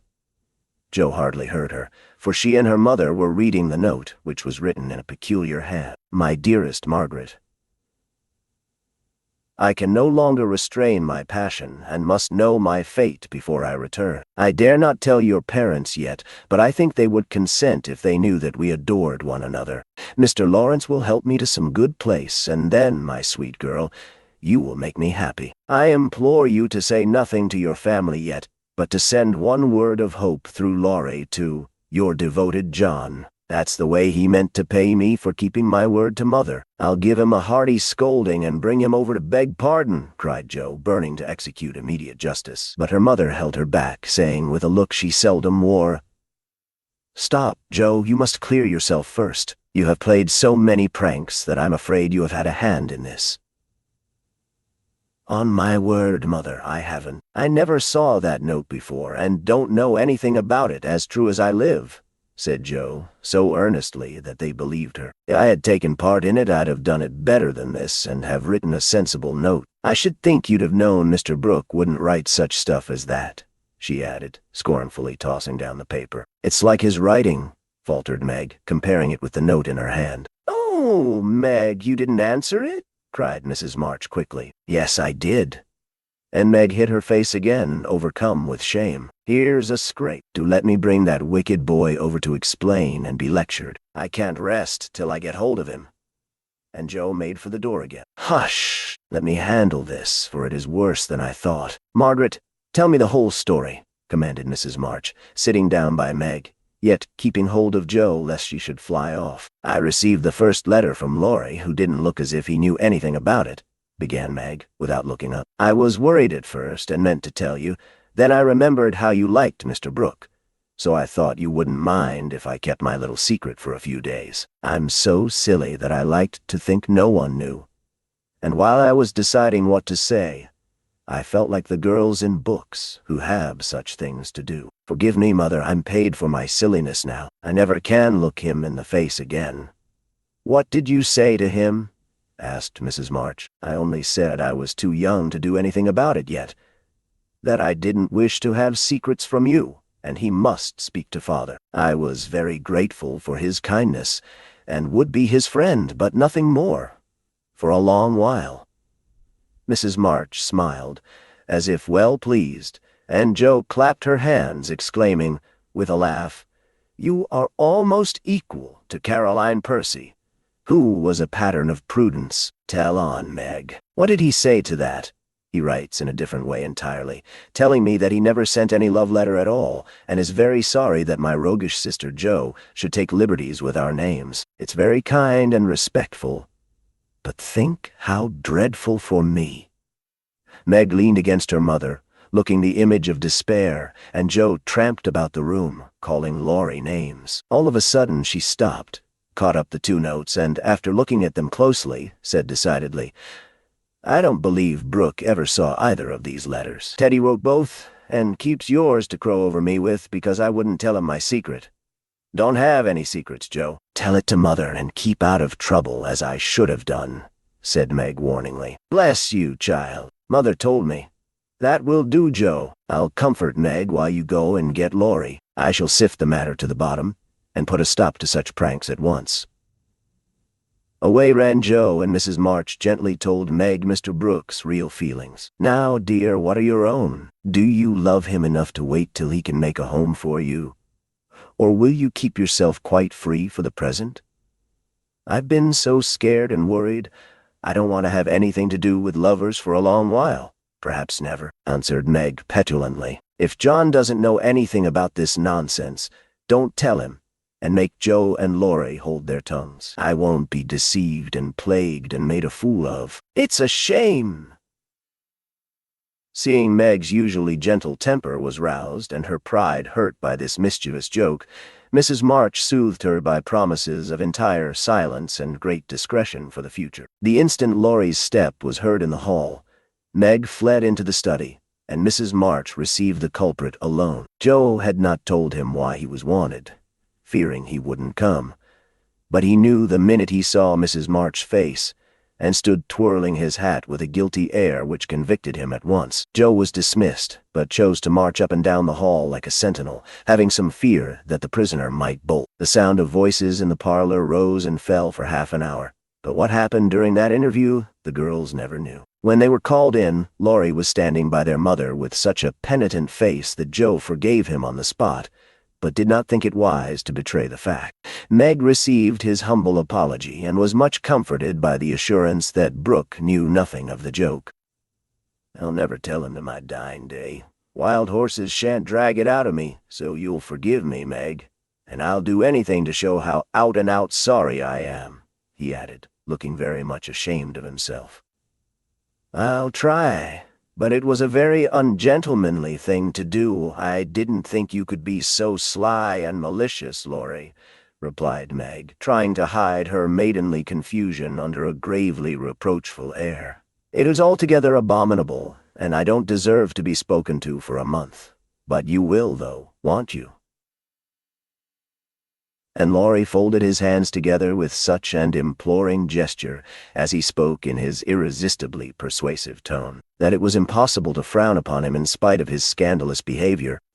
Meg pardoned him, and Mrs. March's grave face relaxed, in spite of her efforts to keep sober, when she heard him declare that he would atone for his sins by all sorts of penances, and abase himself like a worm before the injured damsel. Joe stood aloof, meanwhile trying to harden her heart against him, and succeeding only in primming up her face into an expression of entire disapprobation. Laurie looked at her once or twice, but as she showed no sign of relenting, he felt injured, and turned his back on her till the others were done with him, when he made her a low bow and walked off without a word. As soon as he had gone, she wished she had been more forgiving, and when Meg and her mother went upstairs, she felt lonely and longed for Teddy. After resisting for some time, she yielded to the impulse, and armed with a book to return, went over to the big house. "Is Mr. Lawrence in?" asked Joe of a housemaid who was coming downstairs. "Yes, miss, but I don't believe he's seeable just yet." "Why not? Is he ill?" "La, no, miss, but he's had a scene with Mr. Laurie, who is in one of his tantrums about something, which vexes the old gentleman, so I dursn't go nigh him. Where is Laurie?" "Shut up in his room, and he won't answer. Though I've been tapping. I don't know what's to become of the dinner, for it's ready, and there's no one to eat it." "I'll go and see what the matter is. I'm not afraid of either of them." Up went Joe, and knocked smartly on the door of Laurie's little study. "Stop that, or I'll open the door and make you," called out the young gentleman in a threatening tone. Joe immediately knocked again. The door flew open, and in she bounced before Laurie could recover from his surprise. Seeing that he really was out of temper, Joe, who knew how to manage him, assumed a contrite expression, and going artistically down upon her knees, said meekly, "Please forgive me for being so cross. I came to make it up, and can't go away till I have." "It's all right. Get up, and don't be a goose, Joe," was the cavalier reply to her petition. "Thank you, I will. Could I ask what's the matter? You don't look exactly easy in your mind." "I've been shaken, and I won't bear it," growled Laurie indignantly. "Who did it?" demanded Joe. "Grandfather. If it had been anyone else, I'd have—" And the injured youth finished his sentence by an energetic gesture of the right arm. "That's nothing. I often shake you, and you don't mind," said Joe soothingly. "Pooh! You're a girl, and it's fun, but I'll allow no man to shake me. I don't think anyone would care to try it if you looked as much like a thundercloud as you do now." "Why were you treated so?" "Just because I wouldn't say what your mother wanted me for. I'd promised not to tell, and of course I wasn't going to break my word." "Couldn't you satisfy your grandpa in any other way?" "No, he would have the truth, the whole truth, and nothing but the truth. I'd have told my part of the scrape if I could without bringing Meg in. As I couldn't, I held my tongue and bore the scolding till the old gentleman collared me. Then I bolted, for fear I should forget myself. It wasn't nice, but he's sorry, I know, so go down and make up." "I'll help you. Hanged if I do." I'm not going to be lectured and pummeled by everyone, just for a bit of a frolic. I was sorry about Meg, and begged pardon like a man, but I won't do it again when I wasn't in the wrong. He didn't know that. He ought to trust me, and not act as if I was a baby. It's no use, Joe. He's got to learn that I'm able to take care of myself, and don't need anyone's apron string to hold on by. What pepper pots you are, sighed Joe. How do you mean to settle this affair? Well, he ought to beg pardon and believe me when I say I can't tell him what the fuss is about. Bless you, he won't do that. I won't go down till he does. Now, Teddy, be sensible. Let it pass, and I'll explain what I can. You can't stay here, so what's the use of being melodramatic? I don't intend to stay here long anyway. I'll slip off and take a journey somewhere, and when Grandpa misses me, he'll come round fast enough.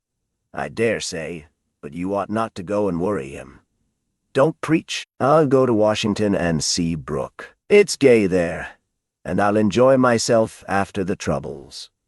What fun you'd have. I wish I could run off too, said Joe, forgetting her part of mentor in lively visions of martial life at the Capitol. Come on then. Why not? You go and surprise your father, and I'll stir up old Brooke. It would be a glorious joke. Let's do it, Ja. Leave a letter saying we are all right and trot off at once. I've got money enough. It will do you good, and no harm, as you go to your father.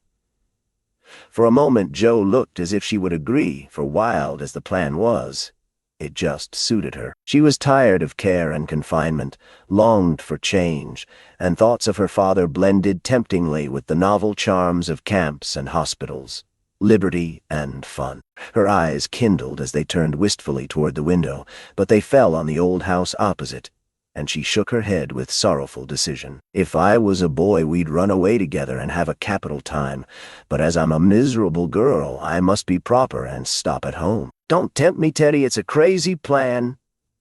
That's the fun of it, began Laurie, who had got a willful fit on him and was possessed to break out of bounds in some way. Hold your tongue, cried Joe, covering her ears. Prunes and prisms are my doom, and I may as well make up my mind to it. I came here to moralize, not to hear things that make me skip to think of. I know Meg would wet blanket such a proposal, but I thought you had more spirit, began Laurie insinuatingly. Bad boy, be quiet. Sit down and think of your own sins. Don't go making me add to mine. If I get your grandpa to apologize for the shaking, will you give up running away? Asked Joe seriously. Yes, but you won't do it, answered Laurie, who wished to make up, but felt that his outraged dignity must be appeased first. If I can manage the young one, I can the old one, muttered Joe, as she walked away, leaving Laurie bent over a railroad map with his head propped up on both hands. Come in! And Mr. Lawrence's gruff voice sounded gruffer than ever as Joe tapped at his door. It's only me, sir. Come to return a book, she said blandly as she entered. Want any more?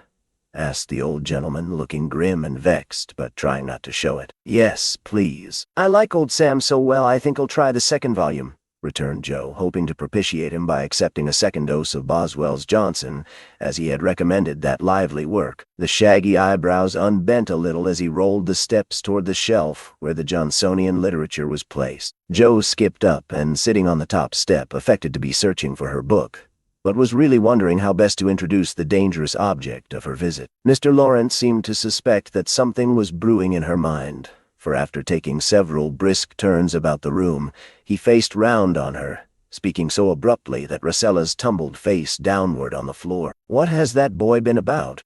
Don't try to shield him. I know he has been in mischief by the way he acted when he came home. I can't get a word from him. And when I threatened to shake the truth out of him, he bolted upstairs and locked himself into his room. He did wrong, but we forgave him, and all promised not to say a word to anyone, began Joe reluctantly. That won't do.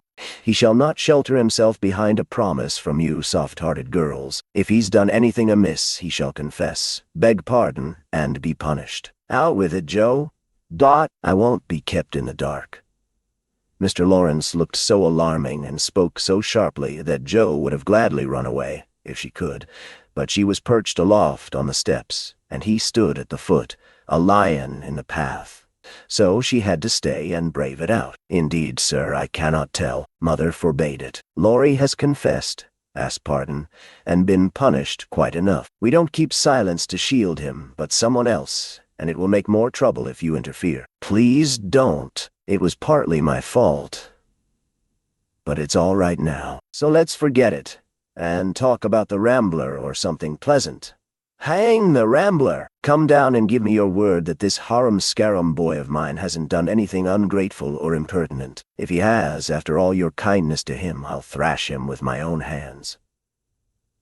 The threat sounded awful, but did not alarm Jo, for she knew the irascible old gentleman would never lift a finger against his grandson, whatever he might say to the contrary. She obediently descended, and made as light of the prank as she could without betraying Meg or forgetting the truth.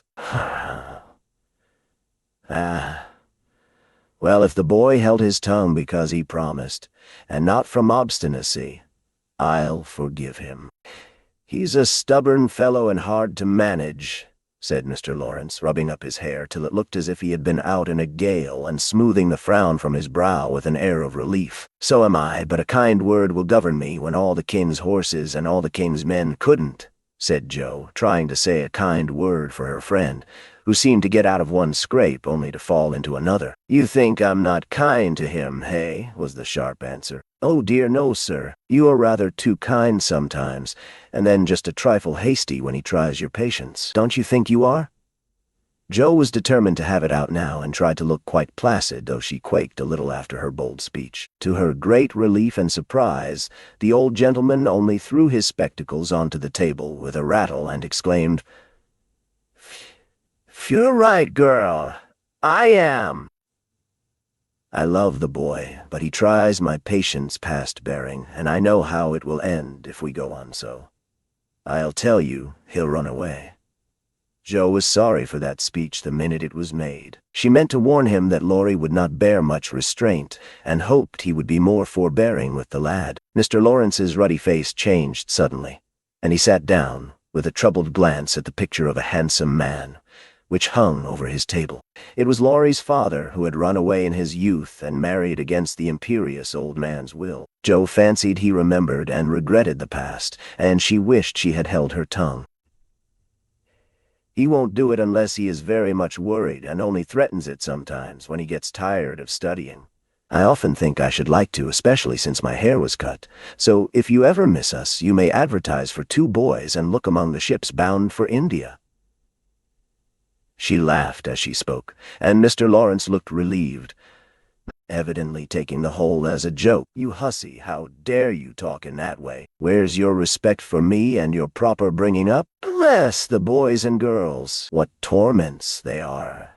Yet we can't do without them," he said, pinching her cheeks good-humoredly. "Go and bring that boy down to his dinner. Tell him it's all right, and advise him not to put on tragedy airs with his grandfather. I won't bear it. He won't come, sir. He feels badly because you didn't believe him when he said he couldn't tell. I think the shaking hurt his feelings very much." Jo tried to look pathetic but must have failed, for Mr. Lawrence began to laugh, and she knew the day was won. "I'm sorry for that, and ought to thank him for not shaking me, I suppose. What the dickens does the fellow expect?"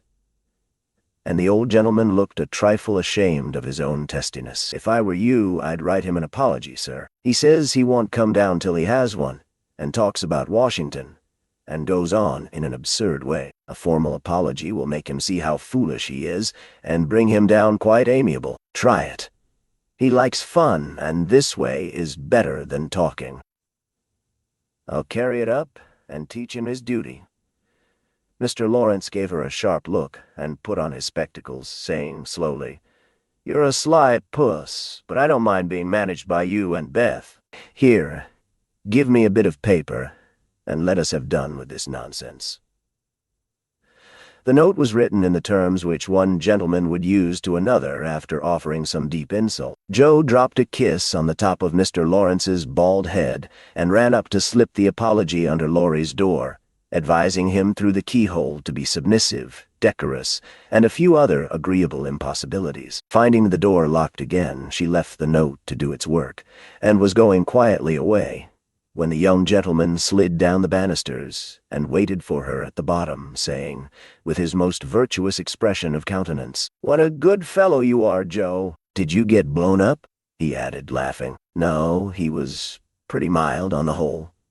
"Ah, I got it all round. Even you cast me off over there, and I felt just ready to go to the deuce," he began apologetically. "Don't talk that way. Turn over a new leaf and begin again, Teddy, my son." "I keep turning over new leaves and spoiling them, as I used to spoil my copybooks, and I make so many beginnings there never will be an end," he said dolefully. "Go and eat your dinner. You'll feel better after it." Men always croak when they are hungry, and Joe whisked out at the front door after that. "That's a label on my sect," answered Laurie, quoting Amy, as he went to partake of humble pie dutifully with his grandfather, who was quite saintly in temper and overwhelmingly respectful in manner all the rest of the day. Everyone thought the matter ended, and the little cloud blown over.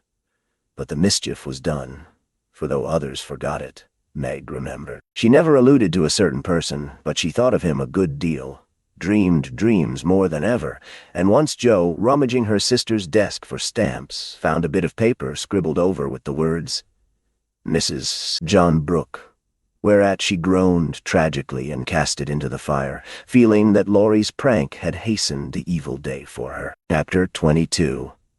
Pleasant Meadows. Like sunshine after a storm were the peaceful weeks which followed. The invalids improved rapidly, and Mr. March began to talk of returning early in the new year. Beth was soon able to lie on the study sofa all day, amusing herself with the well-beloved cats at first, and in time with Doll's sewing, which had fallen sadly behindhand. Her once active limbs were so stiff and feeble that Joe took her for a daily airing about the house in her strong arms. Meg cheerfully blackened and burned her white hands cooking delicate messes for the ear, while Amy, a loyal slave of the ring, celebrated her return by giving away as many of her treasures as she could prevail on her sisters to accept. As Christmas approached, the usual mysteries began to haunt the house, and Joe frequently convulsed the family by proposing utterly impossible or magnificently absurd ceremonies in honor of this unusually merry Christmas. Laurie was equally impracticable, and would have had bonfires, skyrockets, and triumphal arches if he had had his own way. After many skirmishes and snubbings,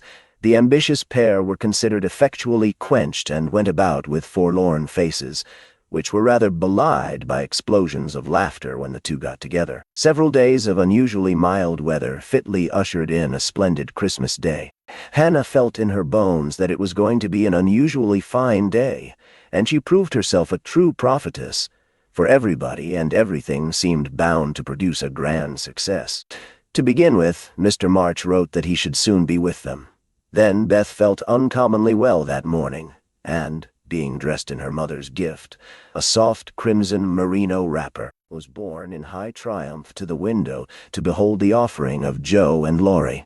The Unquenchables had done their best to be worthy of the name, for like elves they had worked by night and conjured up a comical surprise. Out in the garden stood a stately snow maiden, crowned with holly, bearing a basket of fruit and flowers in one hand, a great roll of music in the other, a perfect rainbow of an Afghan round her chilly shoulders, and a Christmas carol issuing from her lips on a pink paper streamer.